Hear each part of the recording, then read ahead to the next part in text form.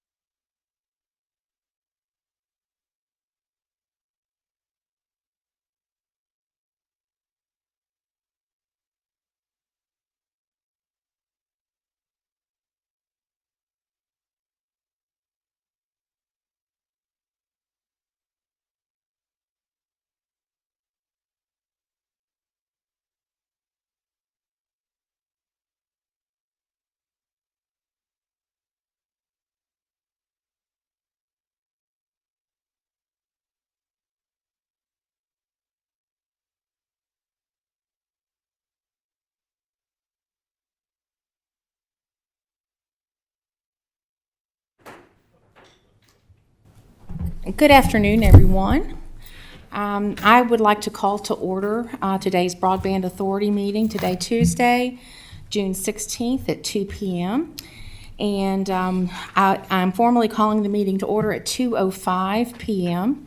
The first item on our agenda is to approve the minutes from May 19th, 2026. Do you all have any requests for changes, additions, or deletions to the minutes? Hearing none, I'll entertain a motion for approval. Make a motion for approval. Thank you. Thank you. All those in favor, please say aye. Aye. Aye. Like sign, and that carries unanimously. Thank you all. We are at project updates, and I will ask Mr. Sandy to assist us. Yes, thank you, Madam Chair. We're waiting on Rodney from Zytel. He got caught up in some traffic, so he says 2:07. I guess his GPS tells him he'll be here, so he should be here any minute. But we do have Carl Caudill. He's our project manager from the state, from DHCD. He was in town today. We met earlier this morning. He's doing a project inspection. So we met with him earlier out at Burnt Chimney. And then he and Rodney toured some other locations in the county, mostly out towards Scruggs and the Westlake area, to look at the activity that they've completed to date. And so it worked out well. Carl was able to come, and I said, well, hey, why don't you stick around for the broadband meeting as well, and he can introduce himself as the state project manager for this particular project. Now, again, as you guys are aware, we have several different body projects. Carl is just the project manager for this one. The one we have with West Piedmont is actually a different project manager, and the one we had for Shentel that's since closed out was a different project manager as well. But since Rodney's not here, we'll just jump into Carl. And Carl, thanks again for coming. Carl's a Southwest Virginia guy, so he came up from Southwest Virginia to be with us today, Carroll County area and Grayson County area. But he was going to speak a little bit about his visit today and just the progress of the project, if I can speak correctly. Talk regarding the Zytel project, but also share some information with the board and the public about the BEAD process and the BEAD program and where we are with that, and how the state has set up some dashboards on their website and so forth. So we'll just jump right into that, and then we can catch Rodney with some more specific project updates for the Zytel project, if that's okay with you. Sure. Welcome, Carl. It's a pleasure to meet you and to have you here. Oh, it's a pleasure Rodney, being here. I see you peeking at me. I see you. But Rodney's not getting on. it is a pleasure to have you with us. You should know that when you see Steve Sandy coming, you run in the opposite direction. Because he got you in here this afternoon, didn't he? He did. He's been, I appreciate him inviting me today. We appreciate you being here. I don't have these opportunities much, and I have spoke about with the Office of Broadband how as we move forward with BEAD, I do think there should be more open communications within localities to let the localities know the progress of what we're doing with BEAD, and this is part of it too. So, like Steve Sandy said, my name is Carl Caudill. I am a telecommunications and broadband project manager for the Department of Housing and Community Development for the Office of Broadband. Big mouthful there, but mainly just a project manager. I oversee projects mostly in Southwest Virginia, starting from Roanoke all the way down to our partners in Lee County. So it's a big footprint, and it's a very diverse area than the rest of the state. So we have mountainous terrains, not so much when you as you go further east, but every area has their own challenges, their own obstacles that they have to overcome. And I've been privileged to oversee this project. This is VDOT 2024. As Steve said, there was a previous project manager with the Shentel projects, and I actually came on about halfway through those, and we're still wrapping those up. But those are completed. Just doing some stuff on the finance side to finish those up. As Steve said, we were doing a site visit today. We are try to do a site visit every at least once a year. So It gave me the opportunity to get down to Franklin County. I've been through here, but now I get to stop and look. I got with Rodney with Zytel, and we looked at some of the progress that they're making with the construction. We witnessed some crews working, and they're working all doing, boring underground, getting houses hooked up, and we were able to see them actively work, and they were doing it in a safe way. So I know, with our correspondence every month, we have our monthly meetings, and we stay pretty open with communications when things are going on. And I know Zytel is making some good progress. Progress is looking good. Zytel is reported around 50% complete with their project, which is very good timing-wise. We have a lot of, like I said, we have the cooperation between, the county through Zytel and DHCD. And that brings me to wanting to thank you all for the support that you have given to Steve, Sandy, and Lori, to Zytel, and also previous projects to Shintel with connecting communities to high-speed internet. We know the benefits of high-speed internet. It can change people's lives, has more opportunities for work, for telehealth, telemedicine. I am actually, I don't know if you've heard of the Virginia Rural Leadership Institute. Every year they have, they choose a cohort. I'm actually a cohort for this year, for 2026. And I plan on, as my community outreach, focusing more on telehealth and telemedicine. So we got to lay the groundwork first for access, and then we have to get, then we can move on to better things. And of course, businesses are always constantly growing, and the demand for high-speed internet keeps increasing. So our objective with the state is to keep up with that demand, to make sure that all homes, businesses, and community anchors all throughout the Commonwealth have access to some sort of affordable high-speed internet. So overall, focusing back on Franklin County, with finishing up with the Shintel and Zytel, Franklin County is looking really good. And then with the BEAD is to kind of build on what we have accomplished with VADI and fill in the gaps of the communities and homes that are kind of fell between the cracks. And there's also, we know there's new house construction. Sometimes those don't get on previous VADI projects.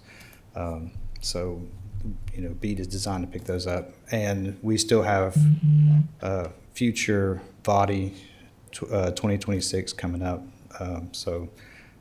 As new demands come up, as new needs, we still have programs to kind of seek funding to fill in those gaps. What I want to share with you today is an update on our BEAD. We're moving through pretty rapidly through the required federal steps, and that's like getting everyone through the checklist of what is required for the federal requirements for BEAD. Pretty soon we'll be transitioning from that planning to execution to implementation. We are trying to get everybody under contract. Actually, we want to get everybody under contract by the end of this week. We'll see if we can do that. Once we have the contracts completed, then that starts the boots on the ground.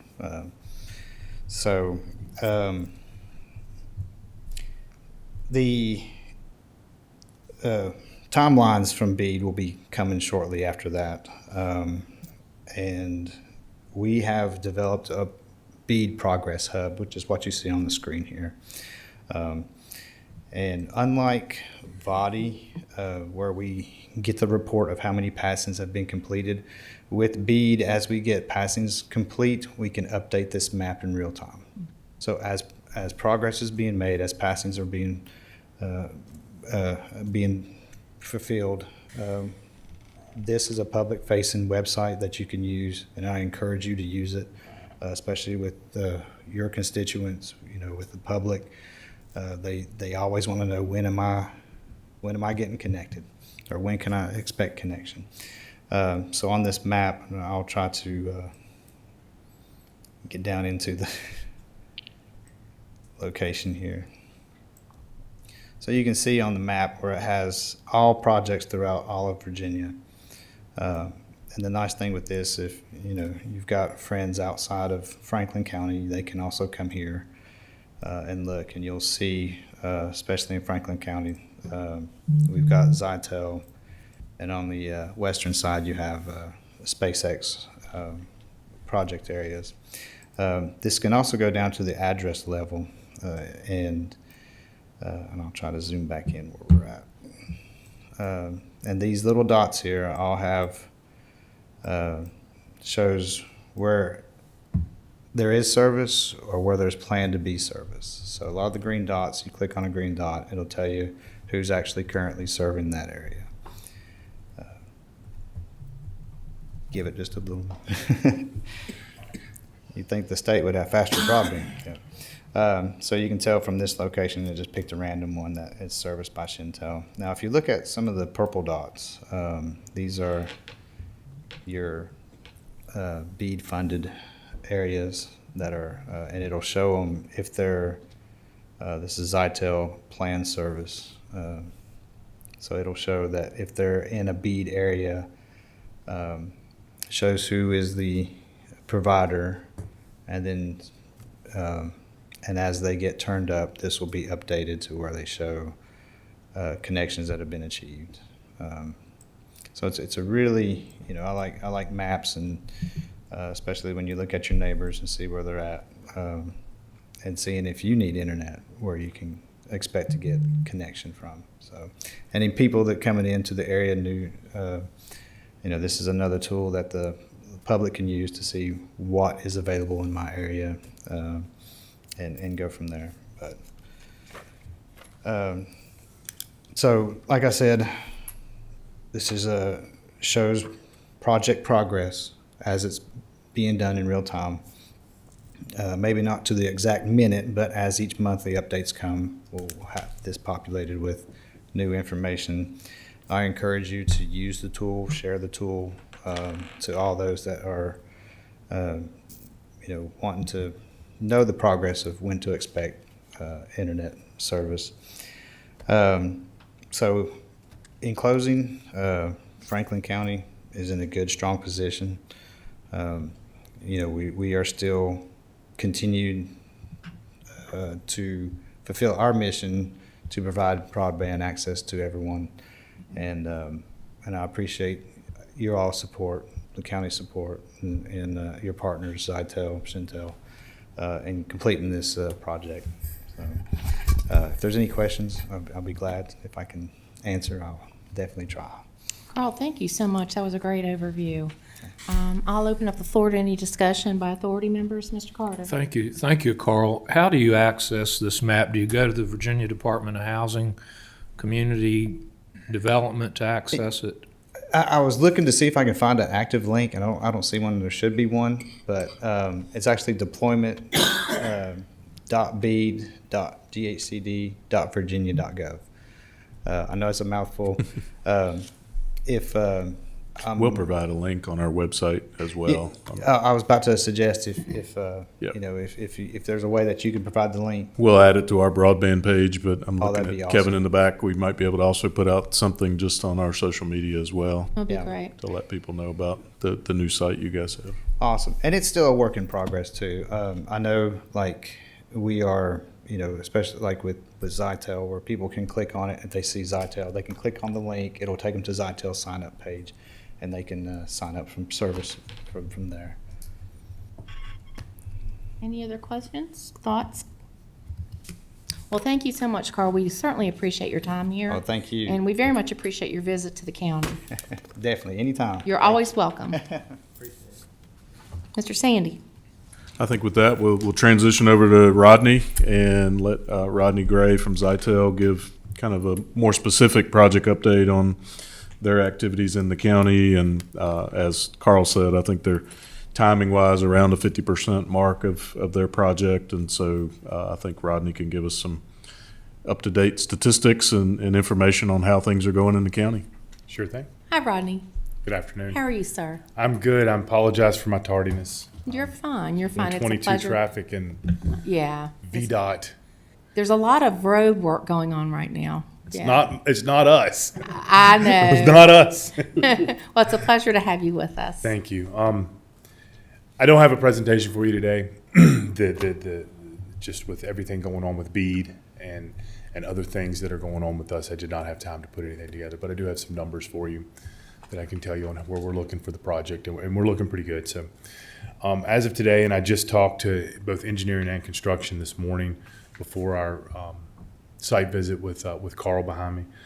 We are 100% done with engineering, staking, and walkouts for all 6 POPs in Franklin County.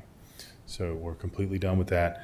We're 90% done with all of the make ready and permitting. Still POP 6 we haven't permitted, and that's more still on us. We had to close out earlier permits to free up some bonding money to get the rest of them open. So we have permits well in front of us for construction. We have 116 miles. There's actually 118 miles of the 210 miles complete and active in Franklin County for the entire 2024 body project. POPs 1 and 2 are closed out and complete, and we have submitted those POPs to VDOT to close out their roads, and we're waiting on them to close them out so we can get that permit money released back from the bond. POPs 3, 4, and 5 are actively under construction, which is what we were looking at with Carl today. POP 6 is the only remaining POP that we haven't addressed. It's going to be the one that's in Callaway, and I had a conversation with Steve this morning about what might be available for us to multiple different options up there.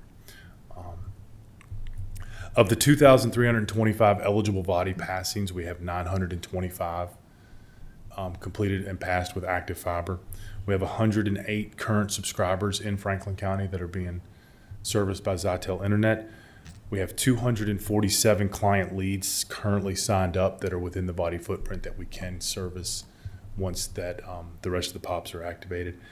According to the DHCD matrix that we put together, we are at 64% completion of the entire project. It's only 50%, approximately 50% of the construction is complete. But when you count in we've completed 100% of the engineering, 100% of the walkout, gets that number of 64% completed. So we're still on target to finish by the end of the year. We expect to have all 6 POPs lit and activated. We still have we have 6 construction crews active in Franklin County right now. Carl got out to see 3 of them today. 3 of our active construction crews out working. Right around the Burnt Chimney and towards the Rocky Mount area from Burnt Chimney.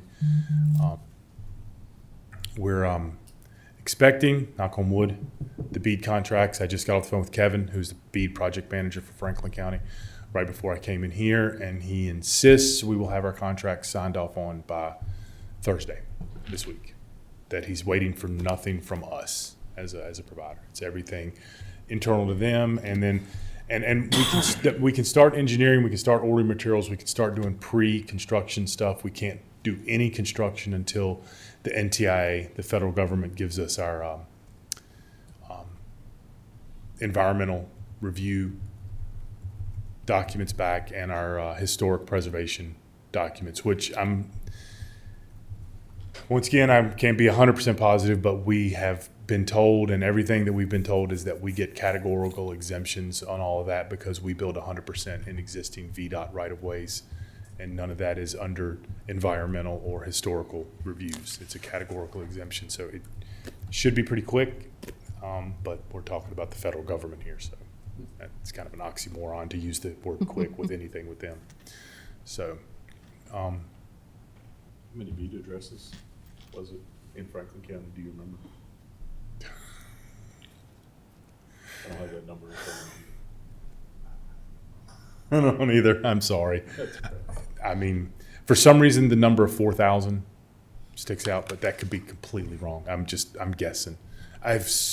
We applied for 6 different states in the BEAD program. We have jumped exponentially in the size of company that we are from what we were prior to BEAD to what we're going to be at the end of this 4-year BEAD project.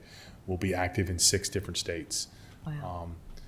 And I have all 6 states Carl's counterparts in those other states yelling at me and talking numbers and stuff, because I'm the liaison for all of those. But we'll have, just so you know, Zytel, once we're done in 4 to 5 years, we'll be a company that's headquartered right here at Smith Mountain Lake, and we'll have active services in Tennessee, Kentucky, Alabama, South Carolina, Virginia, and Florida. Wow. So You've come a long way. never for a company that never intended to do this. I know. You know, we were only going to build Brandon's neighborhood because he built a house and Yeah. he couldn't get Comcast to build cable TV down his driveway. And it's like, let's just do it with that $50,000. Then we turn into this. Never So- what we expected our life to become. So, Rodney, with all of the numbers that you've given us and the benchmarks, do you anticipate that you're going to be where you need to be year-end, barring any federal obstacles that are out of your control? You mean for BEAD? Yeah. We think we're going to be. I mean, the nice thing about what's going to be nice for Franklin County and Bedford County are two what I consider home counties where we're actively working right now. What's going to be nice for you guys for BEAD is we already have the construction crews here. They're working on existing body projects, so when those BEAD contracts get signed and we get the release, we'll just add on to the existing body, and those construction crews will just continue working. So it's going to get your BEAD, even though the BEAD projects are 48 months. Is that what it is? 48 months to complete the BEAD project in Franklin County and Bedford County. We expect the BEAD projects in Franklin County and Bedford County to be finished 12 to 18 months after we sign the contracts. Okay. We're not going to take the whole time because we got to get those crews completed here where they are and get them moved into the other counties that we're dealing with for BEAD in Virginia. Okay. So Carroll being one of them, which I know Carl really wants us to be down there working on our BEAD project in Carroll. So, but yeah, we you know, we're in for BEAD, we're going to be building in Carroll County, Franklin County, Bedford County, a little bit of Roanoke County off the top side of Franklin County. And then off of Bedford County, we're building a little bit into Campbell County. And then we have Augusta, Rockbridge, and Culpeper County that we have provisional awardees for the BEAD project. I have a question that I'm not sure is a silly question or not, but I don't know. Between what we're accomplishing with VATI and then the BEAD projects, is it a safe assumption, Mr. Sandy, that we're going to have all of our residents with availability with maybe those some areas that are just, you know, topographically not, you know, able to access? Will BEAD allow us to get at that near 100% mark? Oh, yeah, most definitely. Okay. You know, with BEAD, there was a change. Initially, we were looking at fiber everywhere, but then there were some changes at the federal level about those rules. And so some people will, through BEAD, will get satellite coverage, but they'll still have high-speed internet. It just won't be an actual fiber to their property. Okay. So, but yeah, the expectation is after all these VADI projects and BEAD projects that will be near 100%, you know, high-speed internet coverage in the county. There are some addresses, even with, no matter how much you want to, like, that just have to get the island in Smith Mountain Lake that's got the house on it. There's no possible way to get fiber to that island for any type of reasonable cost. They would You be know. satellite, I guess. They're getting the Starlink. Yeah, the Starlink, yeah. And Okay. then, or I guess Amazon. I don't know who got stuff in Bedford and Franklin County with Starlink or Amazon or We which had one. a few of each, yeah. And so I think the good thing for us is most of our residents will actually have a couple options at the end of this. So they won't just have one And there's- option. I remember one Many that was- will have several options. There was one address that's basically in the northwest part of the county that was on our BEAD map as an eligible address that we pulled out and said, this one has to be reserved because it would have taken that run and we needed to add like 9.5 miles of fiber just to get to one house. And it was the only house that was there. We didn't even, I mean, it was a house. You can look at it on satellite and it's in your tax records as being a house, but on satellite views, I couldn't find a driveway. I mean, I'm like, how did they get here? Is it a helicopter pad or something here? I mean, I don't know. So Right. Well, I think it's very exciting. I know that the authority, you know, we and staff for sure, and all of our stakeholders have been working very, very hard to make sure that our residents are hooked up and have options. And sounds very much like that is going to come to fruition. And we have We have completely released the upgrade to what they call XGS PON in Franklin County. So maximum speed coverages, we can offer a resident 5 gig internet up and download speed. And in fact, we have one subscriber in Franklin County that is buying, they purchased the 5 gig up, 5 gig down internet speed. Wow, So, wow. but most of our, we put, most of our customers are going at our 2 gig package, which is, that's our most popular right now. Okay. Do any of the authority members have any questions, comments for Rodney? Rodney, I didn't want to cut you off. Did I cut you off from your presentation? You did not. Okay. The numbers I gave you, I mean, we're moving along. I'm happy with what we're getting accomplished, and we have no major hurdles that we need any, that we have noticed. There's no, VDOT's been working well with us. We've been working well with everything that's going on. There's a couple small little, private neighborhoods. You always run into some issues with who are you and why are you here, and why is my front yard all tore up, and promise we'll get it fixed. Like we talked about this morning, Steve,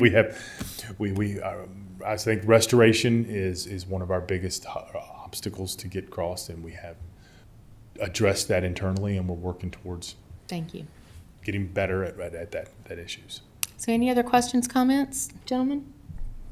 Okay, thank you so much, Rodney, for being here with us today. We greatly appreciate it. One more thing, we are in the final stages of signing the contracts and the MOUs with your Emergency Management Services Department. Good, good. We have talked to Jeff, and I have his initial edits to the contract, which edits were, my 7-page contract turned into like 18 pages when Jeff got it back to me. So That's what we in government do really well. you do it really, really well. We do it. We knock it out of the park. So, yeah. but we're working to get towards that. So that what that does is that puts a partnership between us and emergency management, so that we will provide you guys with dark fiber to as many of your tower locations for 911, so that microwave primary connection you have between all your tower sites can become a secondary connection, and your primary connection can become dark fiber. So in exchange, he's allowing us to partner in some different emergency management services buildings and some different towers and pop sites to service the citizens out of. So it's a win-win situation for us and for the county. That's great. That's great. Thank Right. you. Thank you so much. Thanks, John. Thanks. Appreciate it. Mr. Sandy. I was going to follow up with site restoration, is just one of those issues with a lot of these projects, but the 2-year drought really doesn't help that either. Trying to get grass to grow in an area where they're not watering it, and they don't really have the means to water some of these areas. So that's just one of the challenges that Sure. comes with the project, and it's just exacerbated by the drought that we're in. So, but otherwise, I think this project is moving along very well, and it seems like we will probably by the end of the year really have this and most all of the BEAD projects associated with Zytel would be completed as well. So We're going to have a celebration once we get towards that 100% mark. We are going to have a celebration, gentlemen. Hold your breath. I know what you're thinking. Yeah. Okay. So, Mr. Sandy, is that all you have this afternoon, sir? Okay. I will open up the floor for any comments, questions, concerns from the authority members. Anything on your mind? I would just say that I read that article in the Cardinal News this morning about Bedford pulling out from the River Street deal. I don't know what I'm looking for on that. Maybe someone who knows more about it to say, "Hey, Nick, we shouldn't follow that path," or I can hook you maybe up. we should. I So can hook you up. I'd like to know a little bit more. Okay. I read the article, but they didn't tell me much. No. yeah, all I'll say is that is a different project than the one we're in. Carl, you may know, I think that is like 8 or 10 counties in that particular project that West Piedmont is doing, and it's kind of similar in some ways but different in other ways. And so I have a meeting later this week with the state to talk about our River Street project. So maybe I'll have some updates for you, soon. Cool. That'd be great. Okay, well, hearing no other comments, I will entertain a motion to adjourn the Broadband Authority meeting. So move. Is there a second? Second. All those like sign, and all those in favor, please say aye. Aye, and that carries unanimously. Thank you, gentlemen. Thank you, Carl. Thank you, Rodney.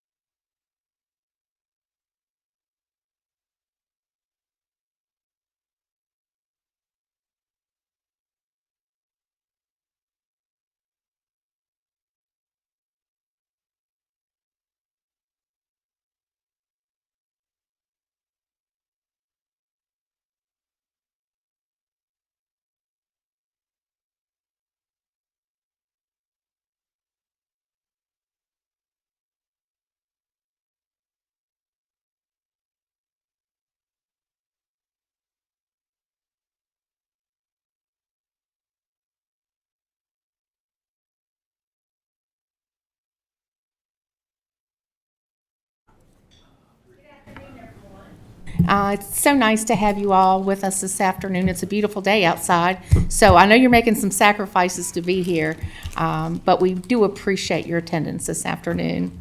I will officially call the meeting to order at 3 p.m. We will have our invocation offered by Mr. Meredith, followed with the pledge by Mr. Quinn. Mr. Meredith, before you do the invocation, may I ask for an inclusion in your prayer?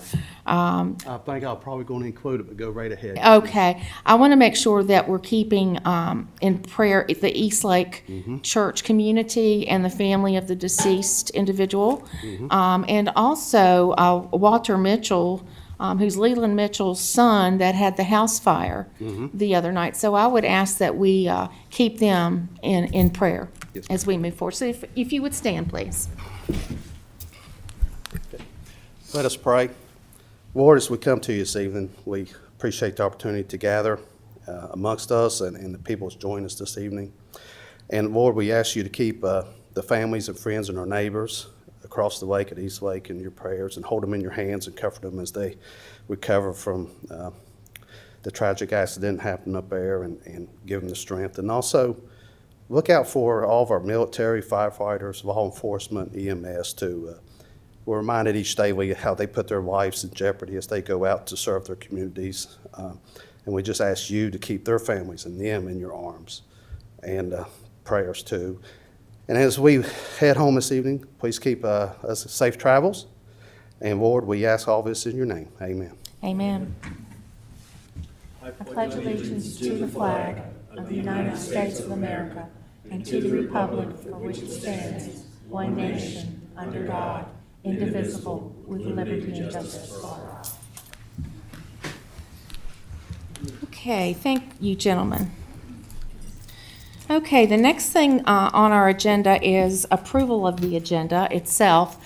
Are there any requests from supervisors to adjust the agenda for any additions you would like to see? Okay, hearing none, I'll entertain a motion to approve the agenda as submitted. So move. Is there a second, please? Second. Thank you. All those in favor, please say aye. Aye. I like sign, and that carries unanimously. Thank you all very much. Okay, Mr. Sandy, I'm going to turn this next very important item on our agenda over to you for introductory remarks. Sure. Thank you, Madam Chair. We have a special event today just to recognize one of our agencies and departments. Each year, the Virginia Association of Counties has a program where they give out awards to various counties in different categories for different reasons. And so for the last several years, we've been fortunate to get one and sometimes two of these awards in a year. So this year, we do have Julie Whitlock from VACo's here. Julie is, I'll say, probably the newest employee at VACo, so kind of her first time visiting us here for this purpose. She did mention being here about a year ago for a wedding in the area, but for first presentation representing VACo, here to present the award today. And I won't let out the secret yet. I'll let her kind of explain the award, some of the criteria, and how they developed the program and issued this. So Julie, welcome, and thanks for being here with us today.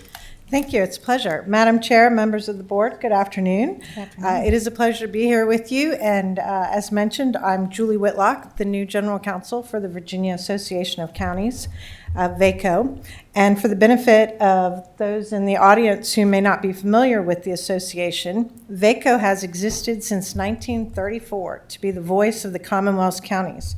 We support 95 of the Commonwealth's counties through advocacy in the state legislature and at the federal level.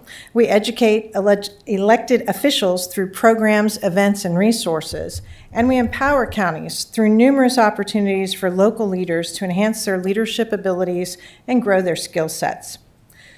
Today, I am here to talk about our Achievement Award program. The program was established in 2003 to recognize counties that have adopted innovative approaches to providing public services and to identify programs that can serve as models for other counties to emulate. This year, VACo received 103 entries and selected 40 winners from 26 counties. Today's award is Franklin's 8th award in the 24-year history of the awards program. Last year, you may recall Franklin won an award with a program titled The Franklin County Public Library Reimagines Its Role in Community Health. So this year, entries were judged in the following areas: whether the entry offered an innovative solution to a problem, whether it promoted cooperation with local, state, federal entities and/or private entities in addressing a problem, and whether it provides a model that other local governments may learn from or can implement in their own localities. I'm pleased today to present Franklin County with the 2026 Achievement Award for the Virginia Cooperative Extension Franklin County Local Food Guide and Gardening Directory.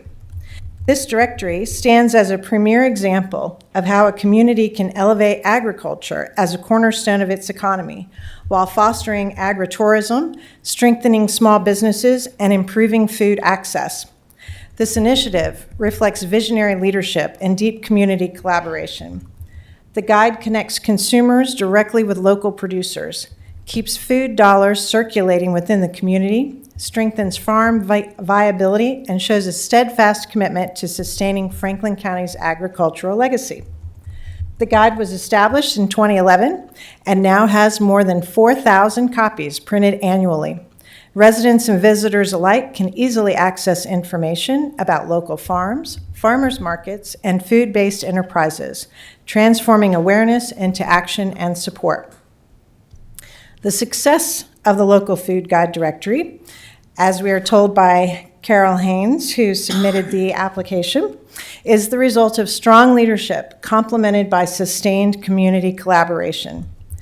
Her submission recognized the support of the county administrators, partner organizations, committee members, and specifically volunteer members of the committee who contribute more than 200 volunteer hours annually, including Mary Thurman and Martha Flora, and Franklin County's own tourism director, Kevin Tosh, for providing significant guidance and leadership. The Franklin County Local Food Guide Directory exemplifies the intent of the VACo Achievement Awards, and I am happy to present this and congratulate the county for this excellent program. We look forward to your participation in next year's program. And I understand we may have a few folks here to receive the award. Do we have Mary Thurmond? Right, and I think we have Carol and I think all the folks from the Extension There we go. Service. There's our group. Okay. Come on up front and Come on up. we'll meet you down in the front for a photograph.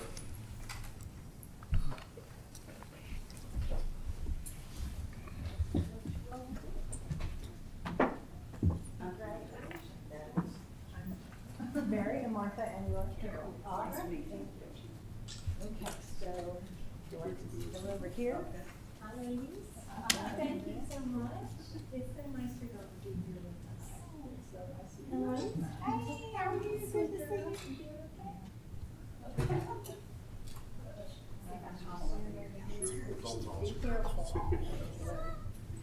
Make Steve hold you now.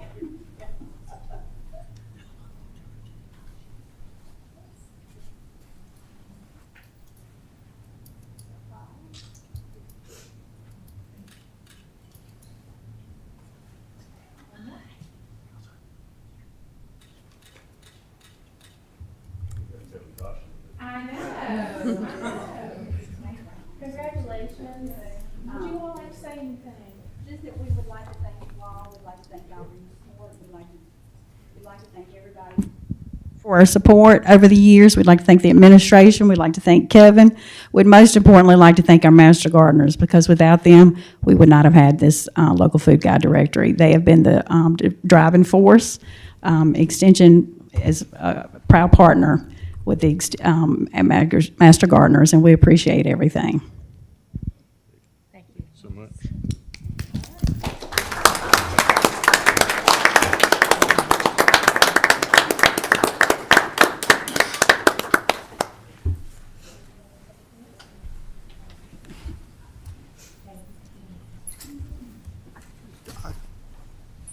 Are you her chauffeur? I am.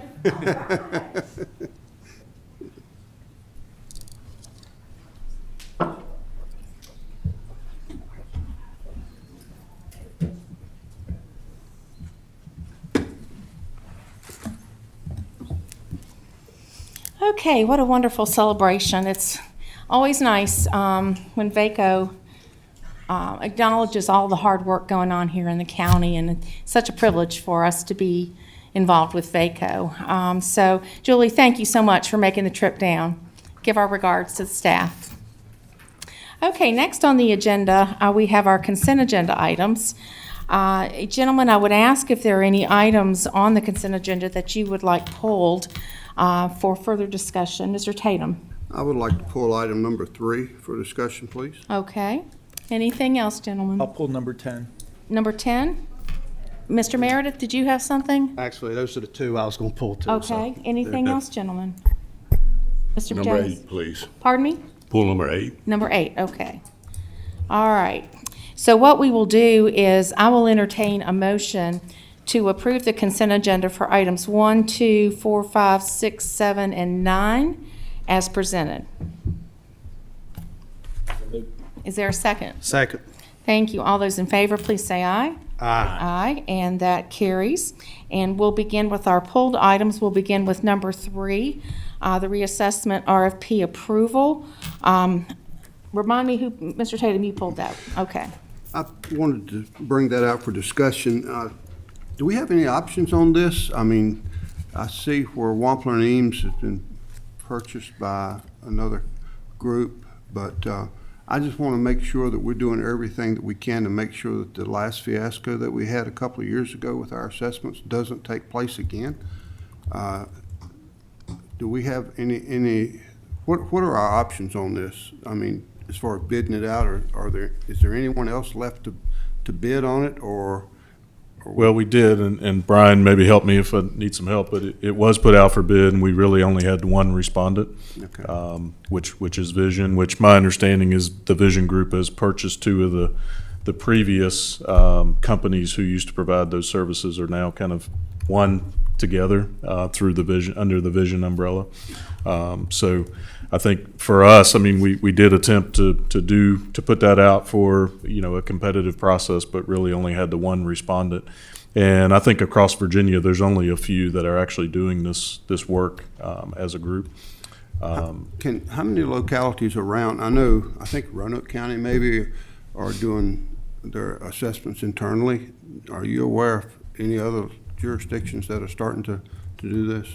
Well, I know Roanoke County does theirs on an annual basis. I'm not sure about Roanoke City, but I assume that they do their own as well internally. Mm-hmm. Most of the others that I'm aware of are still doing them with outside consultants at this point. Okay. I just want to make sure that, all of us, remember a couple of years ago, people coming in and having assessments that were just astronomical. Just want to make sure that the citizens get a fair and accurate assessment, and that we do everything that we can to make sure that we secure that for our citizens. But Tim, do you have someone that can prove that their last assessment was unfair? Well, Because there is an avenue for them to take for that if they. oh yeah, and I think a lot of them did, and a lot of them received some reductions on it, but the general perception that the citizens, made, seeing your real estate values go up 70, 80% in one time is huge. And I know the market was crazy. The real estate market And it hasn't come down. was crazy. And but seeing that big a jump, and that's something else that we might need to look at. Right now, we assess every 4 years, and we get hit with these huge spikes. Maybe we need to look at changing the way the timing on our assessments. Maybe 2 years to alleviate these huge spikes, whether it's up or down. I know Roanoke County does every year. I'm not saying that we need to go that far, but maybe we need to take a serious look at adjusting the way we do our assessments so that we don't float along at a certain level for 4 years, and during that 4 years the market has gone sky high, then all of a sudden we see this huge spike.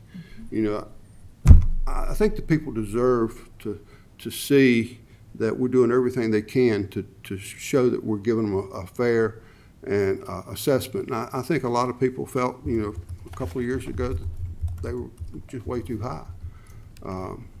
We did quite a pretty good big adjustment on the tax rate to allow for that. But I just want to make sure that we're doing everything that we can. And if this is the only company that's available to us, if they're the only ones that bid on it, then, we're kind of tied to that. But I think we need to look into the future, and maybe we need to adjust the way we're doing our assessments. I think it's very important for our board to remember that there's the distinction of real market value is what we're trying to obtain. And I know people felt that way, and I understand what you're saying, Tim, but feelings have nothing to do with real market. And you and I had this discussion We did. the other day. We did. And there were talks when we did the last assessment of a real estate bubble, and there's no proof that that was a bubble. Yeah. Real estate values have not gone down. And it is by state code that every 4 years we have an assessment.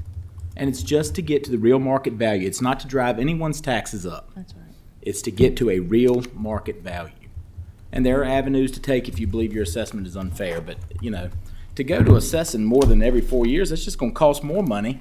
And it's going to make you, instead of you getting that 3-year break when the real estate did go up, now we're going to hit you in between. I think the way it is now is about as fair of a shake as anybody can get. Okay. And if you feel that your assessment is wrong, there's avenues to take. I'm sure Margaret and them will happily assist you. Mr. Carter, if you'd hang on just a Yeah, second. 2 comments. I have friends that live in Roanoke. They complain to me consistently about this yearly assessment, and their taxes go up every year. I think that opens the door for people to get hit every year with a tax increase. And as far as a bubble, I know of a piece of property that sold recently, the worst piece of land in Ferrum, assessed at $41,000. Some guy came in there and paid $89,900 for it cash. So I think things are still going up. Yeah, I think that's a good observation. Mr. Jamison? Steve, how did their price on the response to the RFI, how did it compare to last year, so the 2024? To 2024, I don't know. I have to look to Brian to see if he has those numbers. I don't have the exact number, but it was roughly $900,000 in 2024. So the 2028 went up, roughly $200,000 or $300,000 from the proposal. But when you look at a 4-year reassessment, that's not really astronomical with what we've seen in the market, nor what it would take for us to staff internally to do it differently.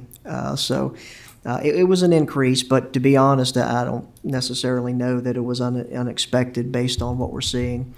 I will clarify, we did advertise. We put it in the local paper. We put it on the statewide e-procurement system. So it was many eyeballs on it as we could get.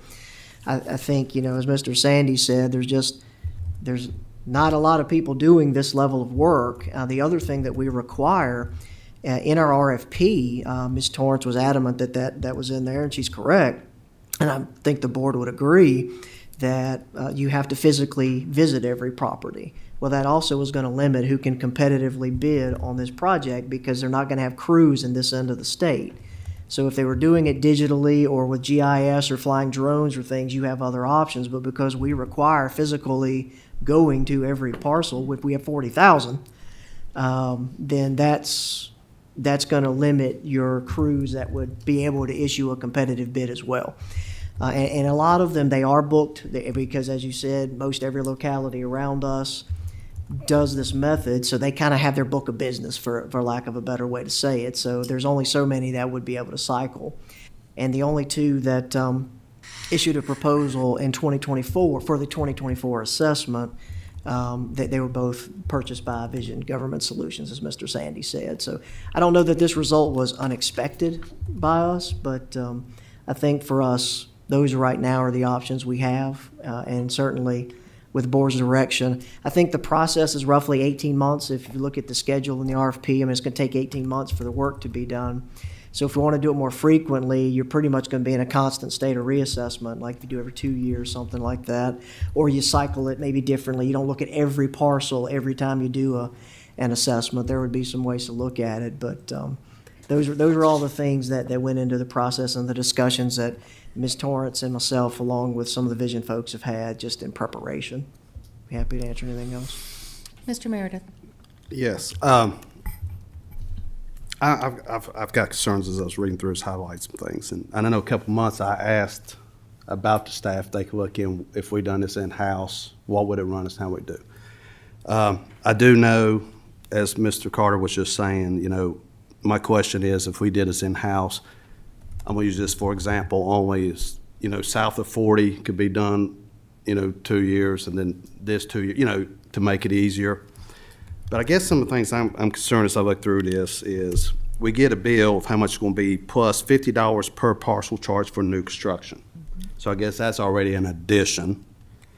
It talks about this software program that the Commissioner of Revenue already uses. So my question is, it says it'll make it user-friendly. So if we do this in-house as an option, I know we're out of time right now. I'm looking down the road. Seems like we got a good software program that could help in-house. Another concern I'm looking over here as I started going through this is they give us a rate for so many, let's see, it's a rate of $900 per diem if they give us 180 man-hours for informal review hearings. So we go over that, we're gonna get charged. $1,100 for commercial properties.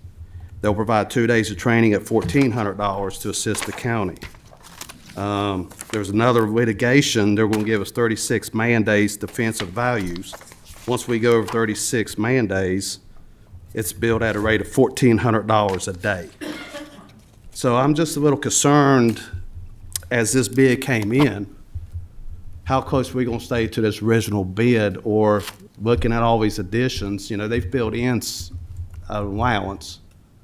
Are we gonna get a $200,000 or $300,000 bill at the end? Because, I mean, when you bid something, you bid it to cover what you think's gonna happen. We shouldn't get no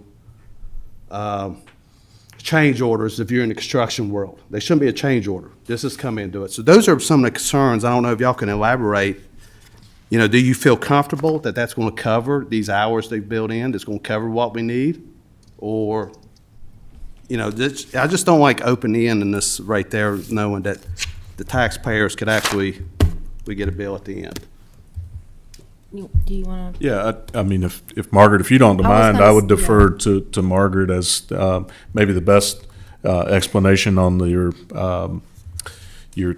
question about the change orders there could be Margaret, kind of would what you was like the to come up? experience during the last assessment, and maybe Margaret could address that. And I'm kind of interested with the $50 per new permit. I mean, we should pretty much know that addition now, or is that new permits as they're going through the appraisal? You know, it comes through there. Is that automatic $50 we'll have to pay moving forward? Okay, thank you all. I appreciate your questions, and I have with me today John Atkinson with Vision, and he can better explain your questions, your questions. Okay, so can you hear me okay? So going back to your original questions, let's kind of work backwards. We're talking about the appeals and the informal appeals. Yes. When we put together the proposal, we based it on the metrics that we've seen across the state and other counties that are on a 4-year cycle. Typically, the percentage rate is roughly 5 to 10% that come in for that, and less than 0.5% goes to the Board of Equalization or beyond. So we built that into the proposal. If we had built in a higher percentage or an open percentage that said we would do 100%, if that's what you got, the cost would go up exponentially for the county. So trying to contain cost, we put in what we think is adequate to cover what you would have to avoid any overages. And then if there is any overages, or if there is anything that's going to click additional costs, the county would need to approve that in writing before we would do. So it's not like we're going to finish the project and say, here's your land book, thank you for working with us, and here's an additional $200,000 bill. The other question you were asking about new construction, right? So new construction is not something we can predict because we have no idea how many permits you're going to get a year. You could get a spike in that if there's a remodeling craze, that sort of thing. So that's something that you're paying anyway to collect outside of the reassessment. So that's where that fee comes in. Only on new construction and permits. So that would depend on how many you get. And again, we can't quantify that at this point because we just don't know what's going to happen over the next 18 months on that sense. I think did I answer all of your? I think so. I mean, the building permit, I mean, you're gonna look at that land anyways to do a value. Yep. So I don't understand paying extra, because when you go to the lot, you thought it was gonna be a piece of land, all of a sudden there's a house there, you're still evaluating that. Yeah, well, because we have to do a couple of things. So it's not only just going out and obviously the land, it's the house, it's measuring the new addition, and measuring the change, providing a value for that change, entering that into the camera system so it's recorded into the system, reporting it to Margaret so she has it as well. There's a lot of other steps that go in to just going there to the property. And we're going based on the permits. So for example, if we start data collection here in the next 2 months, a permit may not be completed until the end of the year, and we would have to go back and do that. So that really would be 2 site visits, which is another reason why we do it as a separate component. Okay, and one last question, I probably know the answer. If you don't use all this built-in 180 man days or anything, would we get a credit? No. I mean, because if we go over it, we got to pay it, so if we don't use it, could we get a credit? I understand the question, but we still have to allocate the resources to the county, and we can't use them for anything else until that's done.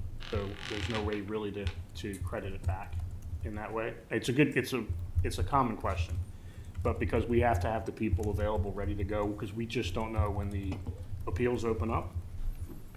We just have to assume you're gonna get that 10%, and we have to staff accordingly for that, so. So if they're on standby, is that count towards our 180 man days? I'm sorry. Keith, repeat. So you were just talking about you have to have people available and on standby if that arises, correct?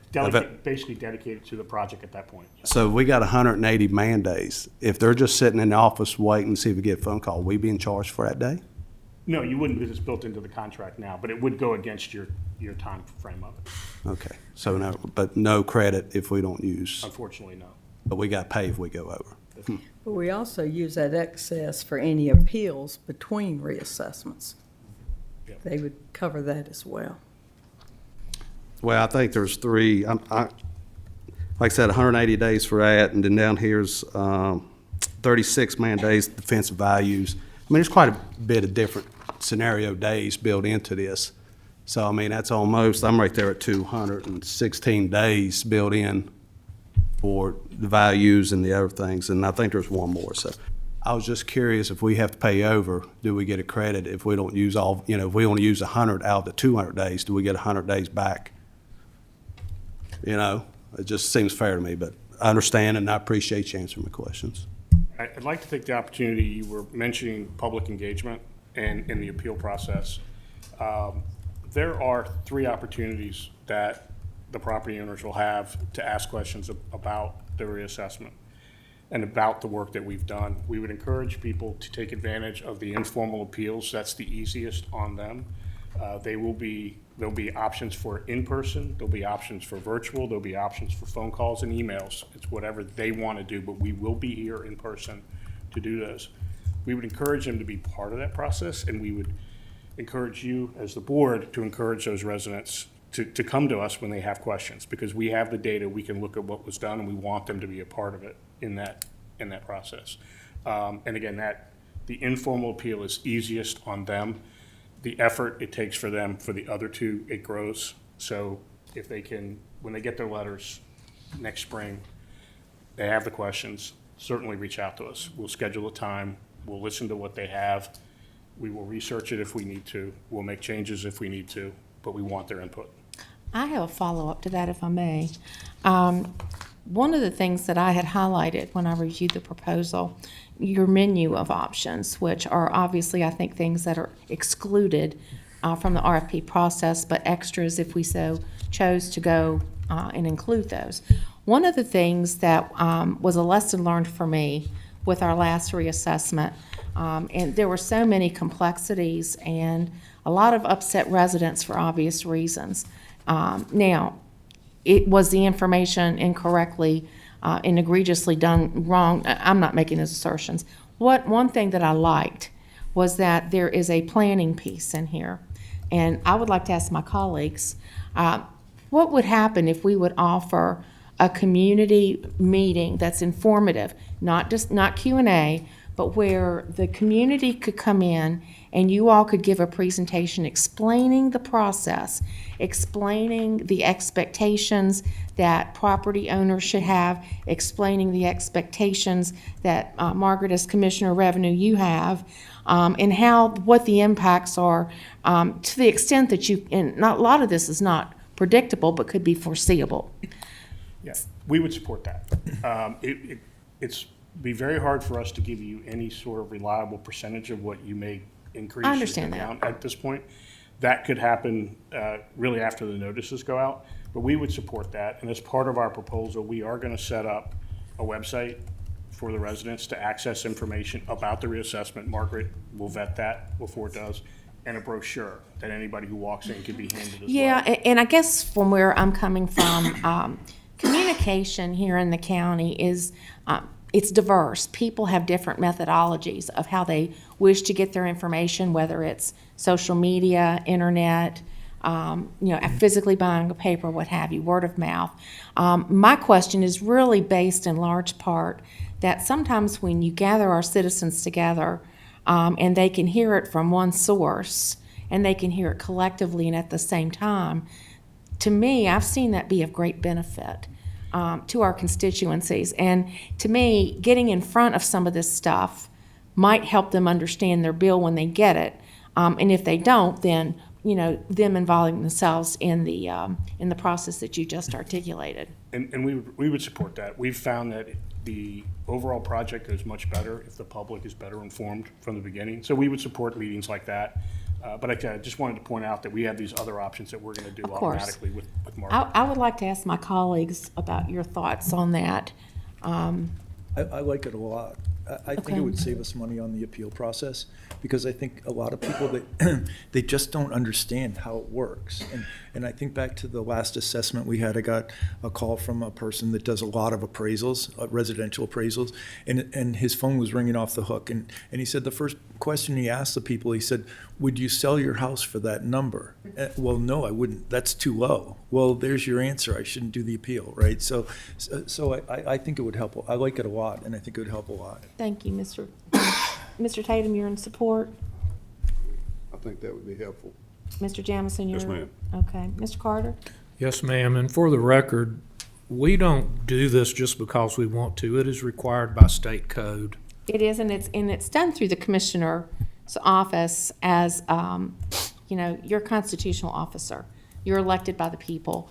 I mean, I know the last time, because the process is complex and some people don't, sometimes it's just hard to understand it all. I think some people think we're up here pulling amounts out of hats and just basically saying this is what your property needs to be worth, with it not being data-driven or through your office, and that's just not the way it works. So I think the more we can inform, the better off our citizens will perhaps be in a position to look at their upcoming bills. Mr. Mitchell, your thoughts? I'm fine with that if that's what you all want to do. But, I'll say, like I said before, at the end of the day, we set the tax rate. Right. All they're doing is telling you what your property's worth. That's right. Now, I don't want the value of my property going down. I want it going up. Yeah. So It's about understanding as well. it is about understanding, but at the same time, everyone there was such a fit thrown about the last assessment. Mm-hmm. And every year, every quarter, when that real estate thing comes out and compares waterfront properties on the lake to our current reassessment, we have been under that from the day it came out. Mm-hmm. From the very day the last assessment came out, we were under it. Mm-hmm. And it just is what it is. Yeah. It's not our fault, it's not their fault. It's fair market value. Yeah, but again, that's an educational piece. I can give you that today. Mr. Meredith, what is your thinking? I think the more transparency and more informed public can be, the better off we all are, so I'm supportive of it. So I just want to make sure that if we go into this direction and work with staff and Margaret, We'll have to get an idea of exactly what we want.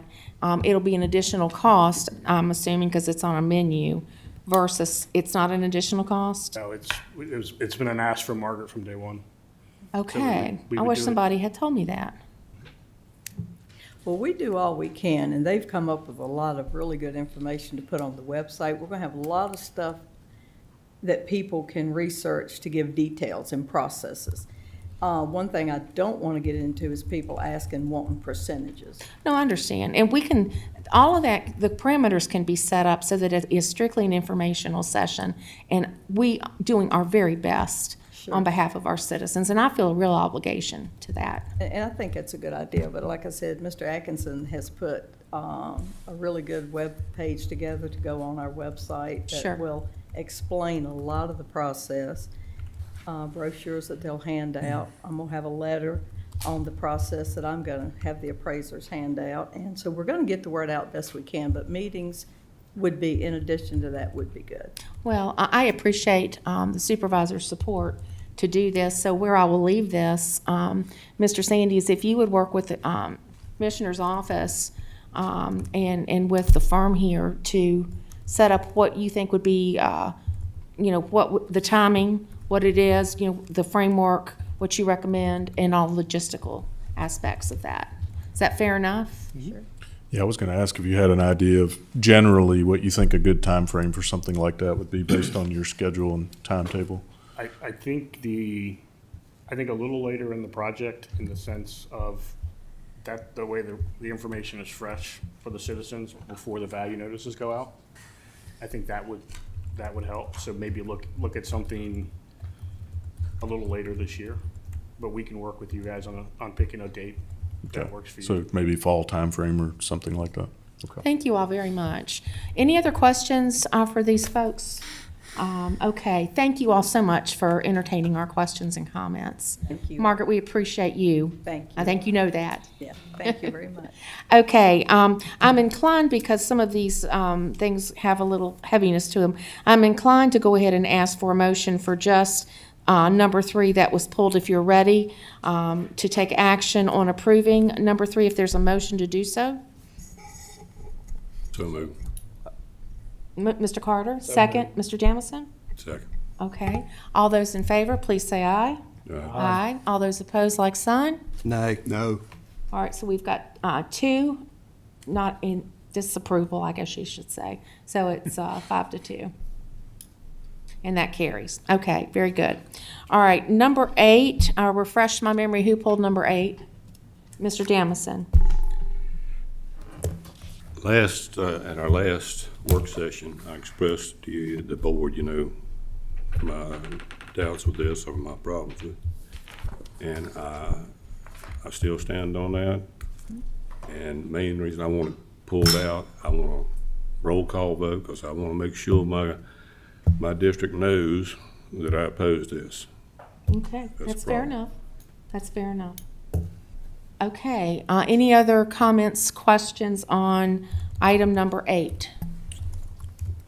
Okay, I will entertain a motion to approve number 8.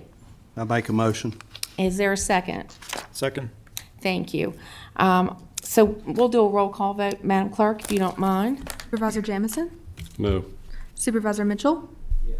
Supervisor Carter? Yes. Supervisor Meredith? Yes. Supervisor Quinn? Yes. Supervisor Tatum? Yes. And Chair Smith? Yes. Thank you. And Mr. Jamison, thank you for your thoughts on that, as always. Okay, we will move down to number 10. Mr. Quinn, I believe you pulled number 10? Yeah, I thought it would actually be helpful to give the audience a little bit of background to understand what it is for those that haven't been able to read it. But in the past, so there's every Tuesday meeting of the month, there's a public comment period, and there have been 2 opportunities or 2 rules. So one person can get up and speak for 3 minutes, or if that person has a group, and a group is defined as 2 or more people, that group can have one person speak for 5 minutes. And so the proposed amendment is to eliminate that 5-minute opportunity. So in the future, one person could speak for 3 minutes. It'd be very simple. There's no group opportunity. And so I just wanted to mention, I was really torn about this because on one hand, I see it as being more efficient to eliminate the 5-minute rule for a group. However, it feels like constituents have become very active and they're speaking more and they're coming to us more and they're giving us more feedback. And so it just feels bad to me at this time to restrict the ability for a group of people to be represented by one person to speak for 5 minutes. So just in general, I'm opposed to eliminating that provision, which would, it would disallow a group having one representative who would speak for 5 minutes. Thank you, Mr. Quinn. Are there any other comments? Yes, Madam Chair. I got the same concern. I got two parts, really. You know, we started on this in January at our organizational meeting, and we put this off a month because we want to work on some details. And I know we did a lot of consideration, so I guess one concern I have is 4 months later, we're already making a change, and I'm not really sure that. But if the change is made, and that's part I just was concerned because I think it does save time instead of 4 people speaking for 12 minutes, one person at 5. But also, if we're going to do that, I want clarification if the board decides. On page 6, it says, in its discretion, the chair may grant 5 minutes to the sole representative speaking for groups. Is that going to be eliminated? And also on page 7, under public hearings, it also says you could do 5 minutes there. So are we eliminating the 5 minutes in all 3 of those? Or I guess my part is why we had a sudden change, you know, and if we are we going to eliminate in all 3 of those sections or just one section? Because the one falls under public comments under section B, which is being highlighted, and then also section C, and then under public hearing. So I just want clarification. Oh, that's so people fair. knows why I can't speak 5 minutes here, but I can speak 5 minutes over here. And What's the Mr. Meredith, I difference? think it's fair enough for me to say, with you just having come on the board in January, this has been a topic that I think most of my colleagues, we've talked about this for a couple years. And we've been up and down with it and really just never taken any action on it.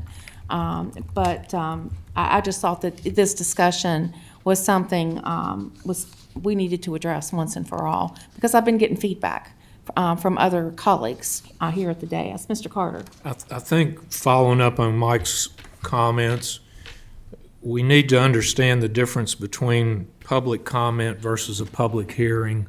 I think a public hearing is a little different situation than the public comment we have earlier in the meeting. And I've had a few of my constituents complain that they got tired of waiting to speak because it drug on. Some people getting 5 minutes, some getting 3.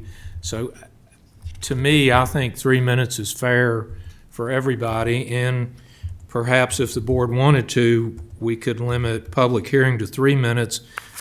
Public comments 3 minutes, and then under public hearing, if it was a verified group, we could offer them the 5-minute option Yeah, that would be something. as an alternative. Yeah, no, I just think something I heard was to give more people opportunity to speak, but if we do the 5 minute, then it's not getting everybody, you know, I'm just kind of filtering where just it's clear and simple. And I understand what you're saying, Supervisor Carter, too, on that part.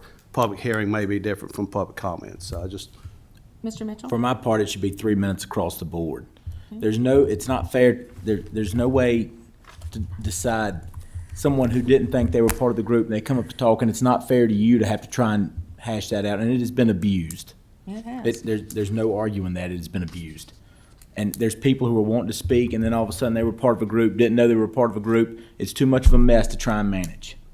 And every person that's out there that wants to speak, if they want their 3 minutes, they can have it. And that's just a fair way, and it's manageable that way. Mr. Tatum? I agree with Mr. Mitchell. I think that we should treat everybody fairly, and if we give one person 3 minutes, we should give everyone the same. And like you said, it's hard. Someone comes in, just because they're sitting in a particular area in the room, they get associated with a group, and then all of a sudden they don't feel like that they have an opportunity to speak. I think we give everyone equal time and be across the board. Across the board. With every Mr. Jamison, do you have any thoughts? I'm good with that. Mr. Wood, Mr. Mitchell, Mr. Tatum, that seems like the fairest way to me. Okay. Mr. Quinn, did you have any feedback? Okay, because you've already stated your case, and Mr. Meredith, you have as well. The only thought that I have as we were discussing this was, from my perspective, when you have one person speaking on behalf of a group of people, then I'm not getting the benefit sitting up here hearing from each of the citizens. Their testimony, their comment and feedback to the board is going to be limited to what that appointed individual conveys. I want to hear from each citizen, and I don't care how long I have to sit here. I want to make sure that I am hearing from you, and giving it to somebody else on your behalf, I think we can do better than that. If it's the board's pleasure to keep it, I have no problem with that. I'm just in pursuit of trying to make sure that the comments are transparent, that, when somebody makes a comment on behalf of a group, that I don't know that I feel good that that group would concur with everything that's being said. So I want to hear from each of you. That's kind of where I came down on this. So having said that, and this item being pulled, I will entertain a motion on number 10. I'm sorry. I just want clarification, please, before we do this. Please. So the motion's going to be made is to cross the board in those 2 extra sections I just mentioned. We're going to change that to 3 If that's the motion. I haven't heard the motion. So whoever wants to make the motion. I will make that motion. I make a motion to approve the amendment as stated and including on page 6, section C, under public comment and public hearing. Section B will also be changed to 3 minutes per speaker. And page 7? Yes, that was section C on page 7. That yes, was sir. B. Section B. Yep. Yes, correct. So all 3 of us. Okay, thank you, Mr. Meredith. Is there a second? Second. Thank you, Mr. Mitchell. All those in favor, Madam Clerk, if you would do a roll call on this, please. Supervisor Mitchell? Yes. Supervisor Carter? Yes. Supervisor Meredith? Yes. Supervisor Quinn? No. Supervisor Tatum? Yes. Supervisor Jamison? Yes. And Chair Smith? Yes. All right, thank you all very much for your feedback on these items. So we now have adopted all of the items on the consent agenda, and they stand approved.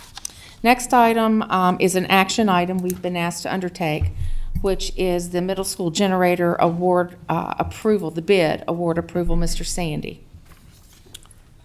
Yes, thank you, Madam Chair. I think this item is related to a grant that was received to purchase a generator to go at the Ben Franklin Middle School. The generator primarily will help serve that facility in a better capacity during emergencies, power outages and so forth. It acts as a shelter for the county, but the having the generator there on site will also allow the schools in times of power outages and so forth to be able to keep the school running for those as well. So kind of as a dual purpose. And so we're, we were successful in getting the grant funding, and I believe it was $705,000 of grant funding that we were able to get. So we're thankful for that funding. And so just looking for the board to move forward with the contract approval. So we do need action on that. And look for your authority there. The other item is the school board, I think, will be taking up at their next meeting a memorandum of understanding relative to the maintenance of that generator, since it'll be housed there on the school property as well. Yeah, I have had, I think Mr. Mitchell and I both with our monthly meetings, it was raised, given that this item is in the school's budget, since it's a county public safety inclusion, if you will, to our program. Why are the schools paying for the maintenance? Why isn't the county paying for it? That's a discussion I've yet to have with the appropriate people, whoever that would be. But I'm interested to know, Mr. Sandy, if that's something that we need to discuss now, or should it be more germane when it comes up for the budget discussions next year, given we've already adopted a budget? Yeah, I think the maintenance would be part of their budget. I mean, part of our thought process is, since it's on the school facility, they have access to the facility rather than us having someone come in and do preventive maintenance on that that structure or that piece of equipment.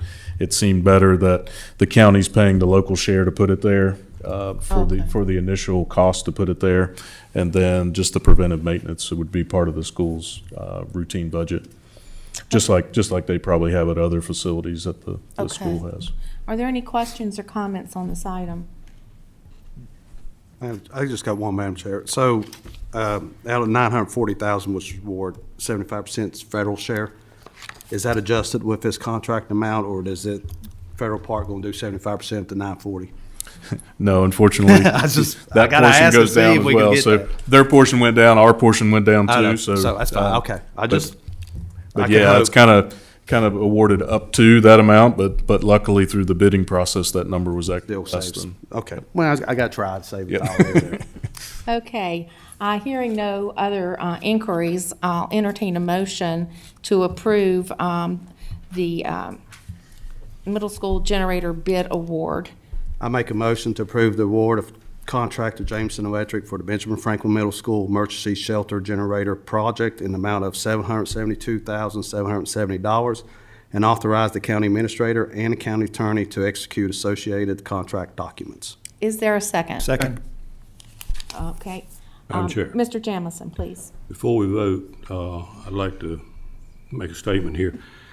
It's, of course, the low bidder is my former company. My brother and I started this company back in about 1969.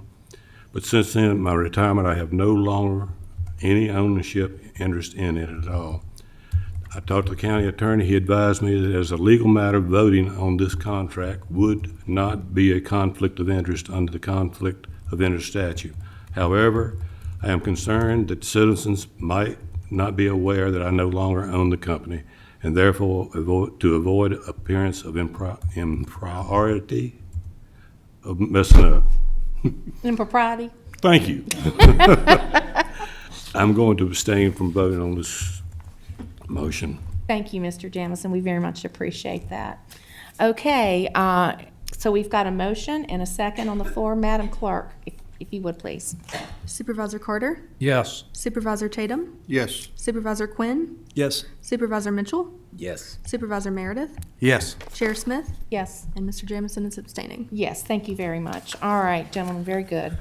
Next on our agenda, we have asked Rob Mann with AEP to be here with us today, primarily to discuss the water levels at Smith Mountain Lake. And I would just preface this, well, number one, Rob, thank you for being here. You were very kind to accept our invitation. I think suffice it to say, we have surpassed even that 20-year record for drought. This is exceeding that even, I believe. And it's at a point now that it is impacting the economy in my district, which is very important to the overall county budget. And so things are getting to a point that it's got all of our attention, and the citizens are rightfully, they don't know what's up and what's down. There's a lot of complexities involved, with AEP and with PGM and FERC with regard to what you can do, how you can do it, and when. So again, I thought this would be an opportunity for you to share some information with our citizens and inform us about the current state of affairs and what expectations and then potential mitigations, and if there are they built into those triggers? I think that it's just a fair across-the-board request is what we'd like to hear from you on. Okay. I appreciate the opportunity to be here, Chairman Smith and board members and county staff. So thank y'all for allowing us to be here. I do have some technical experts from our hydro team here as well. Brandon Littleton, our plant manager for hydro and wind. Joshua Blake, our maintenance superintendent senior, and also Dwayne Beaver, energy production superintendent, are also here with us. So I'll go through the presentation first. Mm-hmm. If there's some questions that we really need our technical experts to address, we'll bring them up and can address the questions. But we are absolutely aware of the economic impact that this project. We're very proud of the Smith Mountain Lake Dam. It is an ingenious plan, what they did with the pump storage. So just some of the history of it. It was built in the 1960s along the Roanoke River, has 2 dams and reservoirs. So Smith Mountain and Leesville created a unique pump storage system that provides electricity for the entire region. It helps drive the surrounding area's economy, as you mentioned. Also a focal point for tourism and outdoor activities. Our pump storage project generates power by passing water through the Smith Mountain Lake turbine generators and discharging into Leesville Lake. The water is retained in Leesville until it's pumped back to Smith Mountain, or for reuse in Smith Mountain, or there is some downstream that we allow out of Leesville Lake. There is no set schedule for operation. Typically, generation happens when the demand for electricity is high, and it's pumped back into the Smith Mountain project, the Smith Mountain Lake area when demand is low. So operation can change hourly depending on demand. Next, let's see. I'm sorry, I didn't scroll through my. I'm gonna skip that one. I already ran through that one. I'm sorry, folks. That's okay.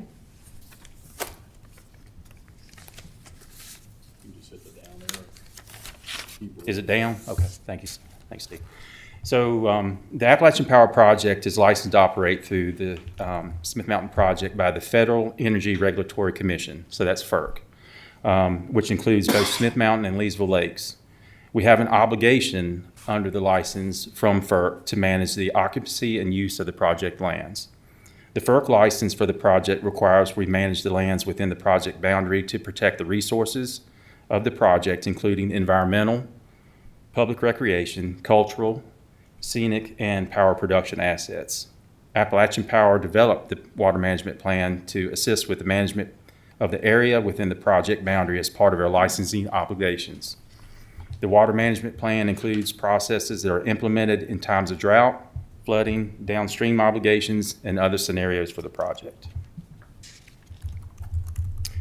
So the WMP, as we call it, was implemented in 2010 after we renewed the FERC license in 2009. Unlike many storage projects, the Smith Mountain WMP is hydraulically driven, not elevation driven. Operations are based on inflow versus outflow balance, not maintaining a fixed lake level target. The WMP governs movement of the water through the project and requires mandatory releases from Leesville Dam to the Roanoke River. This is key. The purpose of these releases is to maintain downstream aquatic habitat and protect water quality even during drought conditions. The Smith Mountain WMP includes a multi-level trigger system tied to current water conditions. Triggers are based on inflow, current outflow, overall water availability, and many other contributing factors. As the inflow drops, the plan steps through the progressive trigger levels. Each level reduces downstream releases within allowed limits and prioritizes mandated releases from Smith Mountain Project. The WMP does not mandate a lake elevation. The water plan is reviewed annually by a technical review committee, also heard as a TRC if you hear that acronym, with representatives from the Tri-Counties Lake Administrative Commission, Smith Mountain Lake Association, Leesville Lake Association, Smith Mountain Water Safety Council, Western Virginia Water Authority, Dominion Energy, Department of Wildlife Resources, Department of Conservation and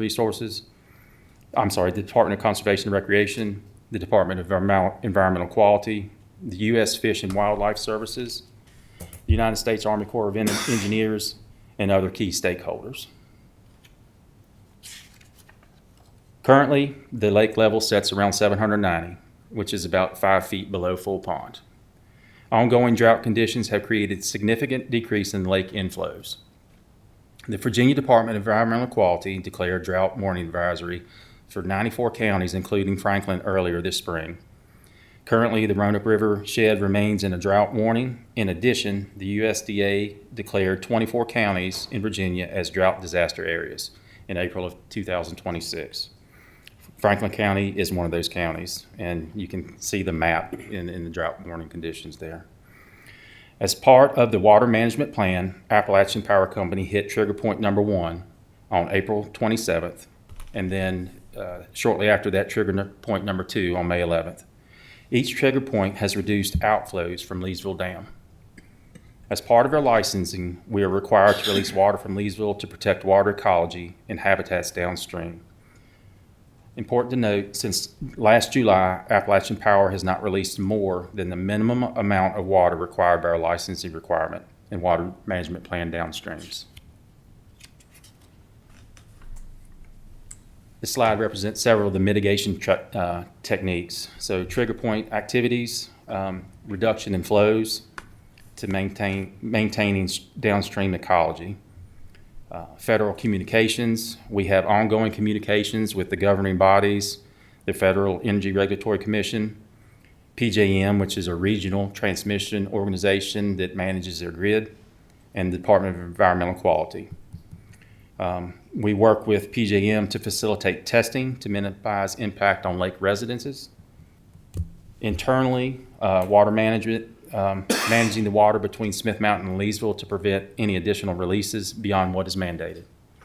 And then the local communications. And we have been doing a lot of external communication, speaking with local TV stations, our internal Facebook pages, and just meetings as far as, I do participate in the Smith Mountain Lake Chamber, and just trying to get that information out there. We also did take some extra steps, met with a resident of Union Hall at his home and with our experts here, and discussed the lake levels to get some of the information out. And their next slide here is really our message that we have, where the actual management project, you can find all the documents there at our smithmountainproject.com. Real-time lake levels, you can easily get that off the website.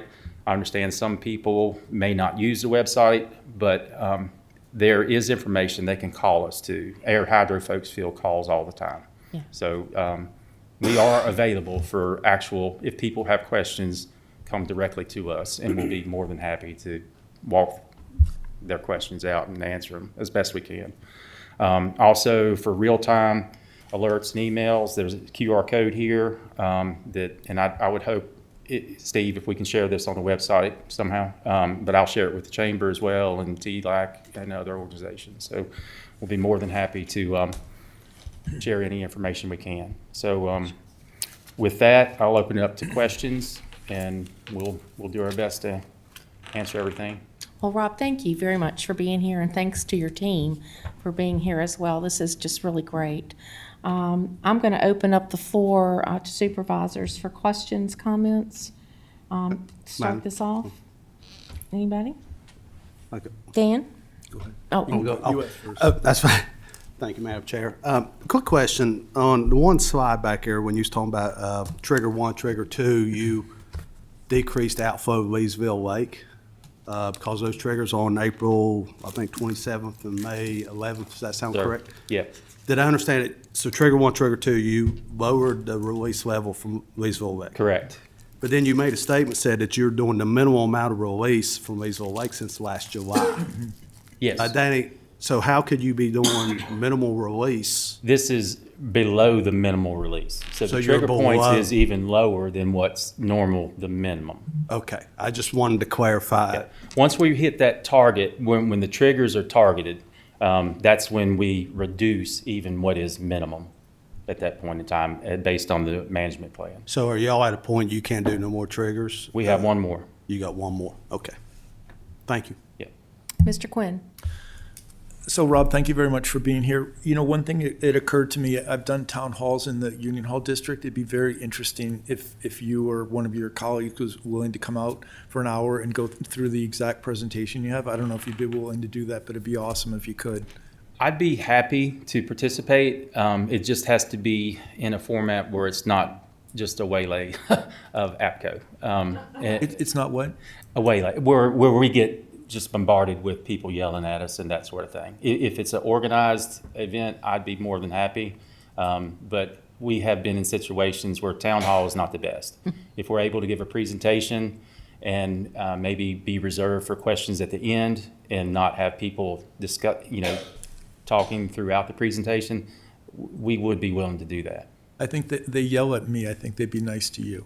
And anyway, so it's causing some concerns in a couple areas, and I thought it's just a good forum to talk about that. So one is, well, there are people right now that can't float their boat, right? I mean, literally, they can't float the boat. So whether it's because the boat cradle hits the ground or it's because the wire cables are too short, whatever the reason, they can't float their boat. And so, and I don't have a good feel for what percent that is. I kind of wish I did, but, my guess is it's maybe 10%. I'll just pick a number, right? But my sense, too, I think about kind of the ability to float boats almost on a bell curve. So you came down 5 feet and only 10% are impacted. But I think if you come down another foot, you're probably going to impact 50% of the people. So that you're on the verge of impacting a lot more people is one sense. So there's a group of people that can't float their boat. That's a very immediate problem. So that's one set of calls I'm getting. The second call is there's a lot of uncertainty. Like, wow, they let it go down 5 feet. Are they going to let it go down 5 feet more, or are they near the end? And I understand from the presentation, you don't have a minimum. You don't have to achieve a minimum. But for example, if people knew, well, you're not going to go below 790, it would be very comforting, but nobody knows how low it can go. And so that uncertainty creates a lot of problems. So that's kind of the second set of calls is that's from people that can float their boat, but they realize pretty soon I won't be able to float the boat. And then the third is, as with everything, there are all these theories and misinformation, and people now, they're not going on vacation because they think they're going to crash into the sandbar, right? And it's not that way. If you stay in the middle of the lake, it's not a problem. You just have to do what you did a little bit more carefully. But people are feeling like, the lake's so low, I can't put my boat in. And once I put my boat in, I'm going to hit something. And so I'm not going to go on vacation. So there are people that are canceling vacations. I asked Brian tonight if he's seen any evidence of revenue going down, and he hasn't yet, but it's only May. But I'm concerned about the impact on that and the impact on now we're going to go into a reassessment, and those people that can't put their boat in the water, well, their assessment's going to be a lot lower. If you can't put a boat in the water at your place, you've lost a lot of value to your house, and so it kind of brings into some problems with the whole assessment. And so I'm kind of giving you a lot, but there'd be a lot of comfort if people knew that you're not going to go below 790. And I realize you can't say that, but that's what people want to know. They want to know, at what point would you not go any lower than that number? So during the drought, we could go lower. It is a real possibility. Even speaking with the DEQ, the drought conditions don't look like they're going to let up this summer, as I understand it, barring any heavy tropical storm. So, and even on our website, we do have the lowest, I think we might have been at 787 before. Yes. Is my understanding, because I remember a couple of droughts growing up in the area and even in my early adulthood. So it could go lower. Mm-hmm. And the way the dam is constructed and designed, it can still generate electricity. Granted, we would like full pond. That the head pressure is what we need to generate the most electricity. And also for the economic benefits, it doesn't do us any good if people aren't in those homes and not using electric power. And we do want we understand the economic benefit. That's part of, we have our workers that can't get on the lake. That's their recreational use too. So our folks are personally experiencing what this does, but I can't commit that it won't go lower than 790. I know. I think that's now every inch is critical, right? The first 5 feet were well, it's easy for me to say. For many of the people, 90%, the first 5 feet wasn't a problem, but now every inch you're really hurting a lot of people. Certainly, we do understand that, and that has been shared with myself and our hydro team as well. Mm-hmm. We completely understand that. So Rob, in this environment, just sharing information, because this is complex, and there's all kinds of mechanisms and triggers, and so if we just kind of just talk fundamentally, a lot of the questions that are coming up have to do with, is the water in Smith Mountain Lake, is it being pulled out for other reasons?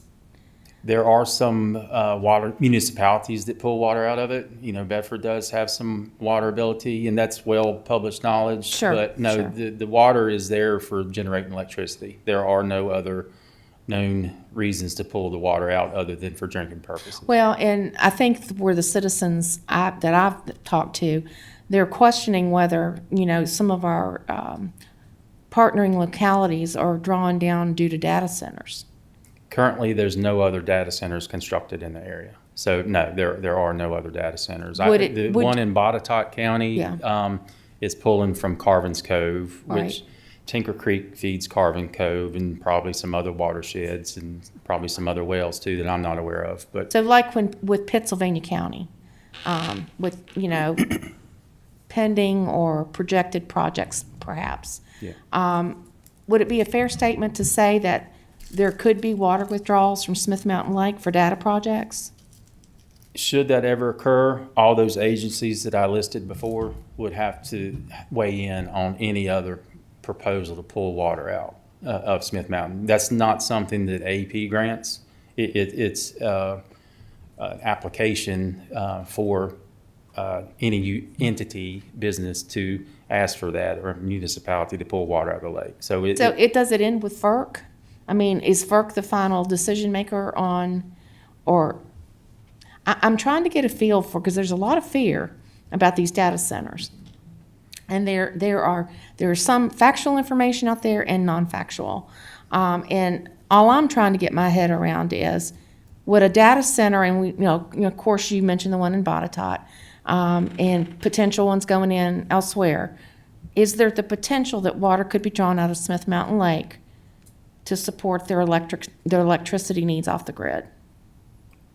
Well, it would be for cooling purposes, not necessarily. I misspoke. That's right. I'm Yeah. sorry. So I assume, and I'm making an assumption that there could be potential applications to pull out of Smith Mountain Lake. Okay. But that would need multiple levels of state, federal, local approvals. So, should any public hearings would be had, there would be opportunity for public to speak out on any type of water you draw Would a from. current drought situation like what we're going through, and you're projecting it could definitely go through the summer, as an example and hypothetically, could this drought period, if it were to reoccur again with a data center, in adjoining localities, would the drought, That information would be available. That would be part of the look ahead. but would the drought preclude consideration of withdrawing water out of the lake? It could be that made it a fatal flaw for that project to pull water out. Yes, that a drought could do that. So, the main fundamental point that you guys are interested in is producing electricity. And there's a certain amount of water that you need to maintain level-wise in Smith Mountain Lake to produce the electricity that you're committed to doing. Did you have something to add, sir? Yeah, I just want to say it'd be very difficult to predict what may or may not happen in the future. Come up so you can speak in the microphone, please. So I was gonna add, this is Madam Brandon Chair. Littleton, our hydro manager. Yes, I just want to say, very difficult thing, right, to try to predict what may or may not happen in the future relative to data centers, but I can tell you that is a very extensive process to go through the permitting, and it would involve FERC, DEQ, and just a whole plethora of other agencies to get that type of permit to withdraw water. For us to say whether that is or is not a possibility, I can't really honestly tell you anything is a possibility. I can say with absolute certainty today that no data center or anything like that has any contributing cause to the lake levels or the use of water today from the Smith Mountain project, or at least will. So I can't speak about today. The future, that's much more difficult, but rest assured, that's not an easy hurdle to jump, and there would need to be, during that process, considerations for example, what happens during a drought, and just like we have certain triggers at certain levels, you would expect that being part of that permitting Well, process. and please understand, the perspectives that I asked for on behalf of the citizens and the businesses, and on behalf of us setting up here, trying to, in an informed and a strategic manner, legislate things in this county that are, safely move us into our future. Yeah, absolutely. And with the lake being as important as it is, we we need to stand in the gap for our citizens and try to answer their questions. That's why you guys were so kind to come in and answer these difficult questions. And I knew there were questions you couldn't answer. But what you've told me is that it's not out of the question, is my takeaway. That is true. Would that be Yeah. fair? That's fair. Okay. Questions, Mr. Quinn? Brad, I was Oh. just going to compliment you on your shirt. You have the right shirt on for this meeting. Did. Mr. Quinn? Not Mr. Quinn, Mr. Guynn, excuse me. Bob, you said a moment ago, barring a tropical storm, have you guys done any studies or projections as to how much rain we, there we go, how much, I knew you had. We have a number. I do not have a number. We do How have much do a, we need? I mean, what's going on? we would need significant to alleviate the drought condition. You're talking about 10 inches of rain. Like in a day? Hopefully not. So that's how far. Yeah. So, but we have our own on-site meteorology because obviously weather is important to what we do as a utility. Initially, earlier on, we were actually forecasting a potential for some wetter weather later on in summer. However, I'm sure most of you have seen the forecast for a larger El Nino event. And Rod spoke about those tropical systems. The larger than normal El Nino can influence those tropical systems, and those tropical systems are what we would typically rely on for a restoration. So I don't want to be the downer or paint a bad picture, but based on what we know and historical forecasts, we're not looking for quick relief here.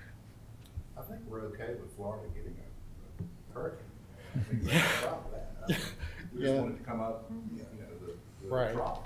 but like I said, the El Nino influences a lot of those tropical systems that we normally see, so. And for a guy that doesn't do math, would 5 inches like bring it halfway up? It would help. It's hard to say. I mean, not an exact- we've heard a lot of feedback too when we do get a rain that, hey, the lake level didn't jump. Well, consider how dry the soil was and how much absorption. So those initial rainfalls we get, a lot of it's going to be taken up with absorption.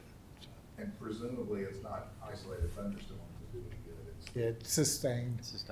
Yeah. Thanks. Thank you, Brad. So Rob, just to close the loop a little bit on our line of discussion Yes, ma'am. around data centers, because that's what we're hearing a lot about. If our adjoining localities build data centers, you could draw water out of them, out of our jurisdiction from Smith Mountain Lake. They would have Hypothetically. Hypothetically, they would have to go through. So that would be out of our control.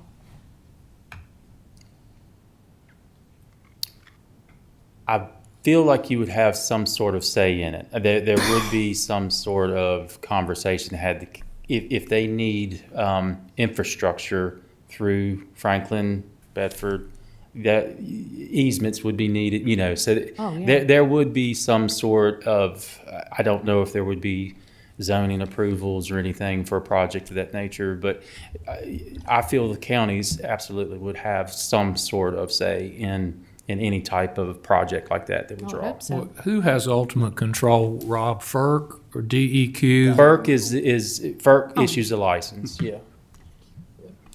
Yes, sir. You guys need to come up to the podium. I feel like I'm Joshua Blake. I'm overlooking you. I'm sorry. Coming up to church, right? Or court.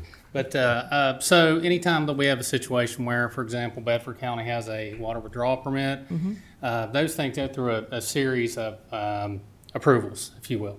So obviously DEQ is going to weigh in. That's going to have a period of public comment, so on and so forth. DWR, all the other groups, all the other alphabets here that we had on the one slide, they're all going to have say in that initially, or then in addition to it would go to FERC after that. So obviously then you're talking about running pipe and other things underground, above ground, wherever, so it's going to go through large swaths, and I'm nowhere near a data center expert. So, but on that part of it, that's part of what that would look like, and it's not going to be something that sneaks up on anybody. Okay. It's going to be very public, and I'm sure it's going to be pretty hot the way that topic goes these days. Yeah, any type of that type of project would be extremely public information. Yeah, and Rob, again, please, I'm not trying to put you all on the spot. We're just trying to respond to our citizens. Understood. Is there anything else down here, gentlemen? Mr. Mitchell? I think we're entertaining completely hypothetical situations. And the lake's not going to get any higher until it rains, just like that's the reason I made half a normal hay crop. Cattle don't have any grass, and the corn's drying up.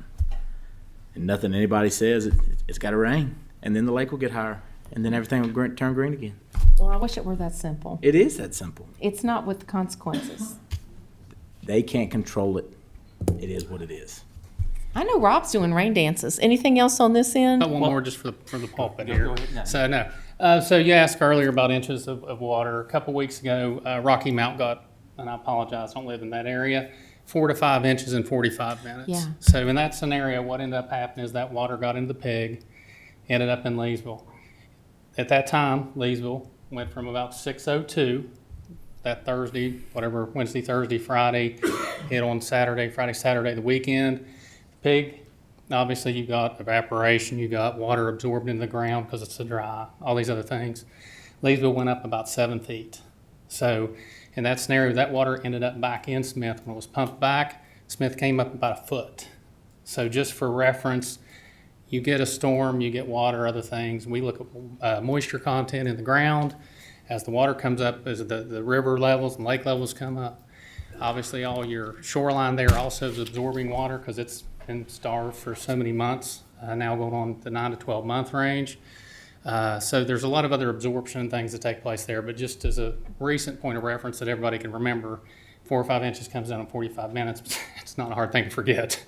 So that scenario there, a little bit south of Smith, ended up in Leesville, did not leave the project, and ended up being pumped back. People saw the lake level go from 589.8, 589.9, somewhere in there, up to 591.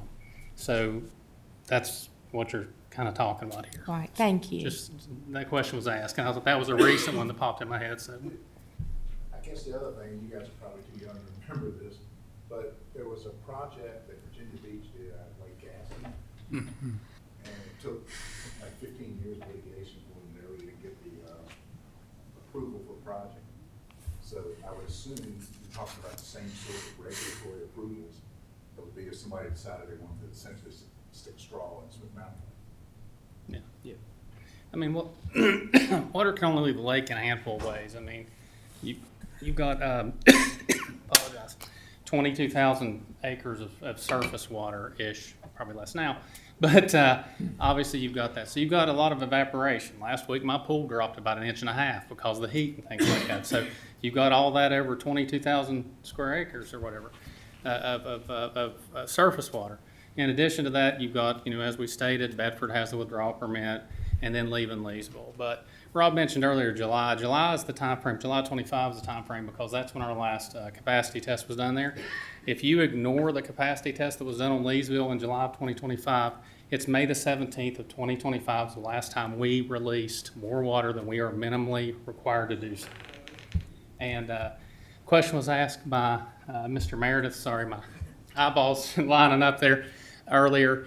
If you look at the water management plan, there's tables in there, and it outlines those months. So there's different considerations taken into each month of the year.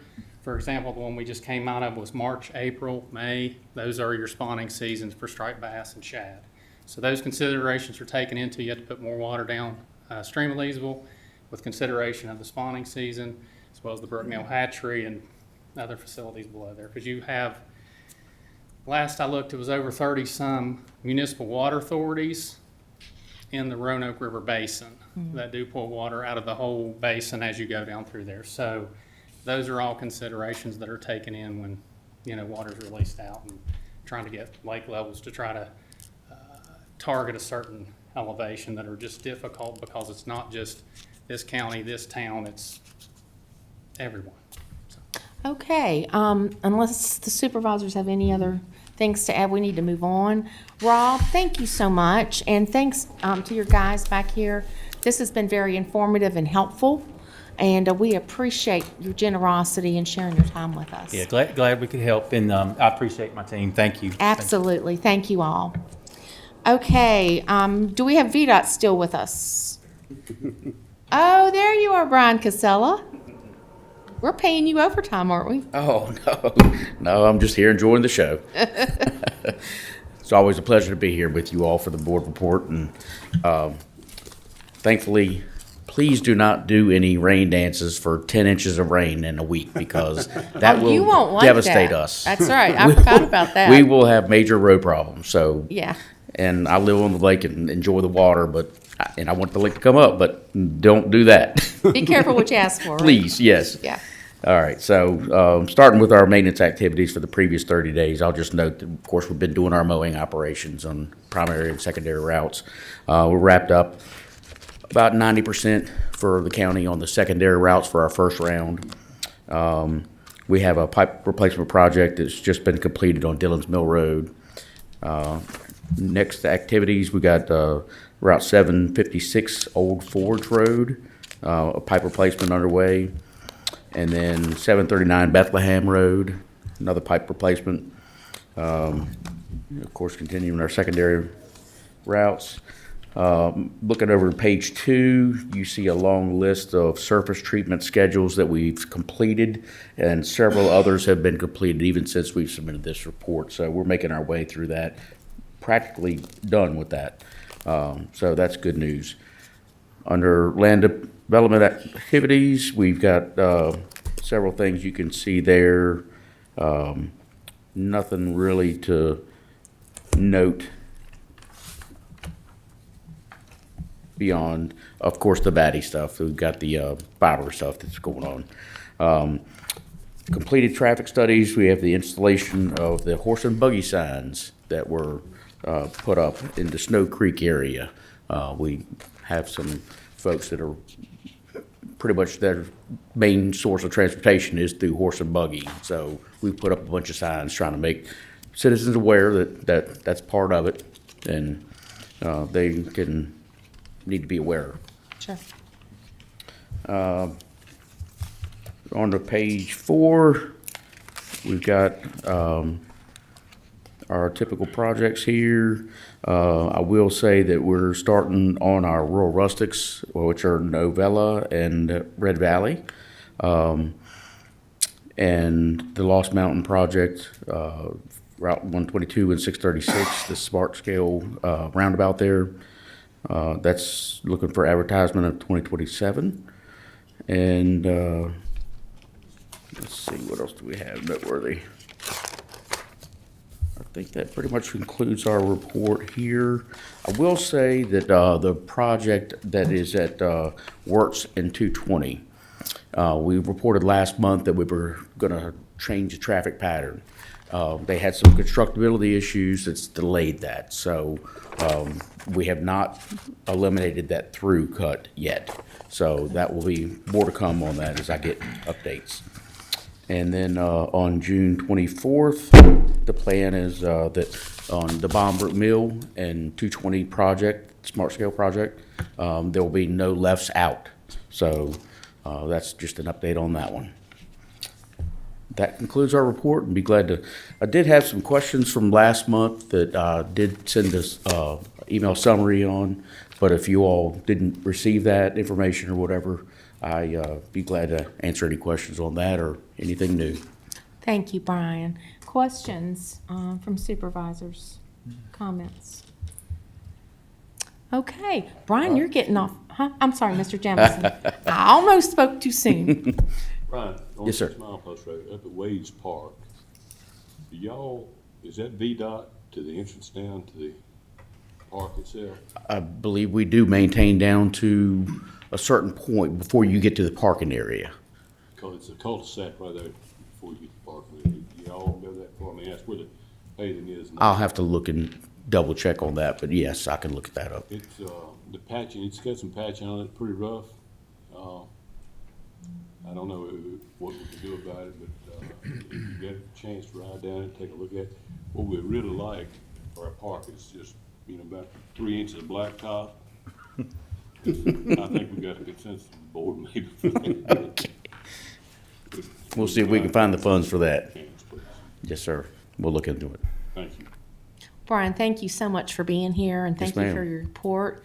And I think, all of us are very comfortable emailing you when things pop up, and you're always just on the spot getting Well, back with us, and we greatly appreciate We that. appreciate the relationship here to be able to serve you all and the citizens of Franklin County, so thank you. Well, good. Thank you so much. Okay, gentlemen, if it suits you, let's take a very quick 5-minute break, and we will come back and have our discussion with schools.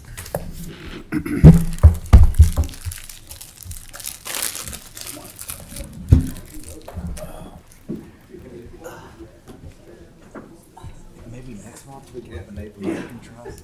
So do I. Do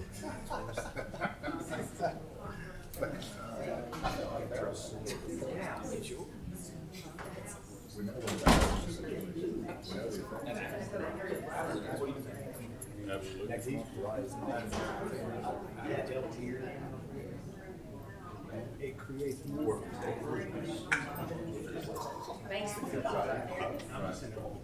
But we're supposed to have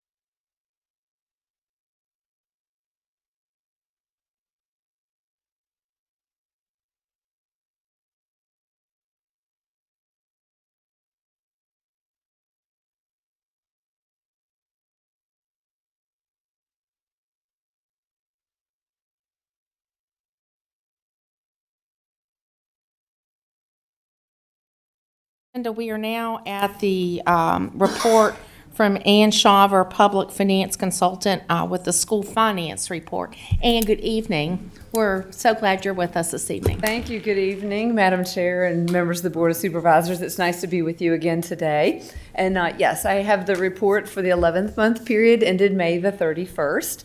And this report is up on the screen as well as I think on your computers there. And it's going to follow the same format that we've looked at these last 2 months, where we're sharing the year-to-date results through May, so 11 months of our fiscal year, the budget as it currently stands for fiscal 26. Then the next column, the percent column, is going to reflect the current amount that's been recognized so far through May, that 11-month period. If everything moves equally through the year, that would be at about 92%. And then the fourth column over is the one that probably is the most important in my mind, and that's our projection for the full fiscal year once it's complete. And that's going to be not only completing through the month of June, but any accounting adjustments, the accrual entries that the staff, that the team will need to do in order to have be ready for audited financial statements. And then your rightmost two columns reflect the dollar and then the percent of positive or negative variance against budget.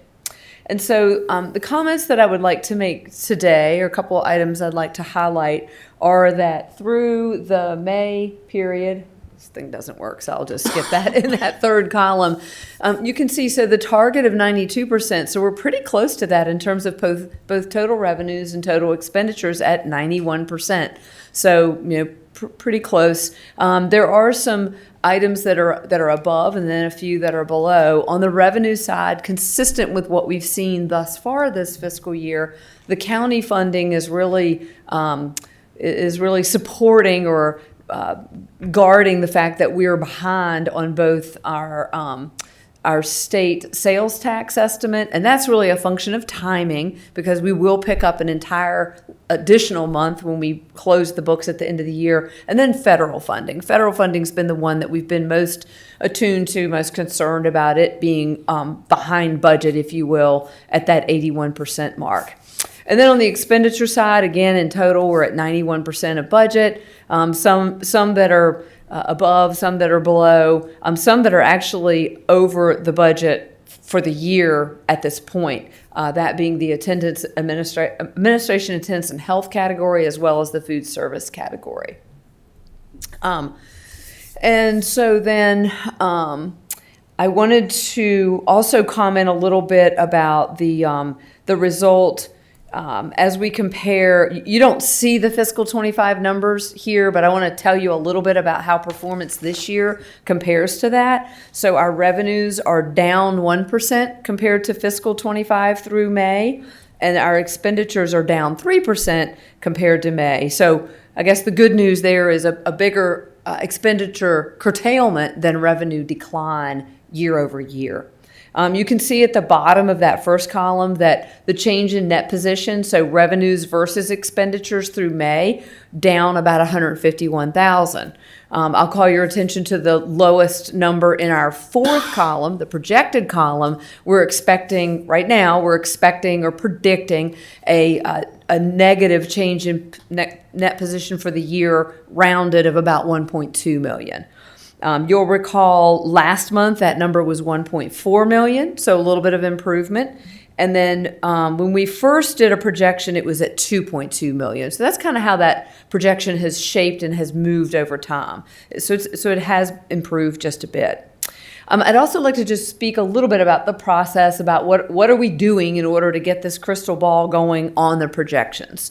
So on the revenue side of the house, we are using the school, and the school division is really taking the lead in some areas of these projections, and then I'm doing a number of projections as well. There's a calculation tool that's available. I think it's Commonwealth of Virginia's State Department of Education, DOE.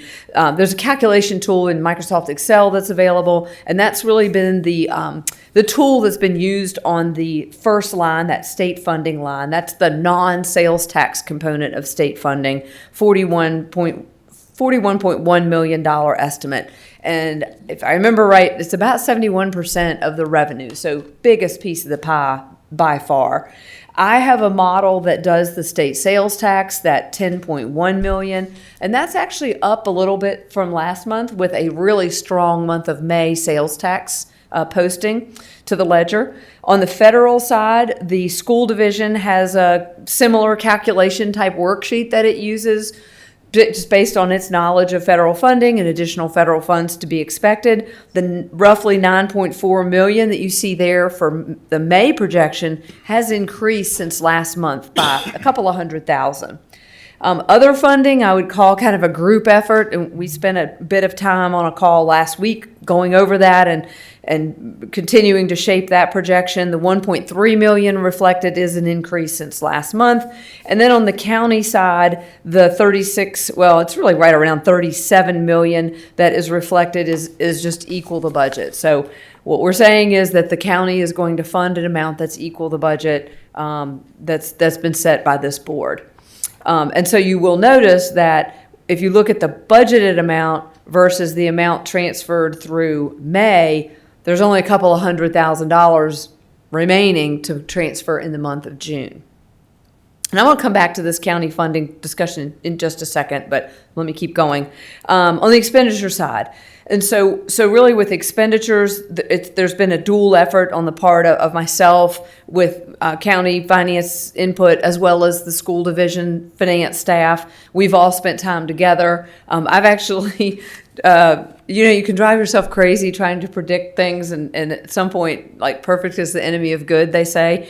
So I've got like 4 different methods that I'm trying to look at these numbers, all kind of a function of last year's results through May versus the total this year versus last year, looking at that relationship, just various different methods. And really, once you put it all together, I think we're pretty confident as a whole at this roughly $100 million of expenditures for the year. I think we feel pretty good that we're pretty close on that. Some shift could occur between categories, but I think overall that should be our result. You will notice the contingency line item right now has about 200,000. Well, it has exactly 200,000 plugged in just to make a little bit of room for that uncertainty. Last month, that was $500,000. So we've pulled that down a little bit as we've continued working with these numbers and refining a few things. So really a multi-tiered approach on the expenditure side of the house and leading us to this right now projection of being down 1.2 million. We have had some discussions, as a group with the external auditor that serves as auditor for the engagement for the county and school division about what happens if the school division concludes the year with a loss position. I think just sort of an idea to introduce, a topic that we discussed with your lead auditor is the idea that perhaps there could be an agreement reached between the Board of Supervisors and the school board that there could be a repayment mechanism if there's a shortfall this year, that a repayment mechanism would take place to occur in the next fiscal year over some period of time to be agreed upon, and that basically would need to be done by a curtailment of expenditures in fiscal 27 by the school division. So again, I'm just introducing that idea. It's been a concept that's been discussed. I think it would be appropriate for both governing bodies to take that up and have discussion as appropriate. So I am glad to answer any questions that Board of Supervisor members may have. Okay, thank you. Questions? Yes, Madam Chair. I'm sorry? Yeah, I do. I have. Oh, okay. Next month, when you come before us, you should have final numbers other than revenue. I know revenue, they got a bill because you pay up front. But as expenditures go, you should pretty much have a... I'm going to say, no, sir, probably not. What I'll probably have a month from now is the results through June, through the calendar period June. Folks like Mr. Carter, Mr. White, and myself, we keep very busy in June and July chasing down all of these accruals. So, when would we be able to come to you and say, hey, we think it's unaudited, hasn't been audited yet, but we feel like we're done with it? I would think, September maybe is more the typical time frame for that. So this idea of projecting is actually going to continue. I don't know after this time next month we will have an update again until September, but really takes a couple months for that ink to totally dry on all of the work that accounting staff do to close the books. All right, well, I think my biggest concern, and Dr. Siers, he might be able to answer too, but there's two categories, instruction, admin, and school services, that if this happened on the county side, I'd be asking this same question. You set out a budget, and, we're projected, not projections, 1.2 million over budget, 557 over budget, 636 budget. I would like to know answers at when this is all said and done, how that happened, because like I said, if it happened on the county side, I'd have Mr. Carter explaining why we budget a certain amount and we went over. And I'm just curious how this is going to happen, because that's 2.6 roughly, or 2.4. And I don't know if that'd be a question for you or with Dr. Sears School Board or something, but I'm very interested in that, because I've been struggling with the personnel cuts of saving $3 million. And I have talked to Dr. Sears, and he's been kind enough to answer me, but I'm looking at 1.7, and so even though you cut $3 million out of personnel, you're not saving $3 million because you over budgeted. Well, you spent more than you budgeted. I apologize. So I'm just curious of how that actually happened to go that much over budget. So I don't know if that would be an Ann's venue, or is that something we would work with school board? I think I'll have to defer to Dr. Sears and his team Okay, to that's fine. respond I to just didn't answer know those who questions. be able, but you won't be final numbers till you're thinking September. Fall. That's very typical. It's very typical of all local governments that it oftentimes takes that amount of time. And then I would comment, I think I'll need to let the school division team respond to answer those specific questions about those categories. I will say, though, that I think an exercise like what we've developed, what we have in place now, we're looking at this every single month. We are hammering these numbers. I mean, that's the type of discipline that is needed in order to start changing things so that we are on top of the numbers, we are analyzing them all the time, and I think we've really encouraged development of the analytical skills and tools because we don't want results like this. We don't want to be over budget. We want every single number in both the revenue side and the expenditure side to be positive. And not necessarily hugely positive, because that means we haven't done a good job of budgeting, but we don't want them to be negative. So. Yes, And a question for you. We're dealing here with the accrual side. What are we looking like on the cash side of the table? Defer to Mr. Carter. Mr. on the Carter, cash could you please comment to us what the cash side looks like? Yeah, and so cash will be a delayed impact as Ms. Shawver was describing, because of the heavy state and federal reimbursement. So you're going to spend the money up front and wait for reimbursement in July and August is likely. And so she mentioned it a little bit. And so I have a little bit of this in my finance report. I can just skip this slide now. But, so really we've exhausted the local transfer from the county. There's about $430,000 left to get through June. Oh, okay. And so whatever spending the monthly spend is for the school system, once that is complete, the only other thing that can help their cash position is to receive state and federal money during the month. So at current rate of spend, just based on their monthly spend, they're likely going to go over this $1.2 million, because this is the accrual projection. That's right. So they're on a cash basis, they're likely going to be in a further deficit. But timing could impact a lot of that. So it could be a very heavy month of collection in state or federal money that will make that position better.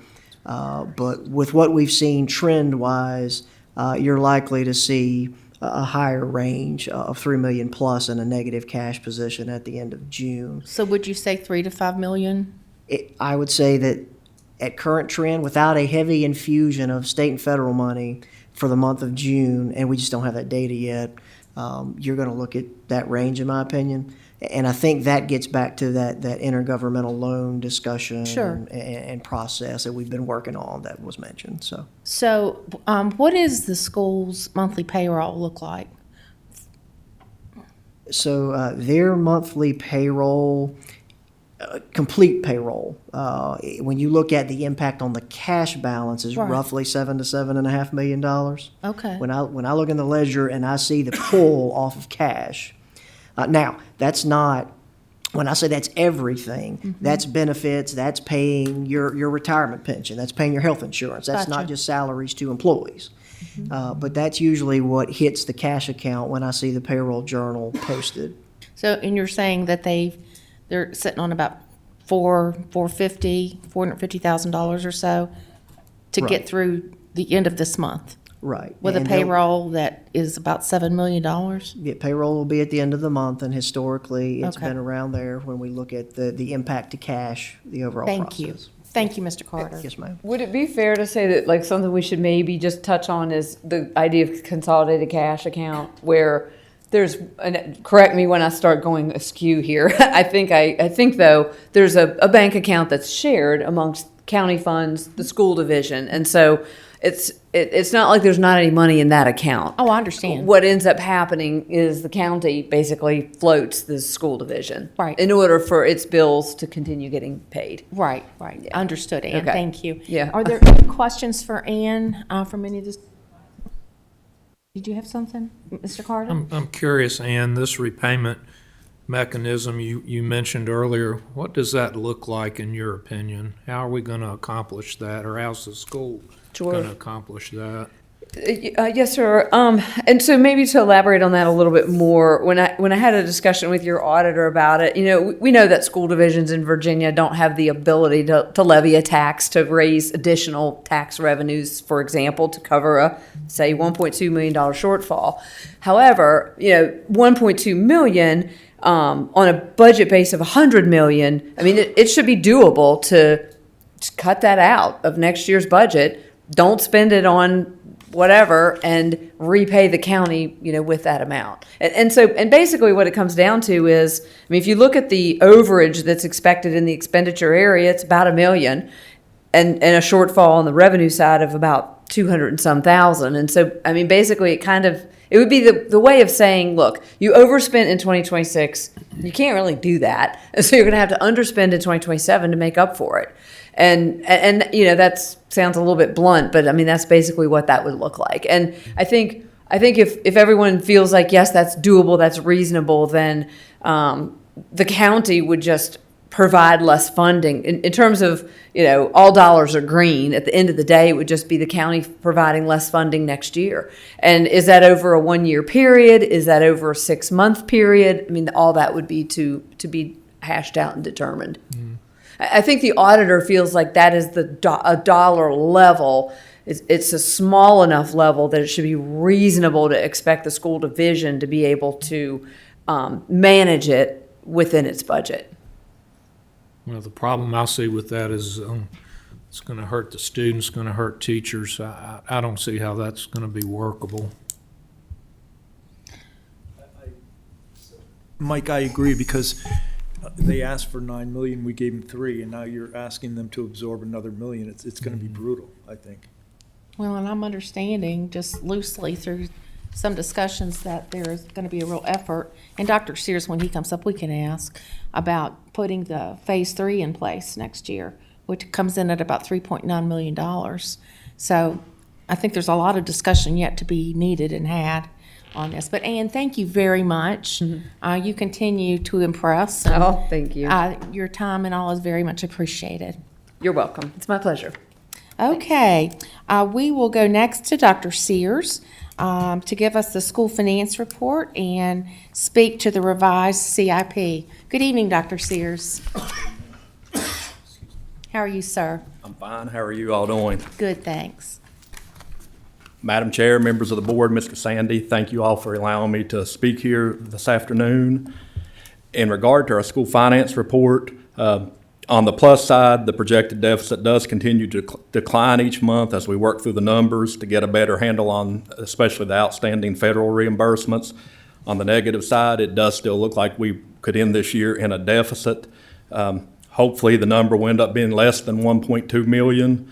But there are so many variables, as I'm learning as we go through this, with the timing of reimbursements, the difference between the sales tax versus the other elements of state funding. And all of that plays into it in ways that you can make a guess as to what it will be, but sometimes it's difficult to pin down exactly what it's going to be and when you're going to receive it. We are providing today the most up-to-date copy of the Franklin County Public Schools budget book and a summary sheet on which our $8.9 million in identified budget needs were able to be addressed for next year with the additional county funding. At its meeting last week, the Franklin County School Board voted to approve the amended budget that funded a step increase for all employees, the local share for textbooks, and a little over 70% of the increase for health insurance premiums. The remaining amount of health insurance premiums was added to the employee's share during open enrollment. Does everyone have the green sheet that has those numbers on it? Yes, sir. The nearly $3.8 million in additional county funding is the largest increase of local funding in recent history. We greatly appreciate the additional funding and understand that you all had to make some tough decisions in order to increase our appropriation by that amount. As I stated at a previous joint meeting, there seems to be a historical disconnect each budget year between what the Board of Supervisors believes it has funded and what the appropriated funding actually covered. So I want to make sure that we're doing everything possible this year to better communicate the budget needs that remain unfunded in order for everyone to be on the same page next year when questions are asked. We do not have funding to continue the DSIP program for current retirees or those who are retiring this year. There are positions such as nurses and bookkeepers that have never been brought up to the market standard for salaries, and their salary scales will not change for next year. We were not able to increase funding for needed bus repairs and updating safety equipment. And this comes following a year when we have been postponing major repairs that have sidelined 8 buses. I'll qualify that, though, by saying the additional busing money definitely helps with that because we are not going to have to fix all of those buses now. We are getting more new buses in, so we'll, if we had a bus that needed a transmission and one that needed an engine, we might be able to combine those two now to get one back on the road without having to purchase new parts for those. So we're working on a plan for all of that now. We are not able to address many of our more critical capital needs and are having to make decisions about whether or not to replace water heaters or damaged gym floors. Mark Law will join me in a minute to talk a little more about that in the CIP list. As you know, we have made a significant number of personnel cuts for next year and are continuing effort to right-size our staffing in the midst of enrollment losses. The estimated savings from cutting these positions is in the $3 million range. However, since some of these positions were grant funded, and we usually have to do a few additional hires after the school year begins to keep our pre-K class sizes at the allowable level, and some of that is accounted for in the budget priorities that were funded, it is safer to use an estimated savings of about $2.25 million for conversational purposes. We are not currently applying that anywhere in our budget and will not do so until the status of next year's, I'm sorry, I'm getting tongue-tied.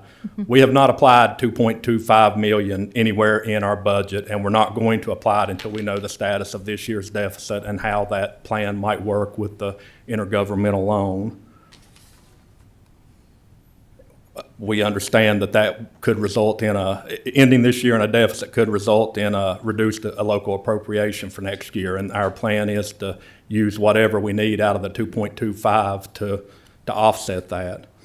Once we have a solid number for FY26 and can more accurately project salaries and benefits for FY27, we'll determine how much of the savings from cut positions remains to be applied toward other identified budget needs. So let's say the deficit stays 1.2 and we've got 2.25 in savings. That would leave us about $1 million that we could go back and revisit those budget priorities and apply it toward. If the deficit should end up being a little more than that, then we would have less to apply toward those priorities. We also don't have a final number yet from the state, so there's a chance that increases in their budget could assist in funding some of our needs that are currently unfunded. who knows when we're going to get that. We're all holding our breath, waiting for the state to get something done. So thank you all again for allowing me to speak regarding our budget. Are there any questions about it? Any questions? Mr. Mitchell? Dr. Siers, I'd just like to thank you for putting this together, and which I guess we'll get the CIP list together, but I can see real progress.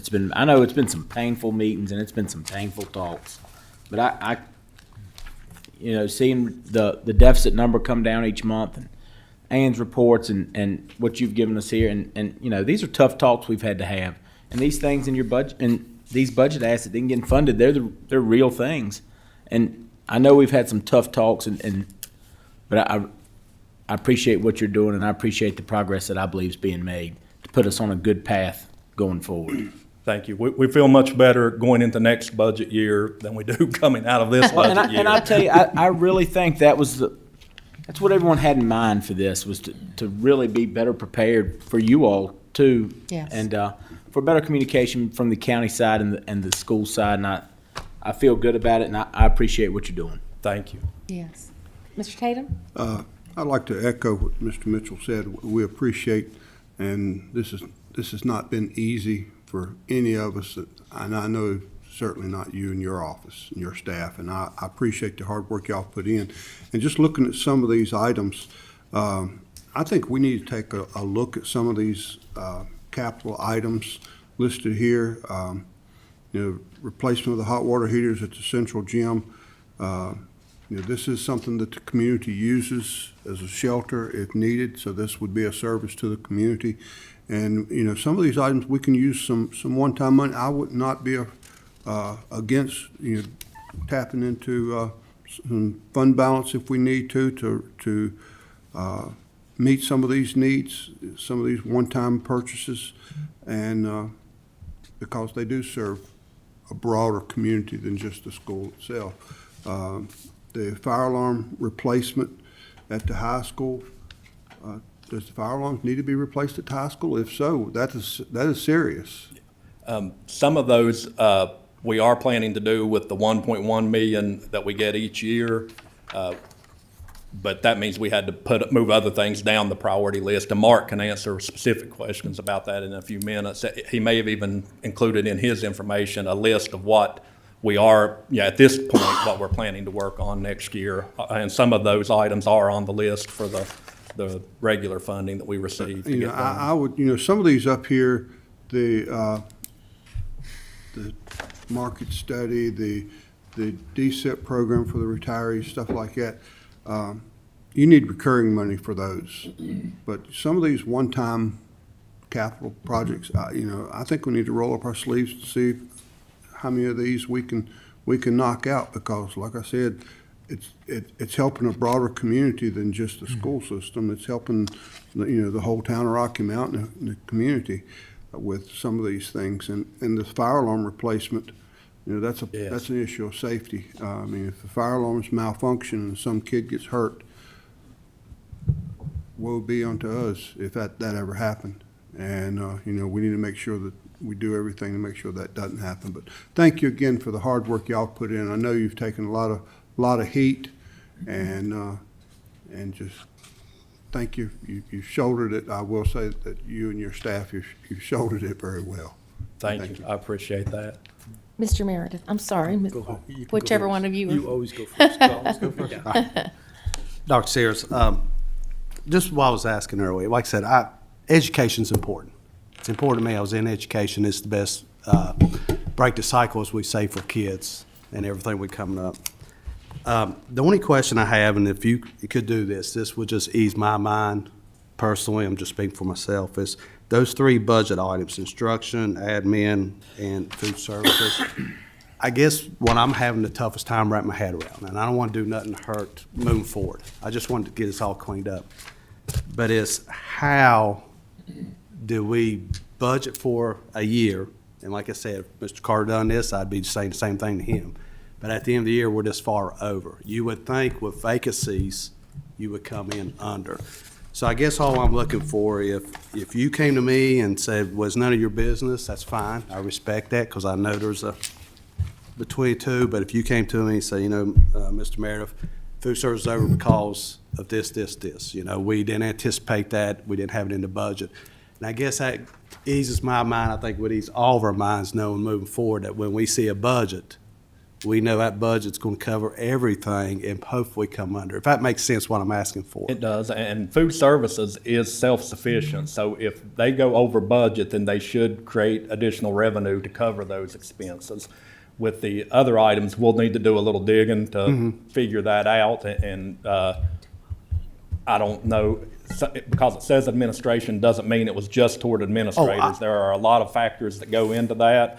I know that some of the issues occurred because with the budget looking off kilter because our heating oil was getting charged to transportation and had been historically for a long time, and that got separated out this year, but I don't think it was reflected in the budget. So transportation looks like it's well under budget, but it caused something else to go over because the heating oil was taken out. So there are some factors like that that are definitely affecting what those numbers look like. Okay, and that makes perfect sense. It just explains how this happened and gives us a better idea. And that's all I'm asking. It just means we have a better thing. And, and also I would be curious if it's possible next month. I know you said you've cut 57 positions, but is it possible to know like how that affected each school? So like if you had 4 admin, was that one at admin, was one at high school, was one here? Just so we know how it's affecting the cuts you've made. The admin were 3 from the board office and 1 from the high school. All right, and I just didn't know if you've made a list of what those were titles stuff. I come to all y'all's meetings and I appreciate y'all what you share there, but it just kind of helps answer some questions. When we hear 3 admin, it's kind of like, well, what was those 3 admin? And I know you've been moving them all around, but anyways, I just think that transparency would help us all moving forward and doing what's best for our students. And that's, at the end of the day, that's what we're all here is for, the students and our kids. So we appreciate what you're doing and helping us understand this. Thank you. Thank you. Yeah, we'll do a little digging and try to get a good explanation for the accounts that appear to be over budget at this point. Thank you. Mr. Quinn. Dr. Siers, I had a couple questions. So the first one is regarding phase 3, and I'm looking at this.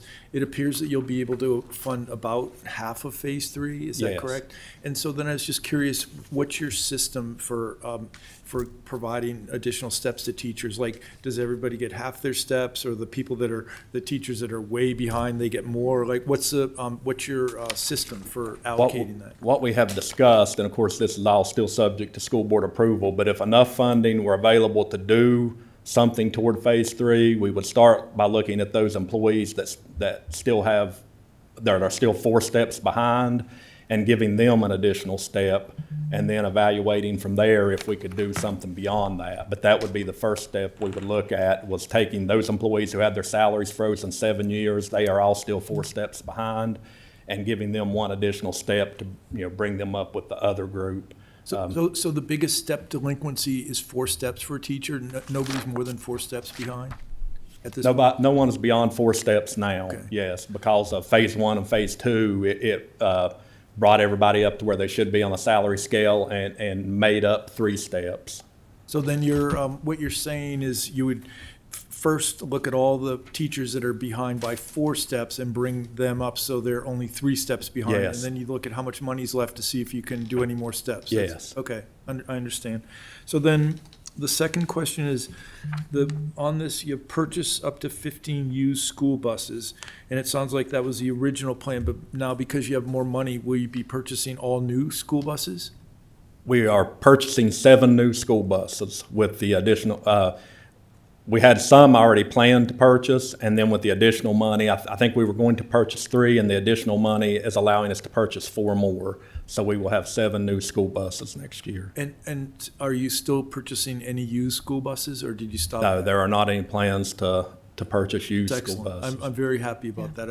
I think you have such a huge fleet and put on so many miles that purchasing used buses. I realized while you were doing it, we're forcing you, your hands are tied, but it's awesome that you're not buying more used school buses. And then the last question, so I looked at, this year you had 4 schools that have HVAC that are way beyond end of life, right? Yes. And we're funding the 4 million with ABM for Lee Wade. And so I was trying to figure out what the cost was for the other three. So I looked at your data here, and my figuring is that you need 9.3 million for those other three schools. Is that right? That sounds correct, yes. Okay. And the reason I'm wondering, because I'm hoping that as we talk about the capital plan, that we can tell you that next summer, 2027, that you'll have whatever amount we figure, but we can tell you today that you'll have that money so you can plan on that and not have to do a last minute thing like the Lee Wade School was this year. That would be great. Yeah. Okay. And Mark can answer more specific questions about that. I know he's been working on putting these, updating these numbers and putting that together. Okay, great questions, gentlemen. Thank you. Dr. Siers, I echo the remarks of some of my colleagues. You all are making progress, and that's all we can expect at this point. And very tough decisions to be made. You're carrying a lot of water for a lot of issues, and we understand that. At the end of the day, we're all working for the same people, for our children and for the families and citizens. So I think everybody's rolling their sleeves up at this point in time, to get to the right place so that we don't have a third-year deficit to deal with, and I'm confident we won't. I am as well, thank you. Okay. So we'll move into your CIP piece, if that's okay, Dr. Yes. Siers? At this time, I'd like to ask that Mark Law, our Assistant Director of Operations and Head of Facilities and Maintenance, join me. Mr. Law has updated our capital needs list to include the needed HVAC work at Callaway, Rocky Mountain, Snow Creek Elementary Schools. He has also updated the plan for how next year's budget allocation for capital projects will be utilized, with the understanding that this plan is subject to change if critical issues arise that cause items to be bumped down on the priority list. And I'll let him speak to both of those items. Good evening, Mr. Law. Good evening. Thank you for being with us. Thank you for having me. So you have two pieces of paper. I see that you all found the large one. That is the updated 10-year CIP plan. I've also provided a single sheet of paper which breaks out 26-27 onto one smaller piece of paper, yes, to make it more easy to read. We'll go down through some of these numbers. Allocated for the 2026-27 approved CIP budget, school projects would be the log gym floor replacement. We had a roof failure that caused the gym floor, or the gym, to leak and run into the floor. Through the insurance allocations, it was not enough to repair the entire, or replace the entire floor. So we're going to use $140,000 to replace that gym floor. The high school fire alarm system replacement, this is a partial replacement. We did the other partial about 5 years ago. This will complete the fire alarm system upgrade at the high school. Tech D, the rooftop unit and boiler elimination. That rooftop unit is, I think, 30 years old. It is AC only, so we have a boiler to provide the heat. We are looking to remove the boiler, make the rooftop unit a heat pump with electric backup heat, so we can delete the boiler. Also doing some rooftop unit replacements at Tech C due to age and equipment. Transportation, of course, thank you for the $1 million that you provided for the additional buses. Division maintenance, projects such as flooring, plumbing, electrical, division-wide painting, continuing with our radio communication upgrades, access control systems, playground equipment, door locks, and miscellaneous HVAC equipment, which brings that total to $600,000. So with that, we're going to spend, we have allocated $1.9 million for the 2026-27 CIP budget, leaving $161,232 as a contingency. As we complete these projects and they end up under budget, we'll reallocate that additional funding. So I'll be happy to answer any questions you may have for the CIP list. This is impressive. It's all about playing catch up, right, Mr. Law? I do have one question, if I may. With respect to the other three schools that we're all projecting, to hopefully get done next summer, what is the plan to go to bid on those projects as we speak today? Let me take that one. Yeah. So right now, we have a current RFP that is active through RRMM that was that we obtained in 2022 as 1 year with 4 years of extension. Oh, okay. So we reached out to them about those 3 schools, Callaway, Snow Creek, Rocky Mount.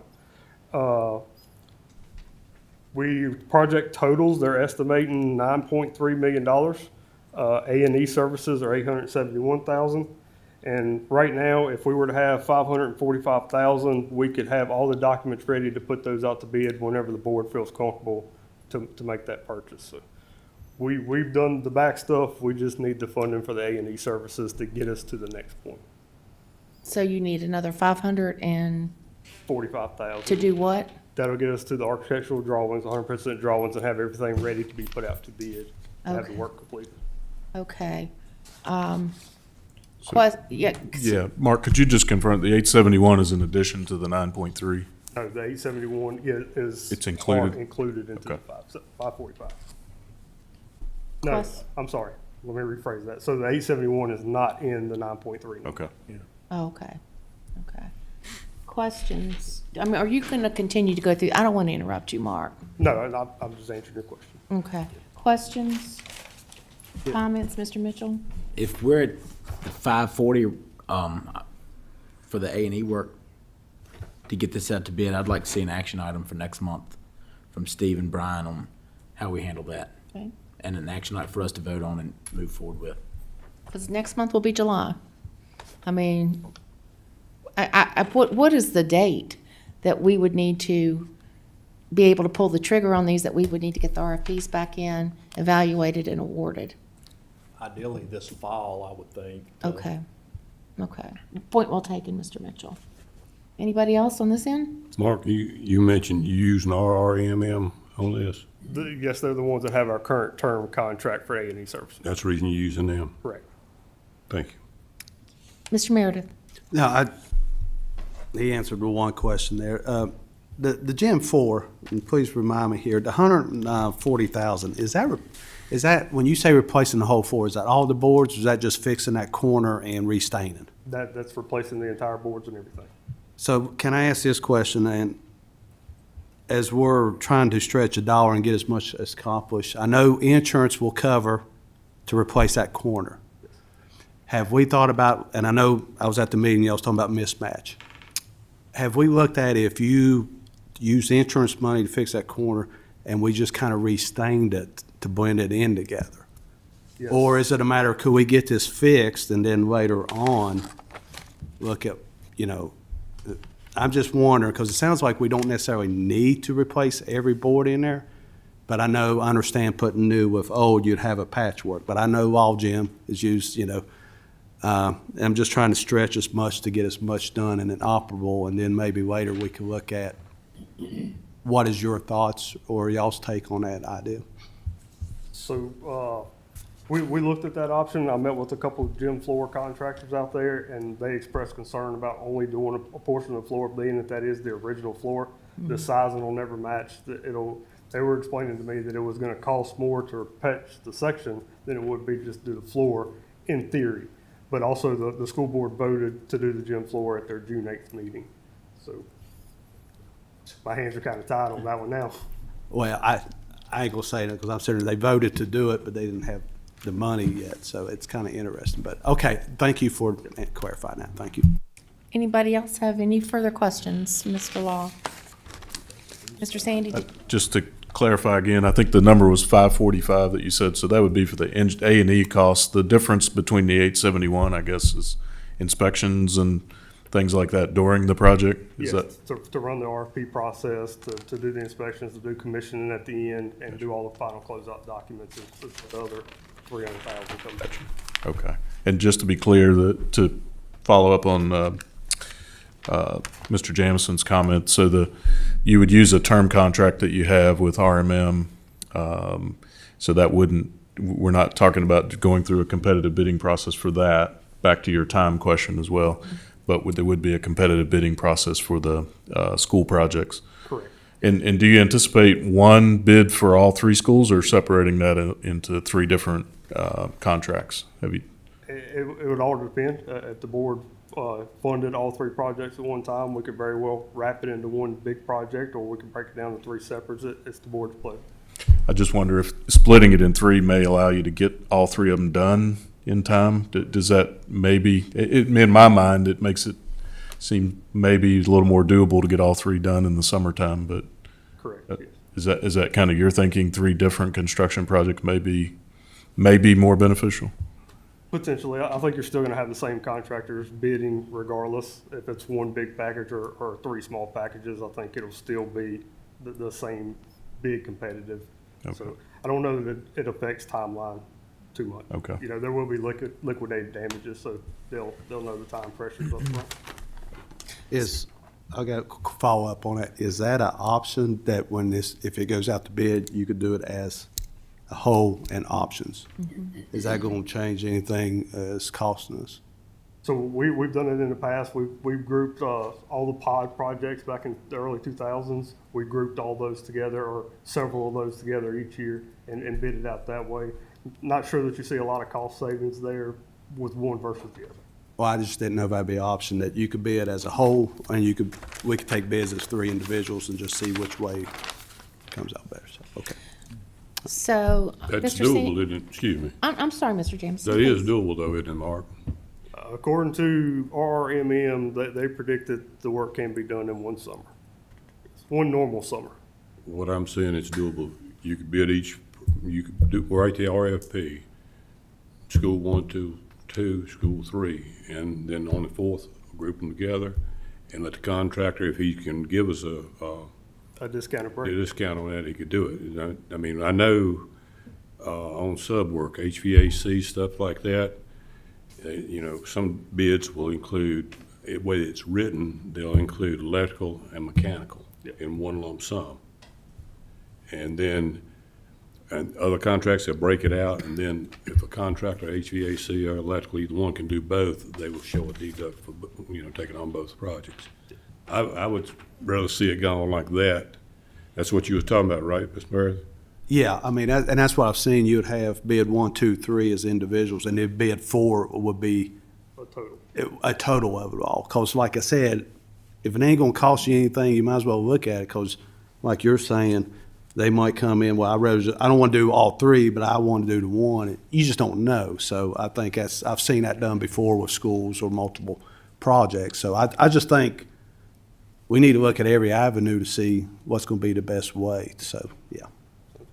So, Mr. Sandy, I'm sorry, Mr. Quinn. I just had, do you anticipate getting multiple bids for these projects? And I just asked because it seems like frequently we put something out to bid and there's one bidder, it's disappointing. But is this work popular enough, or are there enough contractors out there that you would expect multiple bids? Yes, based on the HVAC upgrade projects we've done in the past, we've had multiple bids by multiple companies.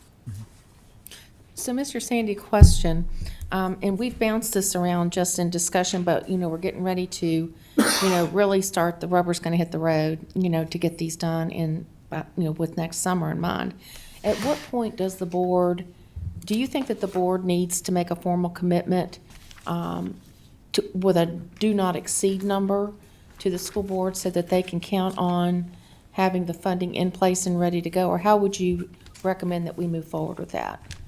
But it sounds like we're probably talking about two steps here. One would be to initiate the engineering, the A&E piece, which is the 545, to allocate that to get moving forward. And then I think that process probably helps you shore up those numbers as well and know exactly what those costs are going to be for those three schools. So I think you would be doing it in two pieces.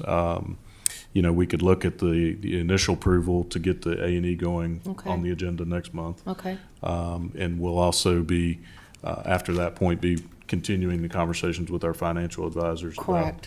about how to best, come up with that 9.3-ish, whatever that number Right, ends up being. Right. Yep. Right.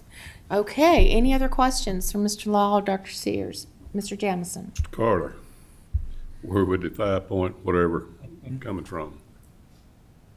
The money tree, Brian, right? I was hoping you was talking about that, Mr. Carter. So you're talking about the 545,000? You have to initiate the Yeah. RFPs. Realistically, so if you remember, and this has been probably a couple of months ago, we had allocated up to $5 million out of the $20 million borrowing for school system projects. Right. and we only really awarded or approved $4 million for the ABM for Lee Wade. So really, I would take it out of that $1 million gap out of our existing borrowing for right now to get the A&E started and let that process move forward. I thought that money was allocated, the 5 million was basically for the CTE building. No. No, that was a separate. We did purchase the ModuCraft facility for $5 million, and then we had allocated an additional $5 million for school HVAC projects. And so ultimately, it ended up, we didn't do multiple projects. That was kind of just a placeholder. But we did $4 million for Lee Wade, and so that leaves about a million difference with what was very early planning, but it's part of that 20 million. So since that's done, that's in the bank, we have that money available. Mr. Jamison, I think that's probably the appropriate place to take the A&E funds. Thank you. Yes, sir. Okay, thank you, gentlemen, so much. We appreciate you being with us and sharing information and news, moving in the right direction. Thank you all. Thank you all so much. Okay, gentlemen, I am going to make a recommendation for your, at your discretion, given that we are so far behind on our agenda. I would like to recommend that we take our, I don't know, I think we need to take our dinner break, pick back up at 6, and pick up with Brian, with his reports, the appropriation adoption, and then we'll have our closed meeting. We'll come out with just the agenda as it's laid out. How does that sit with you all? Taking a 30-minute break for dinner. You don't want to take closed while we eat? Is closed session going to be to the point that we need more than 20 minutes? Yeah, we're going to need more than that. So we're going to take a break right now. We'll reconvene at 6 p.m. We're going to come back for the, Brian's, he's got quite a few things to go over. And then we're going to go through the appropriations adoption. All of those things are going to take a little bit of time. Yeah, and what's left, I mean, we can pick things up, Mike, and, you know, if you all want to pick other things up before closed session. I didn't know how long it was gonna be, and I just don't wanna come back for 15 minutes and then go into closed. No, I understand. Yeah, that's all I was asking. I understand. Okay.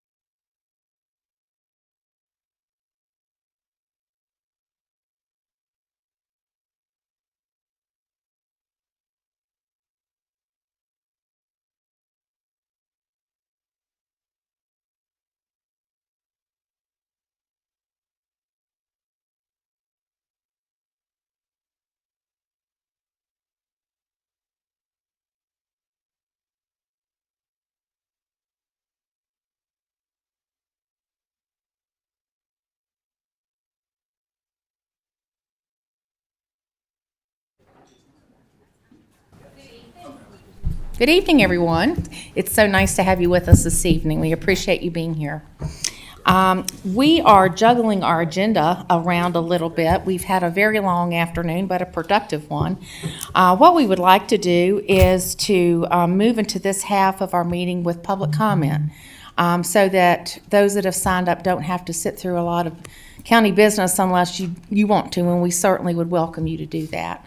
So I need to read my prefacing language here that we've set this time aside for public comment. Public comment gives citizens an opportunity to address the board in person or in writing on matters appropriate to the responsibilities of the board.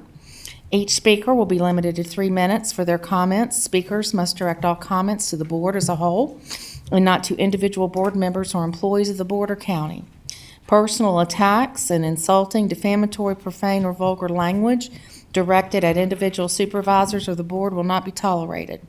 Likewise, commentary on issues that are not within the purview of the board and that are not a function of local government and over which we have no control are not acceptable. Public comment is not a question and answer session, and board members will not answer questions during public comment. The chair of the board has the ultimate authority to manage the time the board allocates to public comment. The chair's authority includes, but is not limited to, limiting public comment to one person or position of a topic, shortening the time that each speaker has to speak, and or waiving any of the public comment provisions when appropriate and or necessary. If a speaker violates these rules, the chair may rule the speaker out of order, and upon second violation, have the speaker removed from the podium. So, Madam Clerk, do we have anyone signed up to speak with us? Yes, first we have Kim Jones. Okay.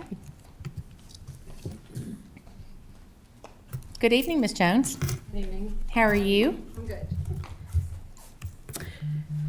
My name is Kim Jones, and I'm a resident of Franklin County. I live in the Gills Creek District. I would like to speak plainly about what has been happening in several of these meetings. It is not civility or minor procedural issues. It is selective enforcement, viewpoint discrimination, and abuse of authority.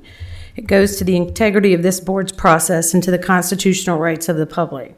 The county's own rules of procedure say that public deliberations are supposed to occur in an atmosphere of respect and civility, and that officials must be independent, impartial, and fair. But what I and others have witnessed is the exact opposite. When citizens criticize the chair or ask whether a supervisor is fit for office, the response is to threaten removal or attempts to shut people down in a way that has no legitimate basis in the rules or the Constitution. Let me be clear. The First Amendment does not disappear because criticism is sharp. It does not disappear because comments are uncomfortable, and it does not disappear because a public official does not like hearing their name spoken in criticism. Public officials are not entitled to a shield from harsh speech. They are expected to tolerate it. The Supreme Court has long held that even caustic and unpleasant criticism is protected speech. In New York Times Company versus Sullivan, the court made clear that debate on public issues must be uninhibited, robust, and wide open. In Hustler Magazine versus Falwell, the court rejected the idea that public officials or other public figures may silence offensive criticism just because it's outrageous. And in Snyder versus Phelps, the court reaffirmed that speech on matters of public concern receives the highest constitutional protection, even when it's deeply upsetting.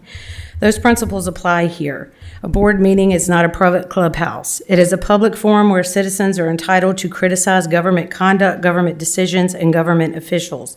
The Fourth Circuit has recognized that local government meetings are limited public forums, meaning the board may adopt reasonable time, place, and manner rules, but it may not engage in viewpoint discrimination. Once the board opens a public comment period, it cannot use decorum rules as a weapon against criticism.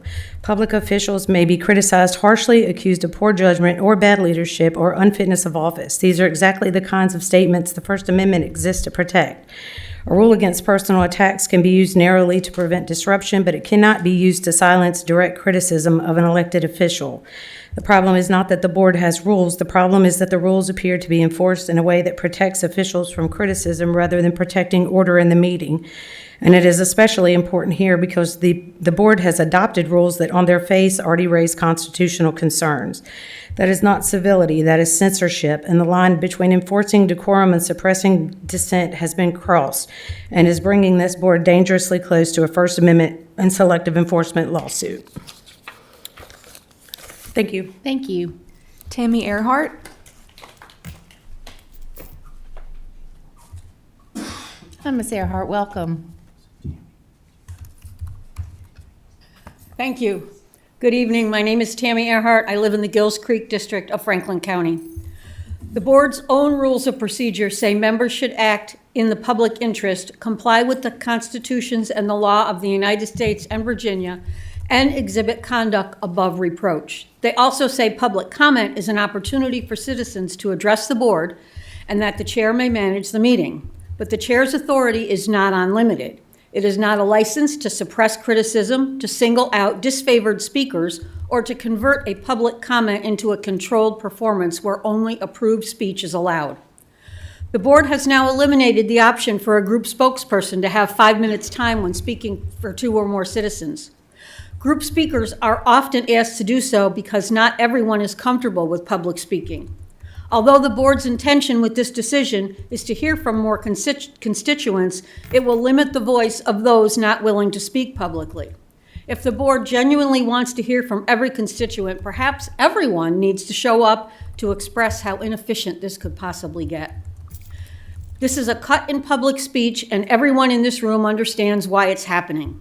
It's happening because citizens have previously spoken forcefully. It is happening after the chair has repeatedly shown impatience with criticism, and it is happening in the same environment where the rules have been enforced selectively, inconsistently, and frankly in a way that looks designed to suppress the people most willing to challenge those in power.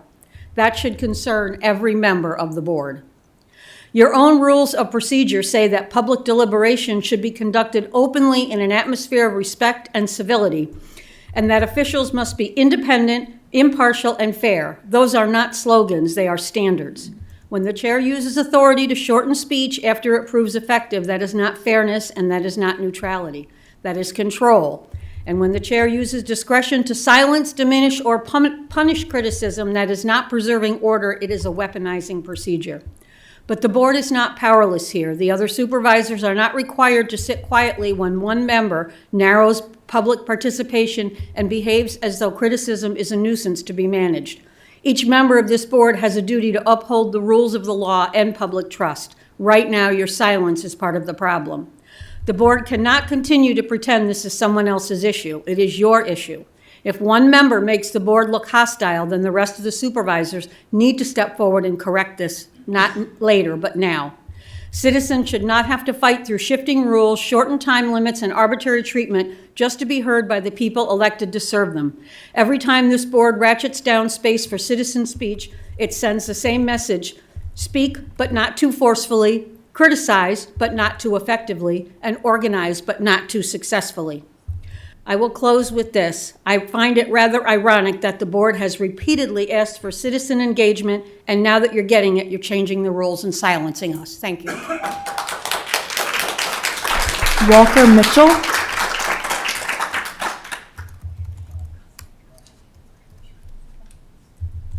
Good evening, Mr. Mitchell. Good evening. Good to see you. Good to see you as well. My name is Walker Mitchell, and I live in the Union Hall District, Newly. Good evening. Many of you know me as a political consultant. Tonight I'm giving away something I rarely offer: a free review of your 2026 performance to date from the perspective of the voters. Number 1, board scraps 2-year zoning rewrite. Nothing to show but fear, anger, mistrust, and questions about leadership. Number 2, board kills major solar project on unrestricted land because solar doesn't work at night. Attorneys circling, wanting litigation. Number 3, board approves new school budget, continuing to bleed the system dry. More teachers and parents are giving up. Number 4, 11th hour voting reversal kills competitive bid on $4 million HVAC job. Bitter prospects say the move could have cost the taxpayers 3 cents of the 7-cent tax hike the board just passed. Number 5, losses mount at the $55 million Summit View Park, mostly empty years later. Number 6, citizens brace for data centers and fear this board is even less trustworthy after the recent zoning fiasco. Number 7, hot off the press, curtailing sustained public criticism The board cuts time citizens get to speak during public comments. Individually, each of these stories is concerning. Together, they reveal a pattern. Month after month, the board appears to be reacting and not leading. Problems emerge, trust erodes, and accountability becomes difficult to find. Process seems to matter more than results, and protecting procedure appears more important than earning public confidence. Voters see a county without a clear vision, strategy, or meaningful ways to measure progress. More importantly, they see a board that, under its current leadership, has struggled to bring people together around a common direction. My late grandfather, Charles Poindexter, often spoke about impact in public service. Ask yourselves, what impact have you made beyond voting yes or no on someone else's ideas? For those seeking re-election, an even tougher question awaits. Once the leadership problem becomes clear, what did you do? Because if your answer is nothing, if you cannot identify a single thing, then starting tonight, the problem is larger than any campaign. It is a problem that could affect this county for many years to come.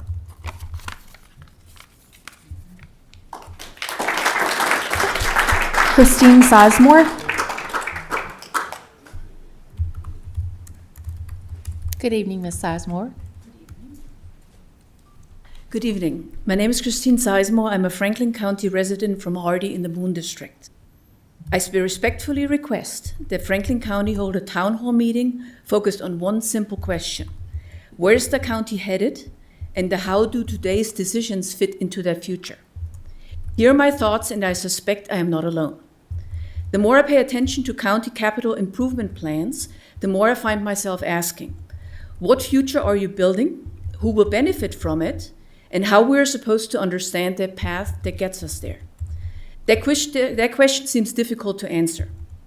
When residents raise concerns, the response is often that everything was done in public and that all anyone had to do was show up, pay attention, and get involved. That is easier said than done. Most people cannot spend hundreds of hours attending meetings, reviewing agenda packets, and follow discussions across multiple boards and departments, nor should they have to.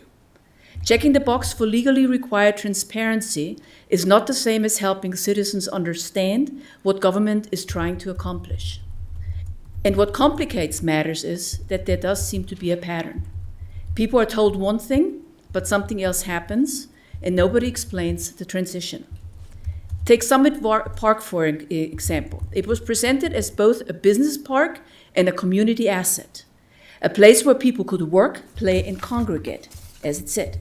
Today, citizens are reminded by county leadership that it is primarily a business park, while those interested in additional amenities are encouraged to pursue private fundraising efforts. The zoning rewrite is another example. What many residents understood as an update to comply with state requirements eventually became a complete restructuring of the ordinance that directly affected property rights. Whether those changes were right or wrong is not really my point. My point is that leadership never stopped to explain the transition, leaving citizens to reconstruct the reasoning for themselves instead of evaluating the decision itself. Today we're hearing discussions that could permanently shape Franklin County. Data centers are perhaps the most current example. Whether one supports them or opposes them is beside the point. Before those discussions move further, the public deserves more than another presentation or stack of handouts. We deserve a conversation with both elected officials and county leadership about where the county is headed while these decisions are being made and how they fit together. The board provides direction and oversight, while county government develops and implements many of these initiatives. Citizens need an opportunity to hear from both, and that ultimately comes back to leadership. If we repeatedly find ourselves asking how we got there, perhaps the most important question is this: who was responsible for explaining the path? Thank you. Thank you. Dennis Crumpler.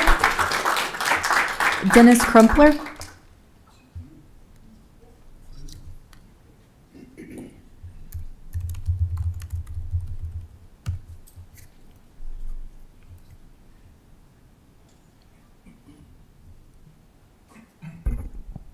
Dennis Crumpler, Union Hall. I'm here tonight because your censure of Dan Quinn created a governance problem requiring recognition and consequences. First, let's set aside any pretense that Quinn's censure was for disclosure of personnel information. Then Chairman Thompson was widely known to have shared the same information during the same time period with no repercussions. So why the head fake? It's because the board had a real problem with Quinn's call for an investigation into a credible allegation that 3 supervisors had threatened a county employee's career over a campaign yard sign. If proven, that would be a reprehensible abuse of public office and worse. Quinn's request for an independent review was precisely what his oath of office required. But instead of an investigation, this board delivered a censure. And here's the legal problem. Under Virginia's Conflict of Interest Act, a personal interest in a transaction, that's in quotes, exists when an official has a direct stake in a matter under consideration. Those 3 supervisors, whose names we don't know, had a direct stake in that matter. Discrediting Quinn would shield their reputations and guarantee the public never learned the truth. The law was invented to require all 3 of them to recuse themselves, but none did. The conflict was obvious and consequential, and the acting chair had an independent duty to identify it and demand recusals. In missing that, she corrupted the proceeding. And if she herself happened to be one of the 3, then she would have presided over and voted on a matter in which she held a personal interest, a compounding breach. Both show disqualifying failures of judgment and leadership in Supervisor Smith, who was elected chairman mere weeks later in January. 2 of the 5 supervisors who voted for her in January had no conflict in the tainted November censure vote. Those 2 supervisors have the power now to request a revote of that January election using the same procedure that recently reversed a $4 million vote on a repair contract. In light of new information about flaws in the censure vote they weren't aware of in January, I'm asking those 2 unconflicted supervisors, whoever you are, to please request a revote for chairman now. Mr. Crumpler, I'm going to Yep. interrupt you. You are making accusatory statements by supervisor by name, and that is not allowed, and I'm not going to tolerate it. Is that a warning, or do I need to leave? This is your first warning. Okay. Such new information includes judgment failures during the tainted censure vote and the 6 months of unforced errors the public has endured since January. You too have the power and the justification to trigger a revote now and to confront data centers, improve our schools, and grow our economy. Our county needs leadership whose judgment is not in question.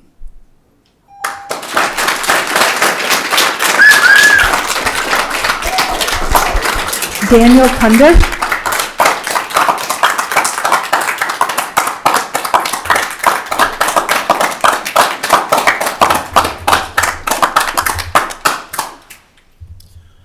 Good evening. Thank you to the board for your time. My name is Daniel Cundiff. I'm a resident of Franklin County. My family has been in this area since around the Civil War. My mom was a teacher and my father a pharmacist. My grandparents owned local businesses, were farmers and mailmen. I could go on, but I think you get the point. We are Franklin County, just like the rest of my neighbors and community. I, along with hundreds of others, live very close to some of you, and we, with the rest of Franklin County, from Smith Mountain Lake to Callaway to Sontag to Snow Creek, are deeply concerned about the zoning issues that are and will make us a target to trillion-dollar corporations that profit off of our finite resources and offload the costs onto taxpayers and communities. I never thought that growing up in Franklin County, I would have to ask our leaders to protect our communities, resources, our health, our land, our energy, and our children's future. I encourage you, the Board of Supervisors, and the Planning Commission, I plead with you to please change the zoning ordinance to make sure Franklin County does not become a target of data centers. When people think of Franklin County, it should be for our rich and diverse history, our beautiful lands, rivers, and lake, and our strong belief in our communities.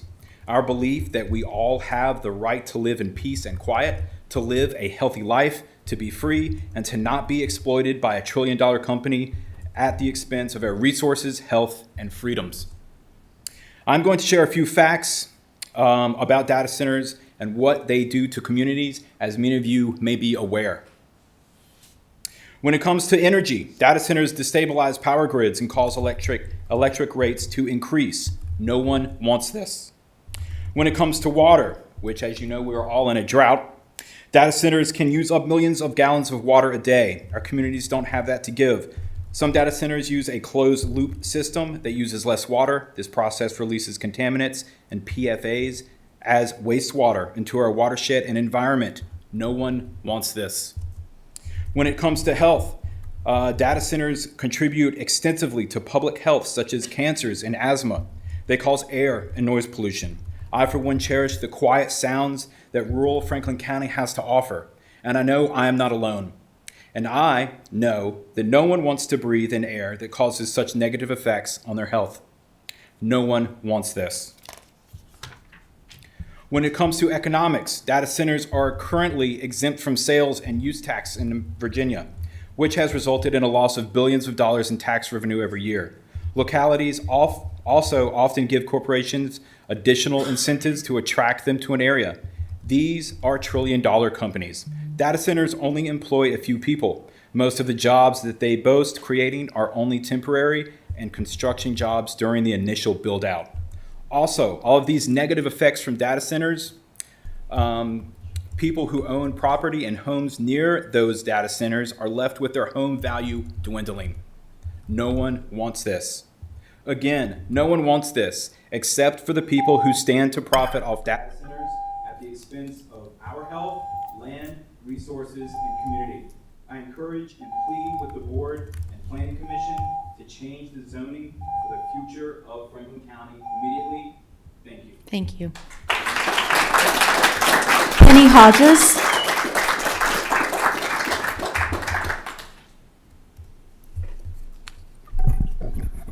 Penny Hodges, Gills Creek District. Okay, so I'm addressing the decision that was made at the meeting earlier today regarding limiting the citizens of Franklin County not being able to have a group and cutting out the 5-minute talk. I mean, but I really think that this decision misses a much bigger decision, and it leads me to ponder if the Board of Supervisors really do want to hear from we the people. It's already impossible for us to express our concerns within our given 3-minute time. And I know you guys realize that not everyone is comfortable speaking at the podium, and a lot of people are afraid to speak because of retaliation from the community, particularly county employees. And I know this because a lot of them have reached out to me. As y'all know, I've been very vocal about a lot of things going on in the county. And so for those people, having someone to speak on their behalf of a group, it isn't a shortcut, it's a voice, and it's a voice y'all need to hear. And what concerns me again is this feels more like a step towards limiting what little opportunity the public already has to communicate to this board in a public and transparent way. We keep hearing about transparency, accountability, and better communication. We're communicating, but are you listening? Because when the opportunity for public participation is reduced, it's hard not to see this as us moving, or you guys moving in the wrong direction. No offense to you, Laurie, on the guys. When you remove the ability for a group to have a representative speak, you're not hearing from more people.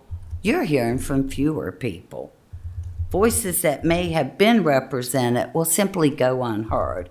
So from where I sit, this doesn't feel like an effort to improve our communication at all. It's just another effort to restrict one of the few effective ways that citizens have to communicate with their elected officials. Public participation is not a problem to be managed. It's the foundation of good government. If transparency and accountability are truly your goal, then the answer should be finding more ways for people to be heard, not fewer. So, I end with this. Does the Franklin County Board of Supervisors really want to hear what we, the people of Franklin County, do you want to hear our voice? Thank you. Ed Saunders. Ed Saunders. Ed Saunders. Make sure I'm not too awfully loud. Ed Saunders, 245 Nature Zone Road, Ferrum, Virginia. Not my first time up here. So, of course, I'm here speaking about data centers. I think we all know that's kind of a hill I'm willing to die on. I think a lot of you wouldn't want them in your backyard, and I don't think any other folks in Franklin County should be in that same position. One thing I know you guys are very concerned about is litigation. Obviously, these companies have more money than God. One thing that I think is specifically a concern of mine here in Franklin County is we all know what Franklin County is. And I don't mean this to be derogatory at all, but I sincerely worry that reasonable people in our county will be pushed to unreasonable lengths at some point.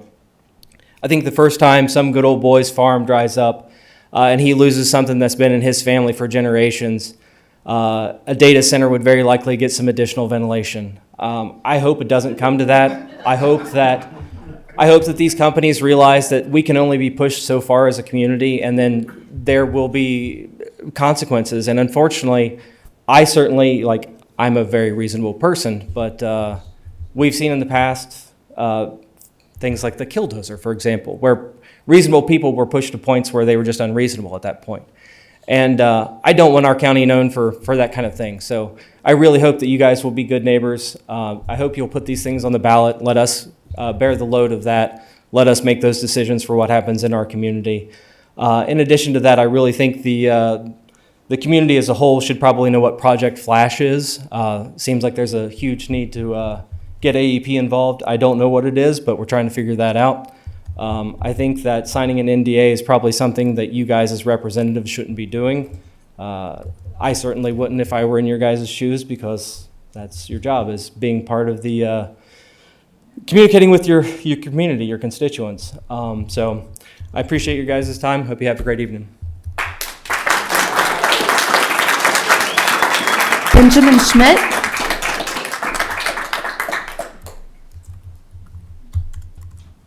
Good evening. Good evening.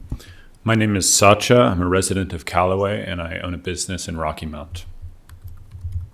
I would like to begin by asking for a show of hands from the public. How many of you are here, at least in part, because of concerns of a data center being built in Franklin County?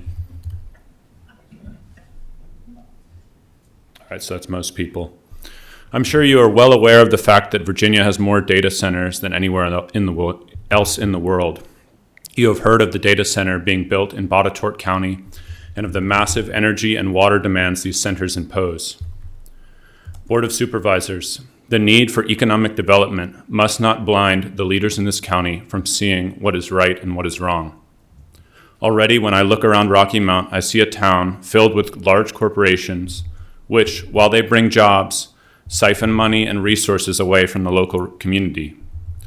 I drove past a drive-through window last week and saw that they were advertising with pride that shift managers make $16 an hour to manage a crew of 8 people. I hire people. I don't start my laborers at less than $19 an hour. I do my best to pay them more than that as they learn.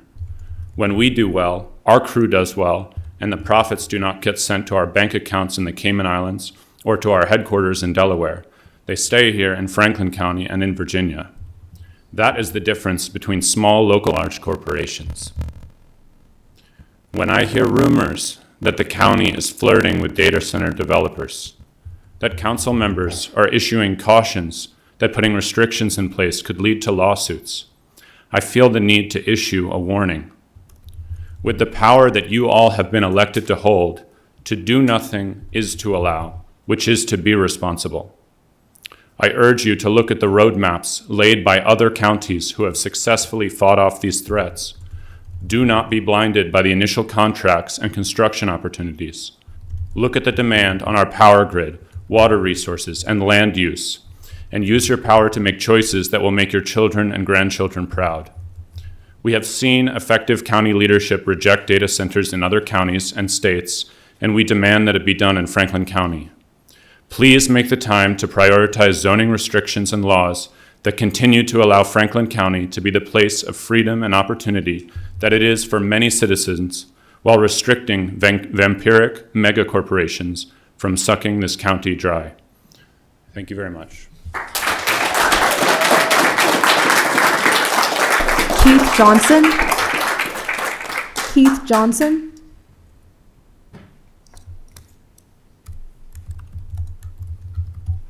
Good evening, Keith. Hello. How are you? I'm good. You? Good, thank you. I have copies of my comments. Sorry, cut myself at dinner, and this is the best way to prevent the bandage from leaking. So, Keith Johnson, I live in Boones Mill.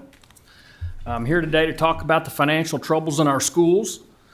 To balance the county budget last year, you gave the school $3 million because they overspent their budget. That wasn't enough. The next year, you gave them more.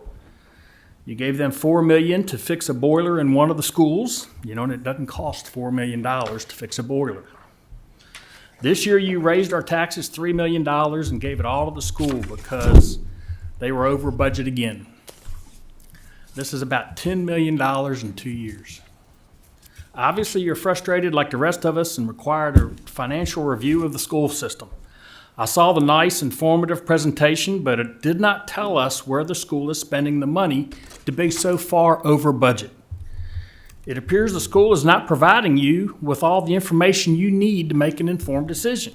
After you gave the school $3.1 million a month ago, school administration sent a letter to staff saying they would spend $1 million for new money on buses and $1.2 million to pay for their health insurance for their employees. Well, this is new money to the school. And the insurance cost for employees should be a yearly budgeted item. So what's the superintendent doing with the $1.2 million that was already budgeted? The reason you can't get a handle on school expenses is the superintendent is playing a shell game. He keeps moving it around so you can't see it. I've heard it said we don't have a choice, we have to pay it to balance the county budget. But there's always a choice. The question is, when have you had enough of the mismanagement to do something different? Are you going to raise taxes every year to pay for this pattern of financial mismanagement at the school? It's time for the board to formally request the Commonwealth Attorney appoint a special grand jury to investigate the financial mismanagement of our schools. You're going to have to do it eventually. Are you going to do it after we spend millions more? I know the chair is not supporting of this idea, but I'm hoping she'll warm up to it. Thank you. Lauren Walk. I've never said that.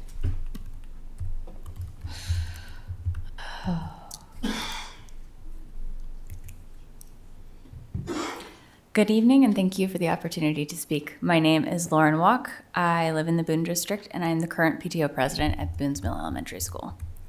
I wanted to address what I believe is a growing concern among many residents, and that is transparency and communication. We've heard from many people today about the desire for more clear communication and better information dissemination on what decisions are being made and why. I have been attending both school board and Board of Supervisors meetings since November, mostly because of my PTO position and wanting to watch how the schools are funded and what I can do to better help those get funded. What I've noticed is that during that time, I've seen a pattern where I will talk to Board of Supervisors representatives and school board representatives, and they will both blame the other party. I am here asking to have you guys work together to foster better communication, better transparency on your end, to have more joint meetings, and to have better questions being directed directly to one another. I've asked questions here and received questions to go to the school board and vice versa. I've seen their meetings and your meetings where both are happening. If possible, we need to get together and have a better discussion so that the public can have more faith in us in this process, and so that we can actually fund our schools, get the needs met, and know what's happening. I've said the same thing at school board meetings. We need better transparency from everyone involved. You guys are very limited in what you can do, but you are in control of what you can do. And in that, we can improve. At the end of the day, residents are less concerned about who owns a problem than whether leaders are working together to solve it. Greater collaboration, clearer communication will strengthen not only decision-making, but also public trust that both institutions depend on. These decisions affect our children, these decisions affect our county.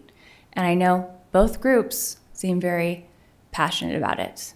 We can have our disagreements, we can have our opinions, but bringing those together and collaboratively working through them is the best path forward. Thank you so much for your time. Thank you. Dawn King Greer.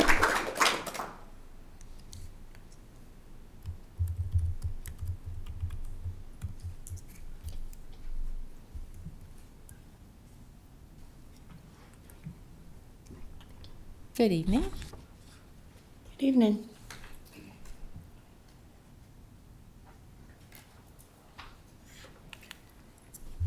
Dawn King Greer, resident, Farron, Virginia. A community does not secure its future by taxing its people into poverty. For far too long, we've been told the only way forward is to chase outside grants, build complicated programs, and squeeze local landowners with administration fees.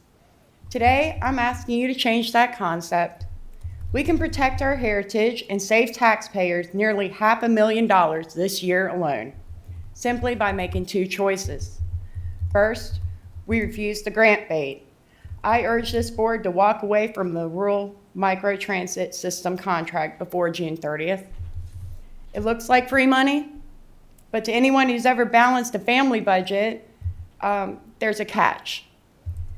Taking that grant creates a massive unfunded liability when the state money vanishes. By walking away, we instantly save $120,000 local cash match, and we claim $210,000 in diverted staff hours. That's $330,000 right there. To keep things at home, public safety in schools, that needs to be our priority, not new ideas and concepts from grant money exclusions. Second, we must put aside a shield. I ask you to pass the Citizens Farm and Agricultural Heritage Zoning Shield of Protection. It costs $0 to implement, but it changes the game entirely. It grants a permanent legal safe harbor to our traditional farmers, agritourism, and heritage crafts. By halting the cycle of predatory code enforcement fines against independent homesteads, we instantly cut out $161,000 in wasteful legal overhead, court costs, and out of the county's budget. When you add it up, rejecting the transit trap and passing the zoning shield saves Franklin County $491 in cold hard cash this year alone. Over the next 3 years, this disciplined approach cuts about $165 million of unnecessary spending. This creates structural surplus. It gives the board exactly the financial room you need to fulfill rollback for the recent 4 cents real estate tax hike. I urge you to pass this. Send the signed resolution to Richmond before the statutory July 1st deadline. You do not build a stable community by inviting outside regulations or fining your own citizens.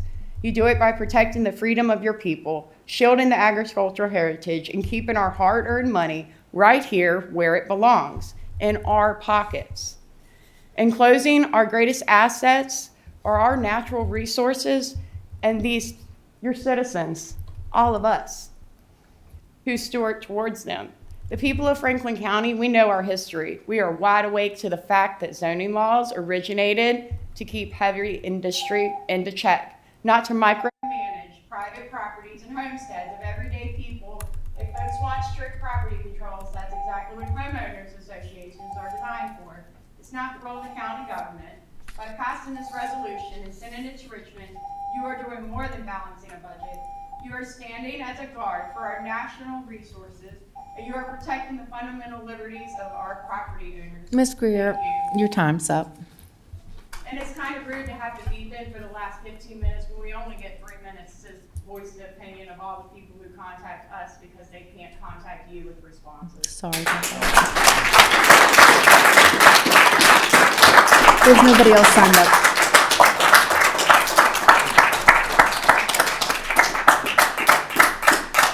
Okay, we are going to move directly into picking up some of the other issues on our agenda from earlier. And Mr. Sandy, if it's okay with you and your staff, we'll bring Brian up to discuss various issues listed on the agenda. The first to begin with the school finance service contract, followed by the monthly finance report, and then the county and school supplemental comp update.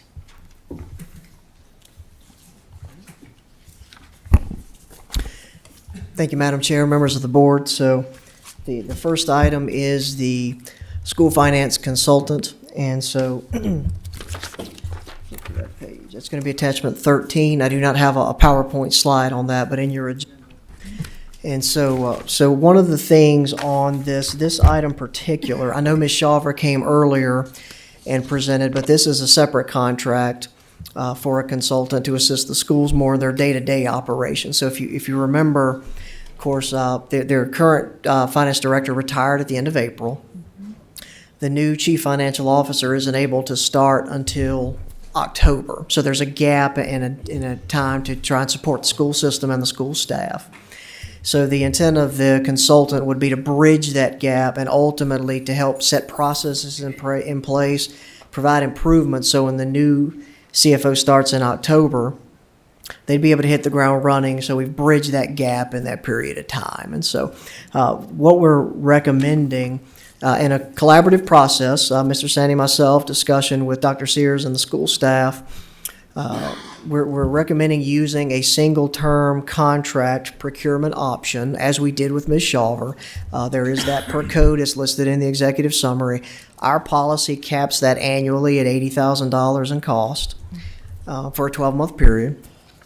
And so we went through a process trying to find additional help. The school system started it. We've participated in some of those calls. We were unsuccessful in several consultants with the scope of work that was preferred to be used. And so with the help of several, including Mr. Guynn, trying to assist the schools in finding a consultant, we ultimately settled on Ms. Rebecca Owens, who is former deputy county administrator at Roanoke County and has a career of decades of experience between City of Salem and County of Roanoke. Certainly no stranger to local government finance. And so would work very well with the school staff. What we would look to do is the county would procure the contract. Ms. Owens would work for the county to assist the schools, ultimately at the direction of my position. And then the joint scope of work is listed in your executive summary and the agenda item. So it would be a combination of year-end work, accruals, audit preparation, in addition to school support on year-end annual school report, day-to-day on some things. We wanted the scope of work to be flexible, to be further defined as the process materialized. But I think for us, one of the things that we're really looking for is we really want process improvements implemented for the school system. And don't mean that very negatively, but I think as we've gotten into the process, as Ms. Shawver mentioned, we've worked on several iterations of a report and a projection. And I know we haven't gotten to it yet, but they're going to need a process in place if the board adopts the appropriation resolution that puts additional requirements on the school board. So the intent of this position would really be to get all those processes in place to assist them during this interim period. There may be some work period beyond that, scope, timeline to be determined, but the intent is really this gap of about 3 months or so until the new CFO starts in October. So don't want to belabor and go line by line on the scope of work, certainly in your packet, but if there are any questions of board members or concerns, be happy to try and address them. Thank you, Mr. Carter. So, colleagues, we've got, first of all, I'll open the floor for any questions, concerns, inputs. Anybody have any questions on this before we move further? Madam Chair, I do have a quick question. Okay, sure.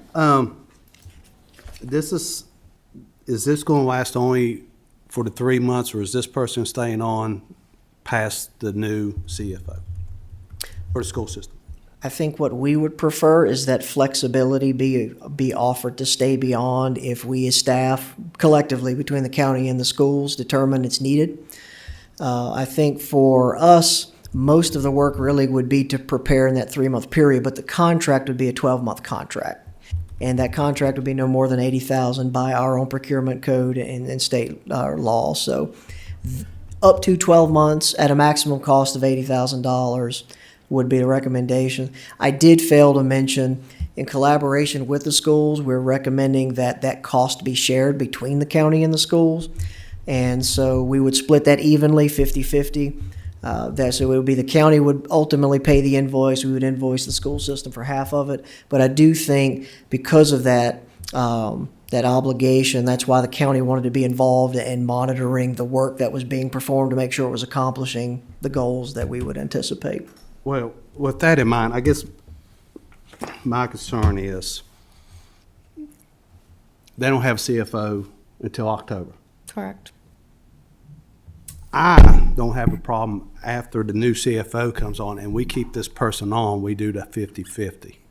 But I don't understand if they budget for a CFO starting July 1st, why should we pay half of that? I understand what you're saying of keeping an eye, but they don't have a CFO. And I just don't understand why we're paying half of the salary when they don't have CFO. I have no problem after October 1st.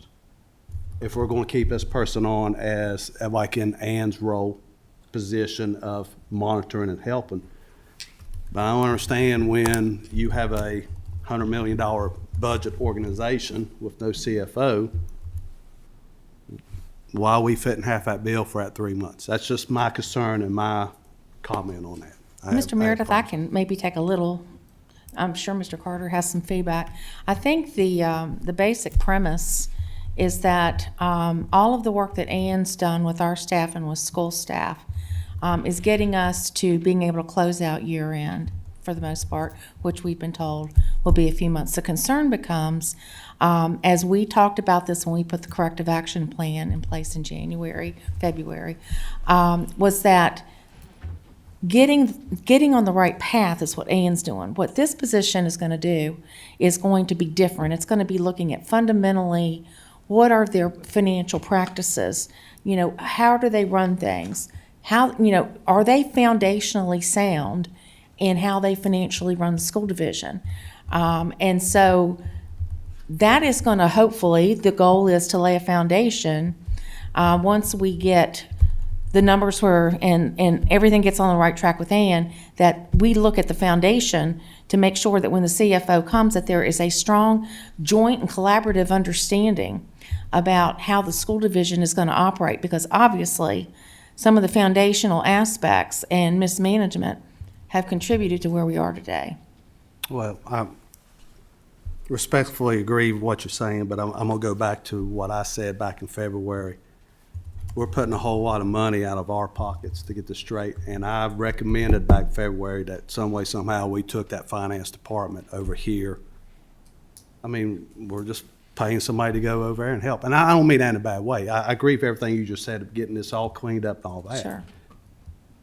But every time we turn around, we're hiring somebody else, we're funding some of this money, when I suggested, hey, why don't we some way do this here where we have it, and then go, okay, we've got this, we all feel comfortable with it, here it is. So I understand completely what you're saying, and I understand, that's just my concern. Once again, we're spending money on something that I felt like we should have done in-house. But anyways, thank you. So, Mr. Meredith, thank you for your comments. I would ask Mr. Sandy and or Mr. Carter if you have any feedback to his concerns. Did I cover it adequately? Yeah, I mean, I think Brian touched on it. I think you touched on it. I mean, we really see this as a temporary position, transitional position, to put the new finance director for the schools in the best position possible as when they come in. And I think as far as sharing the cost, I mean, we see it. I mean, frankly, it's all coming out of the same account, really. It's all the county funding, but we really see this as a collaborative approach to really making sure that things are in a good place for the new director when they come on board. And that's really the intent here with this position. And Mr. Meredith, to be transparent for myself, Mr. Mitchell and I have our monthly meetings as liaisons. And one of the things that Mr. Mitchell could probably, would you like to offer up your idea? I don't want to take your thunder. What's that? About vacancy. Oh, about their vacancy Vacancy savings paying savings. for it. I brought up the same thing, Mike. I said, why should we pay for this when they should be holding vacancy savings from their CFO? And we went back and forth with a little bit and and I told Lori, I said, it doesn't matter to me where it comes from, but I want the county to have skin in it. Mm-hmm. And I feel that if we're not putting money into it, I want that person under Brian's purview. And I felt that part of it should come. I didn't suggest it. We wanted it all to go to the school side, but I guess this is where it settled. And I felt that we all had skin in the game, and we would still have some say so. Because if money talks, if we don't have some money in it, then we don't have any say in it.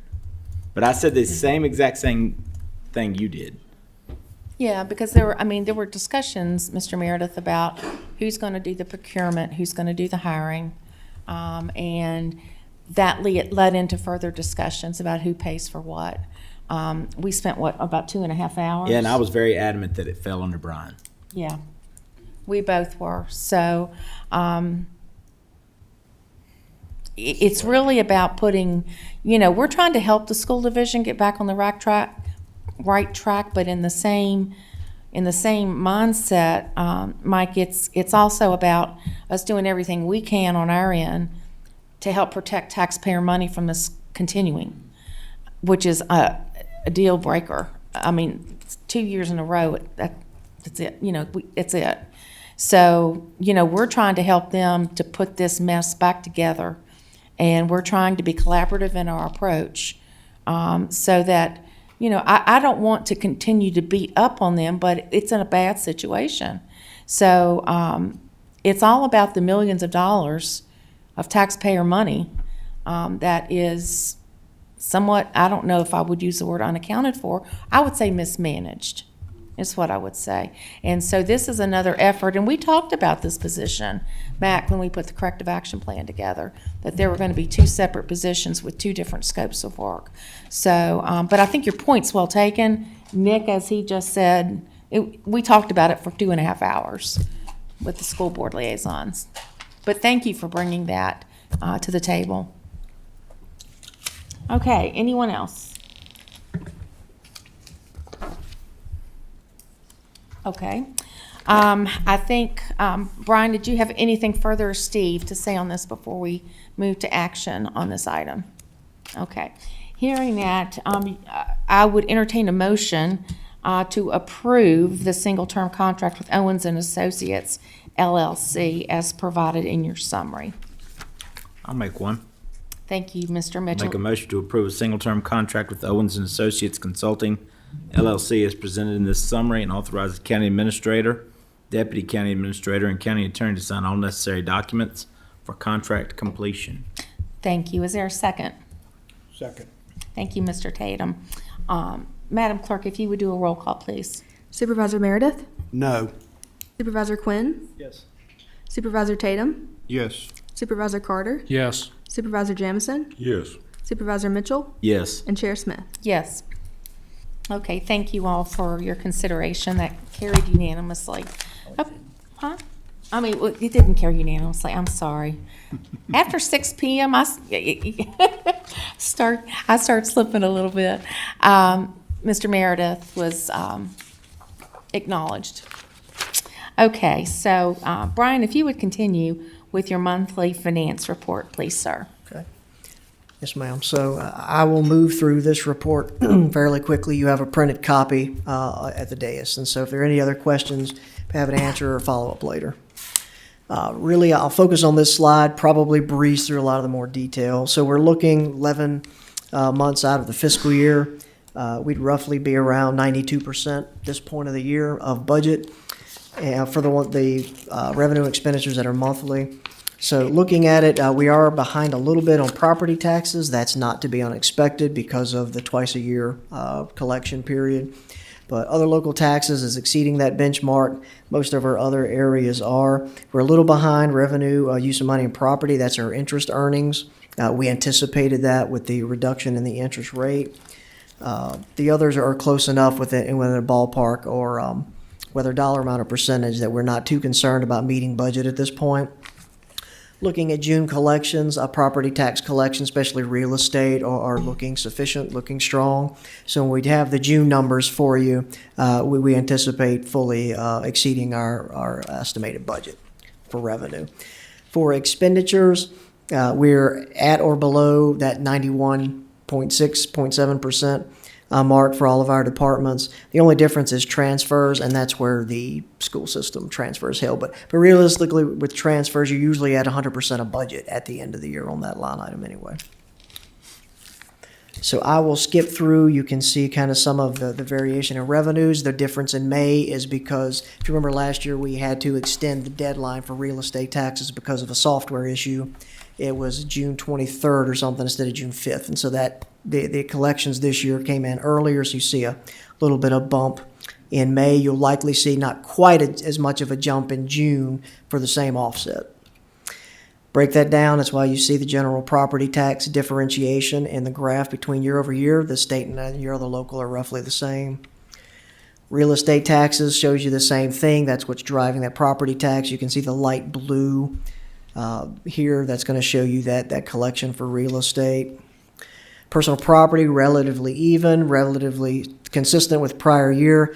A little bit down year over year, but well exceeding budget. We're at 106% of budget at this point. Local sales tax, a similar consistent growth, 2.9% year over year, so no concerns there. Meals tax, 3.3% year over year, no concerns there. We would look for that peak spike, I guess you'd say, in the summer months, the travel season. Occupancy, same way, so we're almost 11.5%. Year over year increase and almost at budget through May. So we anticipate hitting budget for all of our local taxes there's other local taxes that are more monthly. So expenditures relatively consistent from where they were last month. Do not see necessarily any spikes. Won't belabor this point. They're relatively slight increases where we would consider year over year, no concerns. Same with health and welfare. Social services is up a little bit. CSA is up. We did budget for that. It's still right now within projected budget, maybe a little bit over on CSA. We're seeing a lot of increased cost cases, especially independent living. Fund balance, to show you that, we update this every month now. And so we did see an uptick. Last month, there was roughly $4 million in your remaining unassigned. It's $9.8 million in remaining unassigned now. And that's due to your real estate tax collections that came in and bumped that unassigned fund balance back up. Would anticipate that going up as well in June for your cyclical property tax collections. One thing that I wanted to note, the balances haven't changed. I put this slide together, not sure of board action, but the capital reserve has $235,000 in that. That proportional amount is anticipated as match for the middle school generator, the emergency shelter generator that was approved previously. So depending on that amount, it is a little less than the grant, but that will essentially reduce your capital reserve to almost zero by the time we are complete with that project. So that'll be one that I'll adjust next month, and we'll kind of estimate that based on the bid that has now been accepted and awarded for that project. So economic budget update, inflation was 4.2% in May. That's basically being driven by fuel and energy prices, as you would expect. When you look at core inflation that takes out those items, it's 2.9%. Not the 2% Fed target rate, but a lot less. Unemployment was unchanged at 4.3%. The Federal Reserve is meeting today, tomorrow. I don't think there's any anticipation they will reduce a rate. There has been discussion they may actually increase the interest rate due to better employment numbers, better job hiring, new hires. Hopefully not. I think hopefully, realistically, probably will remain level, but that has been in the discussion. Still waiting on the General Assembly. We talked a little bit about that, waiting on action. I know that the conferees are now meeting. Dr. Siers mentioned it as well. It'll be helpful to have a state budget. So hopefully we will have something. Don't think it'll be anything drastic, but if there are changes at your July or future meeting, we'll bring back those amendments if we need to amend adoption of the budget or appropriation. Budget pressures and unfunded mandates, really, there are no change to these items. It was to put back just to remind you in your printed copy of the PowerPoint. School update, we've talked about. The only thing I'll mention is that they've closed the gap a little bit, but we're still at 98.8% of budget as of May, and so that's that $430,000 that we have remaining to fund for the month of June. So likely going to need to supplement more. I just don't see $7 million in state and federal money coming in for the month. That's atypical for their monthly revenue collection. So do want to make you aware of that. Probably we'll have to look at some level of mechanism of funding, loan, or floating something for their bills for a period of time. So that is it for the finance report, Madam Chair. Okay, thank you, Mr. Carter. Are there any questions for Brian, comments? Okay, proceed on, sir. Okay. Thank Well, you. I'll just pivot to the next slide. The next item is compensation update. So really, the only real change on this from the last time, we did receive a slight update on state numbers, changed it $100 or less for the county portion of the bonus. We would still be looking at a local match of almost $404,000 in order to do a 2% one-time bonus for county employees and a flat $250 bonus for regular part-time employees. That language is still in the General Assembly, and that was the caboose bill from the 26th, not the new, and so we don't anticipate anything changing there regardless of what they come out of their budget session. The one thing that has changed is, and we confirmed with the school system, and so there was a May 1st date by the VDOT, Department of Education, in order for school systems across the state to commit or confirm whether they would or would not be using state money to provide for bonuses. And so the school system confirmed that they declined the state money by that May 1st date.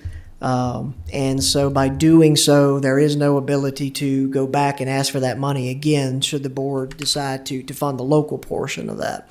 So any bonuses on their side would be 100% local at this point. And so really for consideration, I know the board's comments at the last meeting was we wanted an all or nothing approach.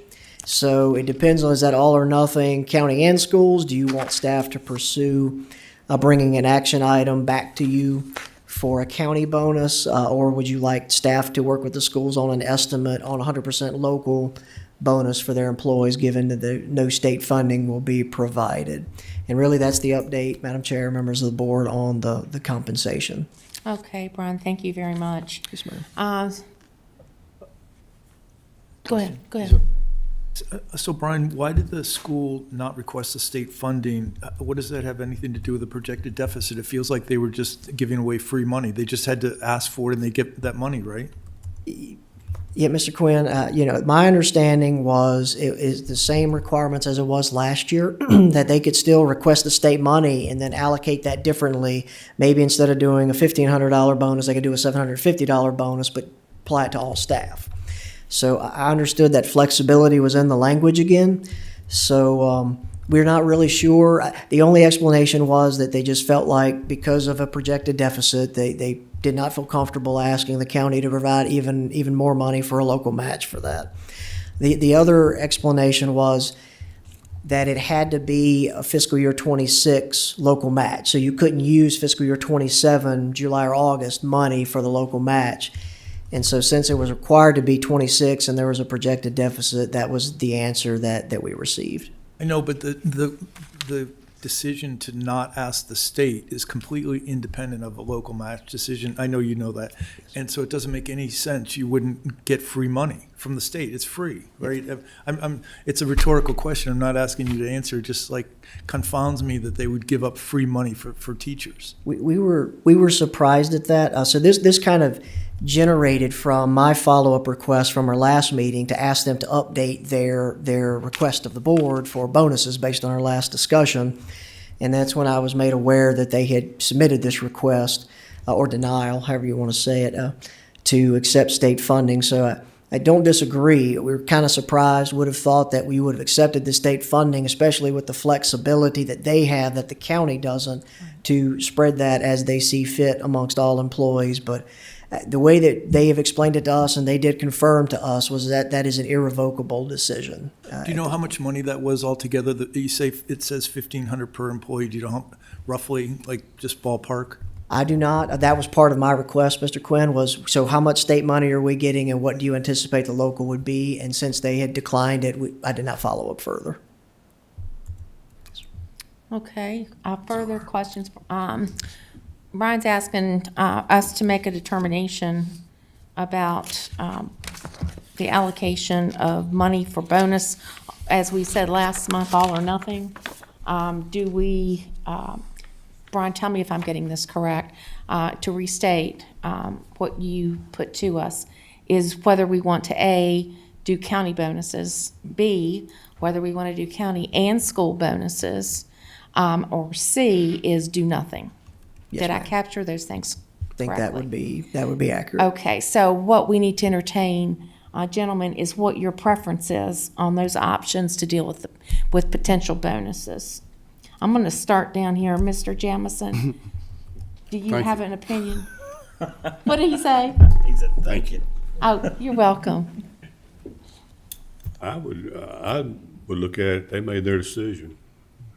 And I would say, that's fine, it was their decision to make. But as far as the county, we was gonna do it, I'd still say do it. Do it for county employees? Yes, ma'am. Okay. And not cover the schools? No. Okay. Mr. Tatum?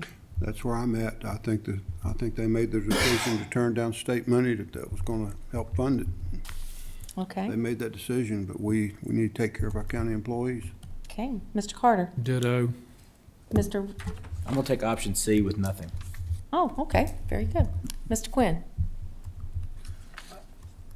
I was thinking about a hybrid where you would fund the county and only fund what would have been the local match for the schools, so not make up what they would have gotten, the money they gave up from the state. You would only fund the local match part. So we would be treating the two organizations equally. We would be doing the local match for both the schools and the county. Okay, Mr. Meredith? I've thought a lot about this since our last meeting. I appreciate everything our staff does on both sides of the board, at school and here. And I think as a board, we've done a lot. We were able to give a 3% raise to all the staff. We was able to cover 90% of the health increase, which I think if we add that all up together, that's that $3 million, roughly $2 million, $3 million. So I think as a board, we've went above and beyond. And like I said, I appreciate everything our staff does for us. But in this situation, Supervisor Mitchell got me thinking real hard last time. I'd rather see us go towards some capital stuff because it's not like we weren't able to help offset some costs and raises. So I'm gonna go with option C. Okay. Also, and for that reason. Very good. All right, thank you all very much. So at this juncture, I will entertain a motion. Whoever would like to make it, and we'll take it from there. Who would like to make? Pardon? You didn't give your view. I'm the chair. No, I'm just playing. I likewise have struggled with this. The thing that I struggle with is not disenfranchising our county employees. Because of mismanagement of the school system.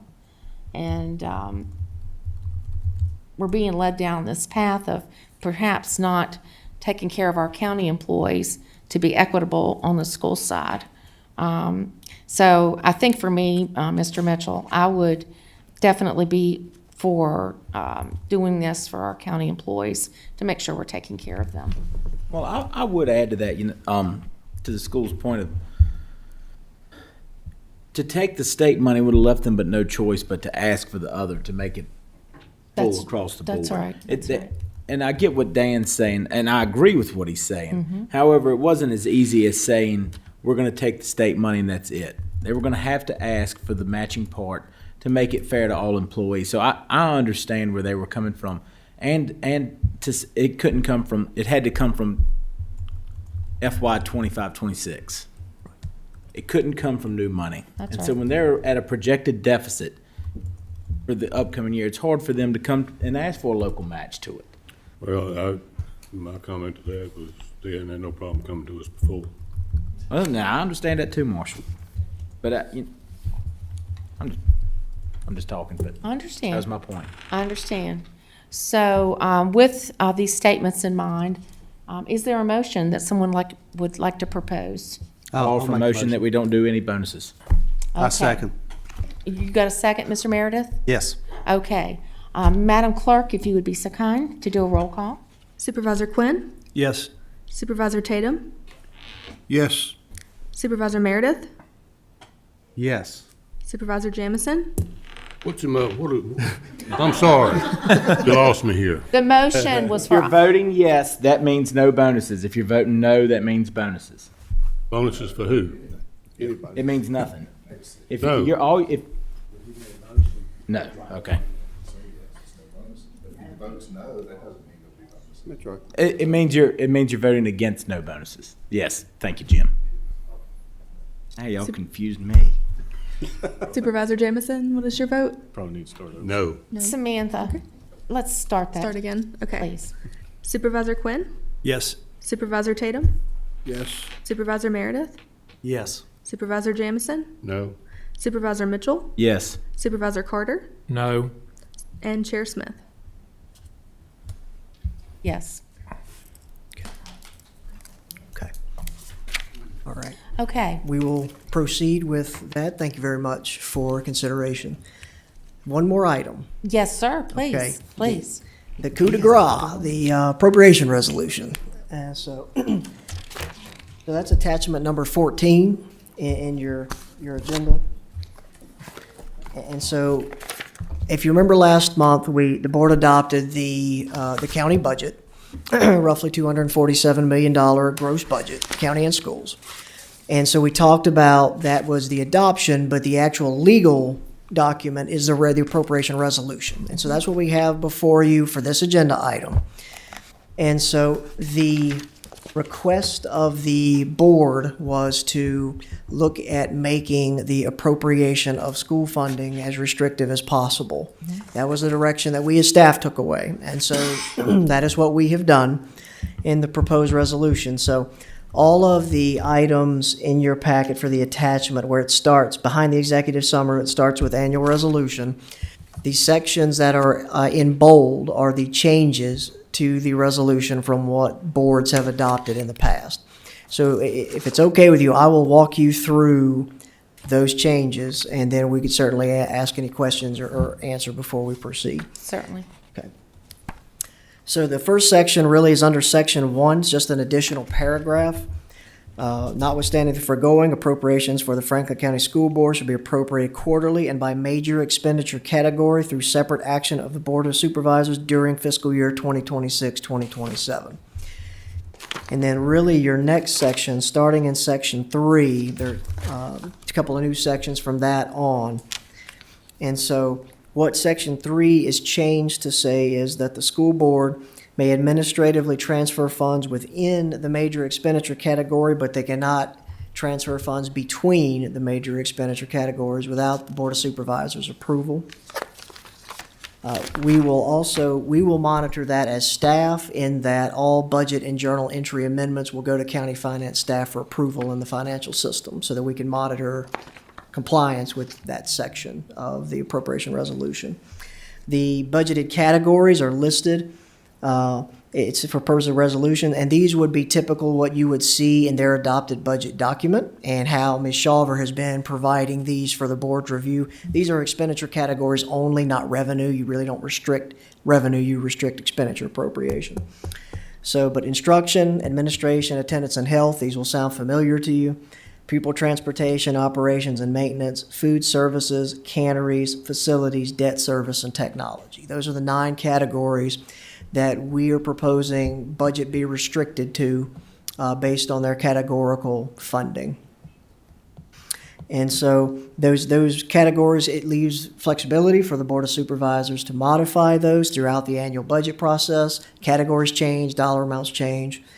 And so the transfer would be authorizing staff to to use those, or at least we could not authorize staffing or other personnel increases without Board of Supervisors approval. So it's, in the case of, if we show a projection that's going to cause their budgeted category to go over, they're not allowed to proceed until Board of Supervisors approves that. Realignment of staff, maybe they need to move personnel from one category to another, that would require additional approval because it has a budgetary impact. Quarterly appropriations to the school board shall constitute expenditure authority for the applicable quarter and shall not alter the total approved annual school operating budget as adopted by the board. The school board shall immediately notify the county administrator and Board of Supervisors upon identification of any projected operating deficit, expenditure in excess of category appropriation, or material revenue shortfall. Section 4 further defines that process. So Section 4 talks about the appropriation budget shall be made quarterly. We dictate the actual dates of each quarter, which would be anticipated July 1st to September 30th, would be first quarter, October 1st, December 31st, second quarter, and so on until we get to June 30th. So we reiterate again that the Board of Supervisors shall appropriate school board funding by major expenditure category of the same 9 categories. And it does allow an exemption, the paragraph before Section 5, emergency transfers necessary to comply with legal obligations, student health and safety requirements, emergency facility failures, or mandated educational services may be temporarily approved by the county administrator subject to subsequent ratification by the Board of Supervisors. So it does provide some flexibility for unforeseen circumstances. Section 5 really dictates the reporting requirement, and this is where we as staff plan to use the consultants to build out this process, this reporting process. Section 5 says prior to each quarterly appropriation request, and some of this as we work through dates and timing with the school board, I'll be honest, I don't exactly know logistically how perfect this is going to work our first time through it. So we may come back to you and ask to amend some dates if we see logistically amongst staff that it's harder to comply with certain sections of this. But so what we would have is, for example, at your September board meeting, we would bring to you an item asking you to appropriate the next quarter's funds from October 1st to December 31st, and so on. So in December, we would bring an item to you for January through March. As part of that process, the schools would be required to provide quarterly financial reports to county staff, county administrator, and the board. Those reports will include budget to actual expenditure reports by category, revenue summaries, encumbrance reports as applicable. The system does not encumber, but if they have a process where they're monitoring obligations. Staffing and vacancy reports, back to the concern of the overage in their budget this year. Projected year-end expenditure forecast, projected year-end fund balance. Again, that's what Ms. Shawver has been building, so some of this process is underway. Budget transfer activity, which we as staff would have been able to monitor. Grant activity summaries, mostly federal grants. And identification of any known or anticipated budget variances. Reports should be submitted no later than 30 days following the close of each quarter. So Section 6 is the last of really the changes to this document. And so it says, so the school board identify projected operating deficit or projected over expenditure within any appropriated category. School board shall submit a corrective action plan within 15 business days. That plan shall identify the estimated deficit amounts, source of projected over expenditure, proposed expenditure reductions, staffing impacts, reserve usage recommendations, alternative funding sources sufficient to eliminate the projected deficit, and the anticipated date that the corrective action plan steps will be completed. So those are the changes over and above the normal resolution that staff brings to the board. What we would be looking for, so I will show you the impact, and we don't have page numbers on this, but the pages towards the back of the item that have appendix Exhibit A and Exhibit B, your adopted revenues and your adopted expenditures. Mm-hmm. So there is a difference because we are restricting quarterly appropriations on the expenditure side for the school. So if you look at Exhibit A, it says adopted revenues at the top. If you look at the bottom, the total budget is $247,607,533. That is the adopted budget amount that this board adopted at the May meeting. Net of your transfers between funds, that gives you a net budget of $193,180,073. On the expenditures, the next page, Exhibit B, if you notice, the school fund transfer is $25,894,448. That is exactly 1/4 of the $103,577,793 on Exhibit A. So that is your quarterly appropriation. And then that reduces the total budget to $169,924,188, which is listed in the executive summary, but I wanted to maybe walk you through it because I know there's a lot of numbers on this page. And so then that changes our net budget to 145, just under 146 million, the 145,986,018. So, Madam Chair, members of the board, this is based on board feedback where staff landed on the appropriation resolution. This would be the process, assuming the board adopts, that we would begin to implement. We would use the consultants to assist us in implementing this process and certainly work with school staff to build out their financial reporting and just the oversight process in general. Brian, how would this is a very in the weeds question, but how would this work with the quarterly allocations as it pertains to them projecting state and federal grant monies that don't come in until the end of the year, and then with teacher contracts as well? Because I think 80% of their operating budget is personnel, somewhere in that range. Am I correct? That's correct. So how does that work with quarterly allocations? Right. So I'll have to yield to Mr. Guynn on the legality of an employment contract and funding pool, but I think my understanding for a county side, and I would assume it will be school side, is every contract we ever approve is subject to future appropriation. So if the elected body chooses not to appropriate, that contract is null and void.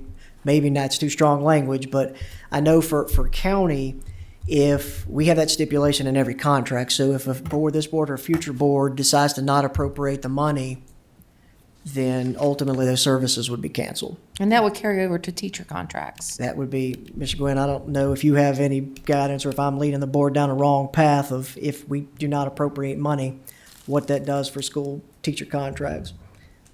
I don't think teacher contracts, I don't think that applies to teacher contract regulations. Once those are signed, usually in the spring of the next year, they're pretty much binding. The only way to just want to terminate teachers is set forth in statute. That's right, yeah. So it's a, yes. Oh, yeah. You can't just throw up your hands and say we don't have money. Yeah, exactly. Okay, very good.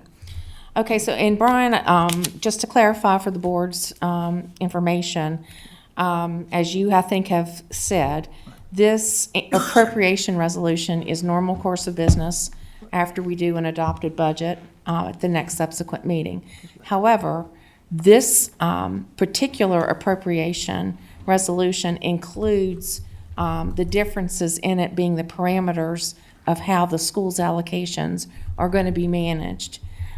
So it's really, we're accomplishing, we don't have separate actions necessarily on these two things. They're all incorporated in this appropriation resolution with the caveat that if we were to appropriate the full budget, we can't come back and then try to walk back, a resolution that would do quarterly reimbursements. We'd have to take care of that first. Yes, ma'am. Correct. Once you have appropriated to the school board in this instance, then they have that spending authority. You cannot retract it. Right, Yes, right, ma'am. okay. Yes. Do you all have any questions, Mr. Meredith? Mr. Carter, just one. If we do 4 equal installments, and I know the school systems gets reimbursed on certain grants, so once you spend the money, they send their paperwork, they get reimbursed. Yeah. And I think a lot of times the county kind of covers that till that comes back in. By doing 4 equal parts, is that going to put them in a bind on cash flow, waiting on state and federal grants or reimbursements to come in? I don't think your appropriation will change the cash flow dynamic or operation.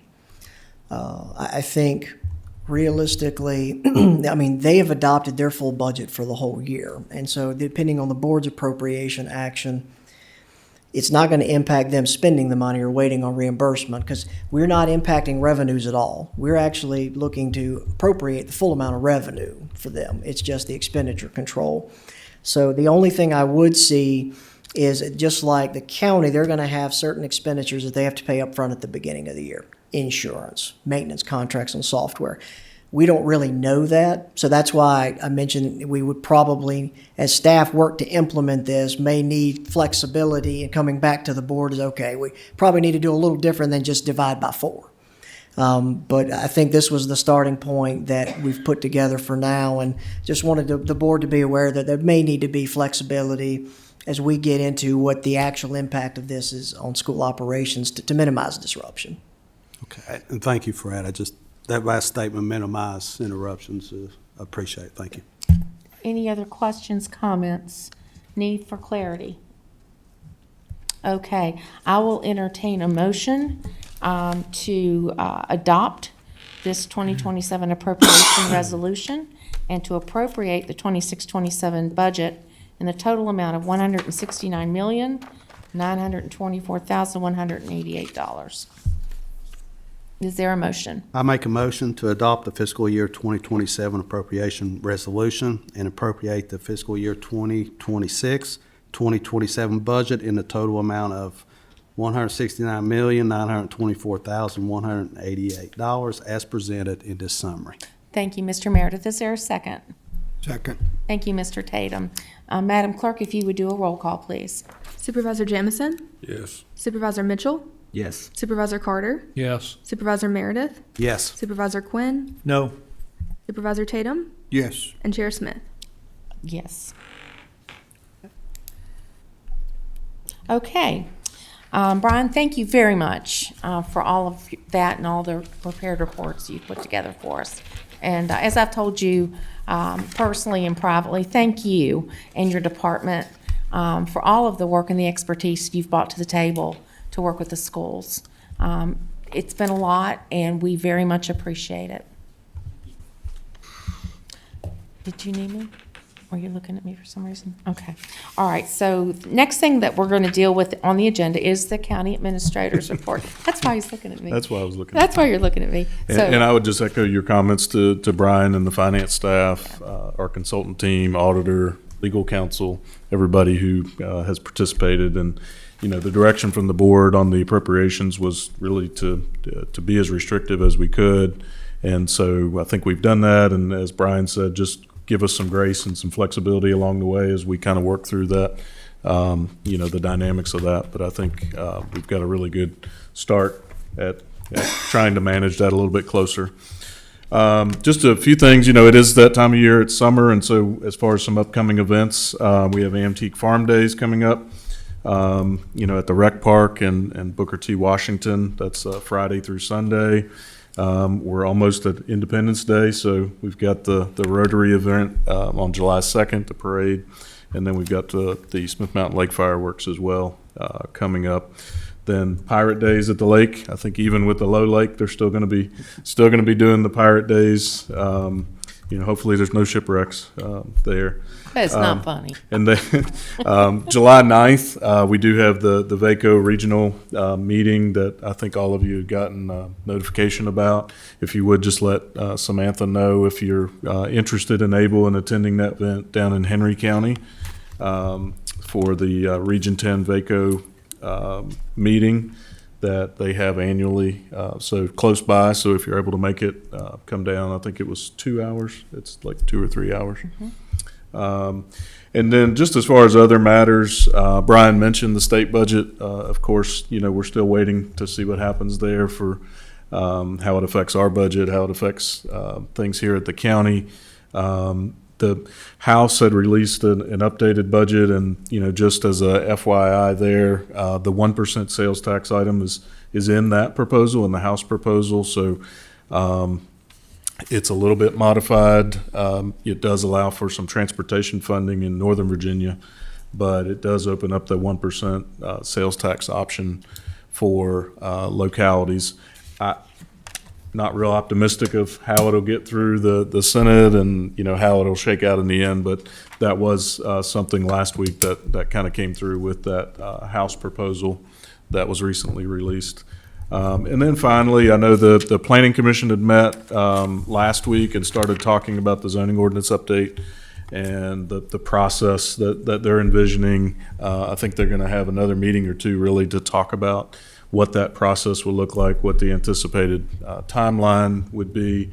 And so we'll be reporting back as we kind of learn more from them on kind of how they see that process working. And I'll be able to give you some more details on that once they've had some additional meetings. They have a little bit of turnover in July, so Right. they'll be working with new leadership there and some new membership. So we'll report back in July if we have some more information on that.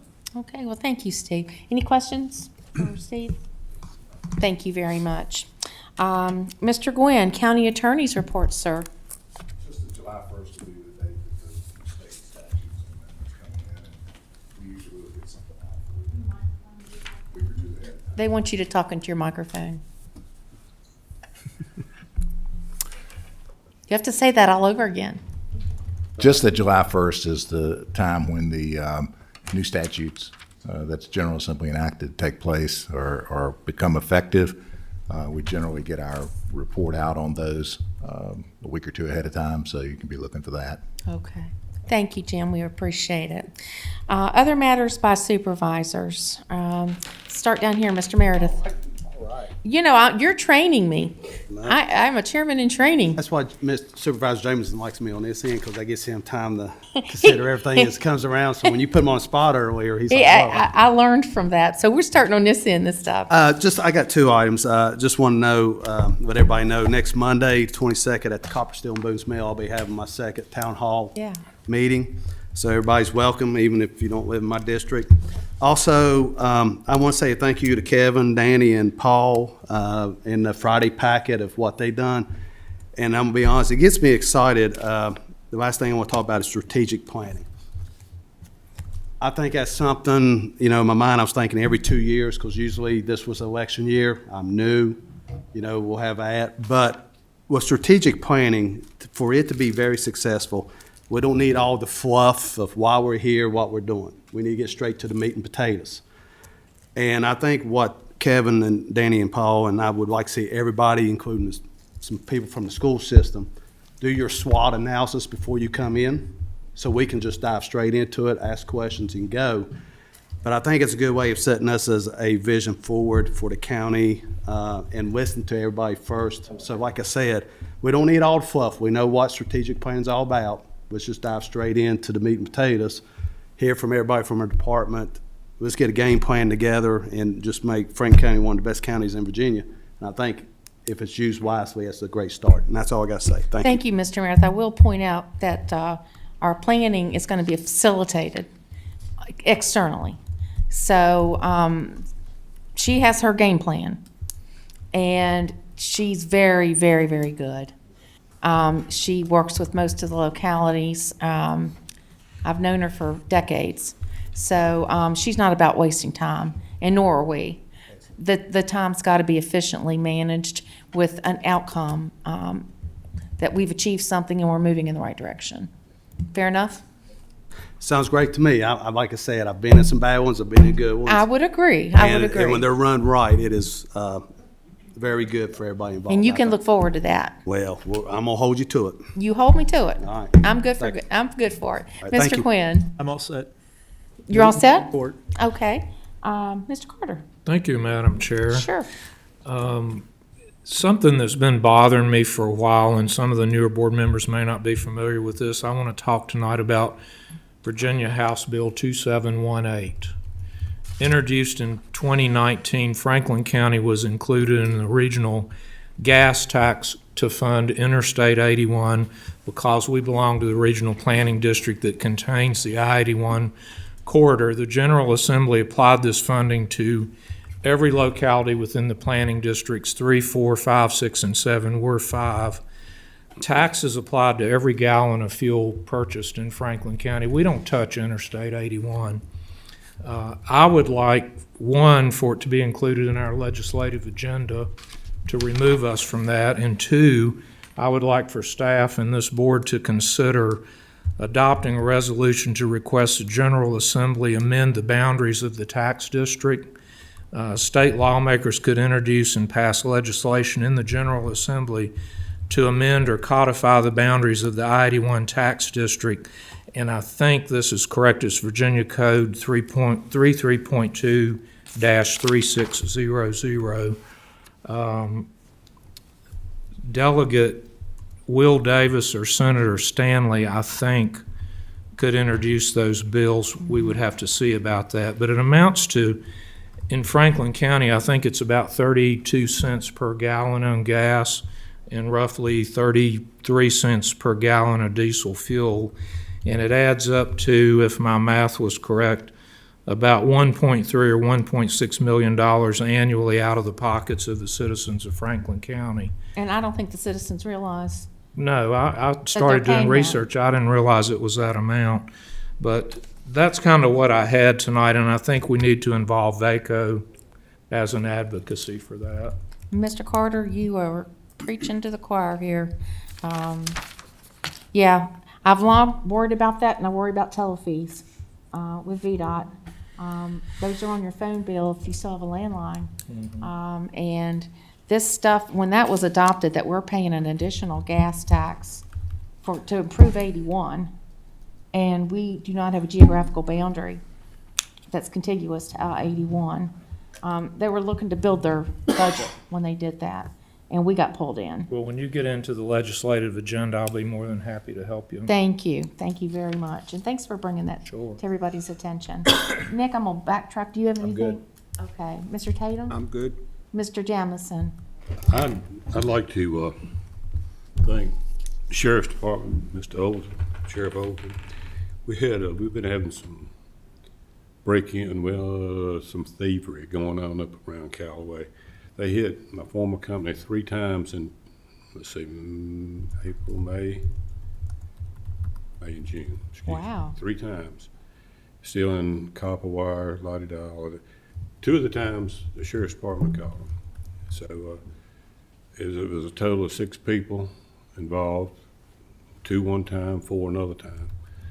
The last time they hit with 4, and they boys caught it on camera and called Sergeant Grantham up there, and he had them. They wasn't a mile and a half away from his shop. He had them pulled over, and they done, that's an excellent job. But 3 times they had about $10,000 worth of scrap copper on the back of the truck the last time. Oh, my goodness. We're not sure about the first time, but anyway, they've done a great job. I wanted to thank them personally. And the other thing I was talking to Sheriff Holden about was the flock cameras. We all got a letter on it. Steve is aware of it, and he's checking with the sheriff to make sure it's okay to put it on our website. And that'll answer a lot of questions, I think, take care of that. Good idea. That's all I got. Good idea, Mr. Jamison. The only thing I have is relative to what Mr. Carter mentioned, and Mr. Sandy. We'll be having our Region 10 VACo meeting, which is our localities within our designated region. And the main purpose of the Region 10 meeting is for us to present our legislative priorities. And it ends up being good, collaborative discussion with our peers in our other localities. So I'm going to be, if you want me to continue doing this, and if anybody else would like to step up and take it, please let me know. But what I will do right now is you'll be getting an email from me to solicit your ideas, and I'll send our legislative agenda from last year to you for reference points. But I'm going to try to work with staff and come up with what will probably be our draft legislative agenda, and we'll tweak it probably towards late summer, early fall, where we would expect to bring the legislators in for a luncheon, as we normally do. So if you would watch out for that email and be thinking about things that you think we ought to be advocating on our agenda for our constituencies. And given that I'm on the VACo board, you can trust me when I tell you the board's going to be getting our legislative agenda hand-delivered to them directly. VACo is a wonderful resource to us in that respect. So if you'll be looking for that and thinking about those priorities, and it'll set us up then for the fall, again, to be more active. And we've got to get, we can't afford to wait until October to have lunch with the legislators. We need to get to them no later than mid-September, because they start submitting bills and taking ideas for bills over the summer. And we want to make sure that we are, getting involved with them early and often prior to asking them to carry any bills for us. So we can have an agenda for sure, but if we are interested in asking them to carry any bills on our behalf, we really need to get in front of that and get in front of it early. And I will facilitate that process unless someone else would like to take the reins on doing the legislative agenda this year. I'd put that out for an ask if anybody would like to do that. Mr. Carter? No, I was pointing to Mr. Mitchell. Yeah, but me and Mr. Jameson were pointing to Mr. Carter. Oh. It was a second there, or whatever, I will be more than happy to assist Madam Chair with the project again this year. I have to take that as a big old yes, you're going to help me, right? Yeah. Okay, well, I'm honored to do that on our behalf. So you and I will be in contact on that. That's the only item that I had. Excuse me. So let me flip over here if you'll bear with me just one moment.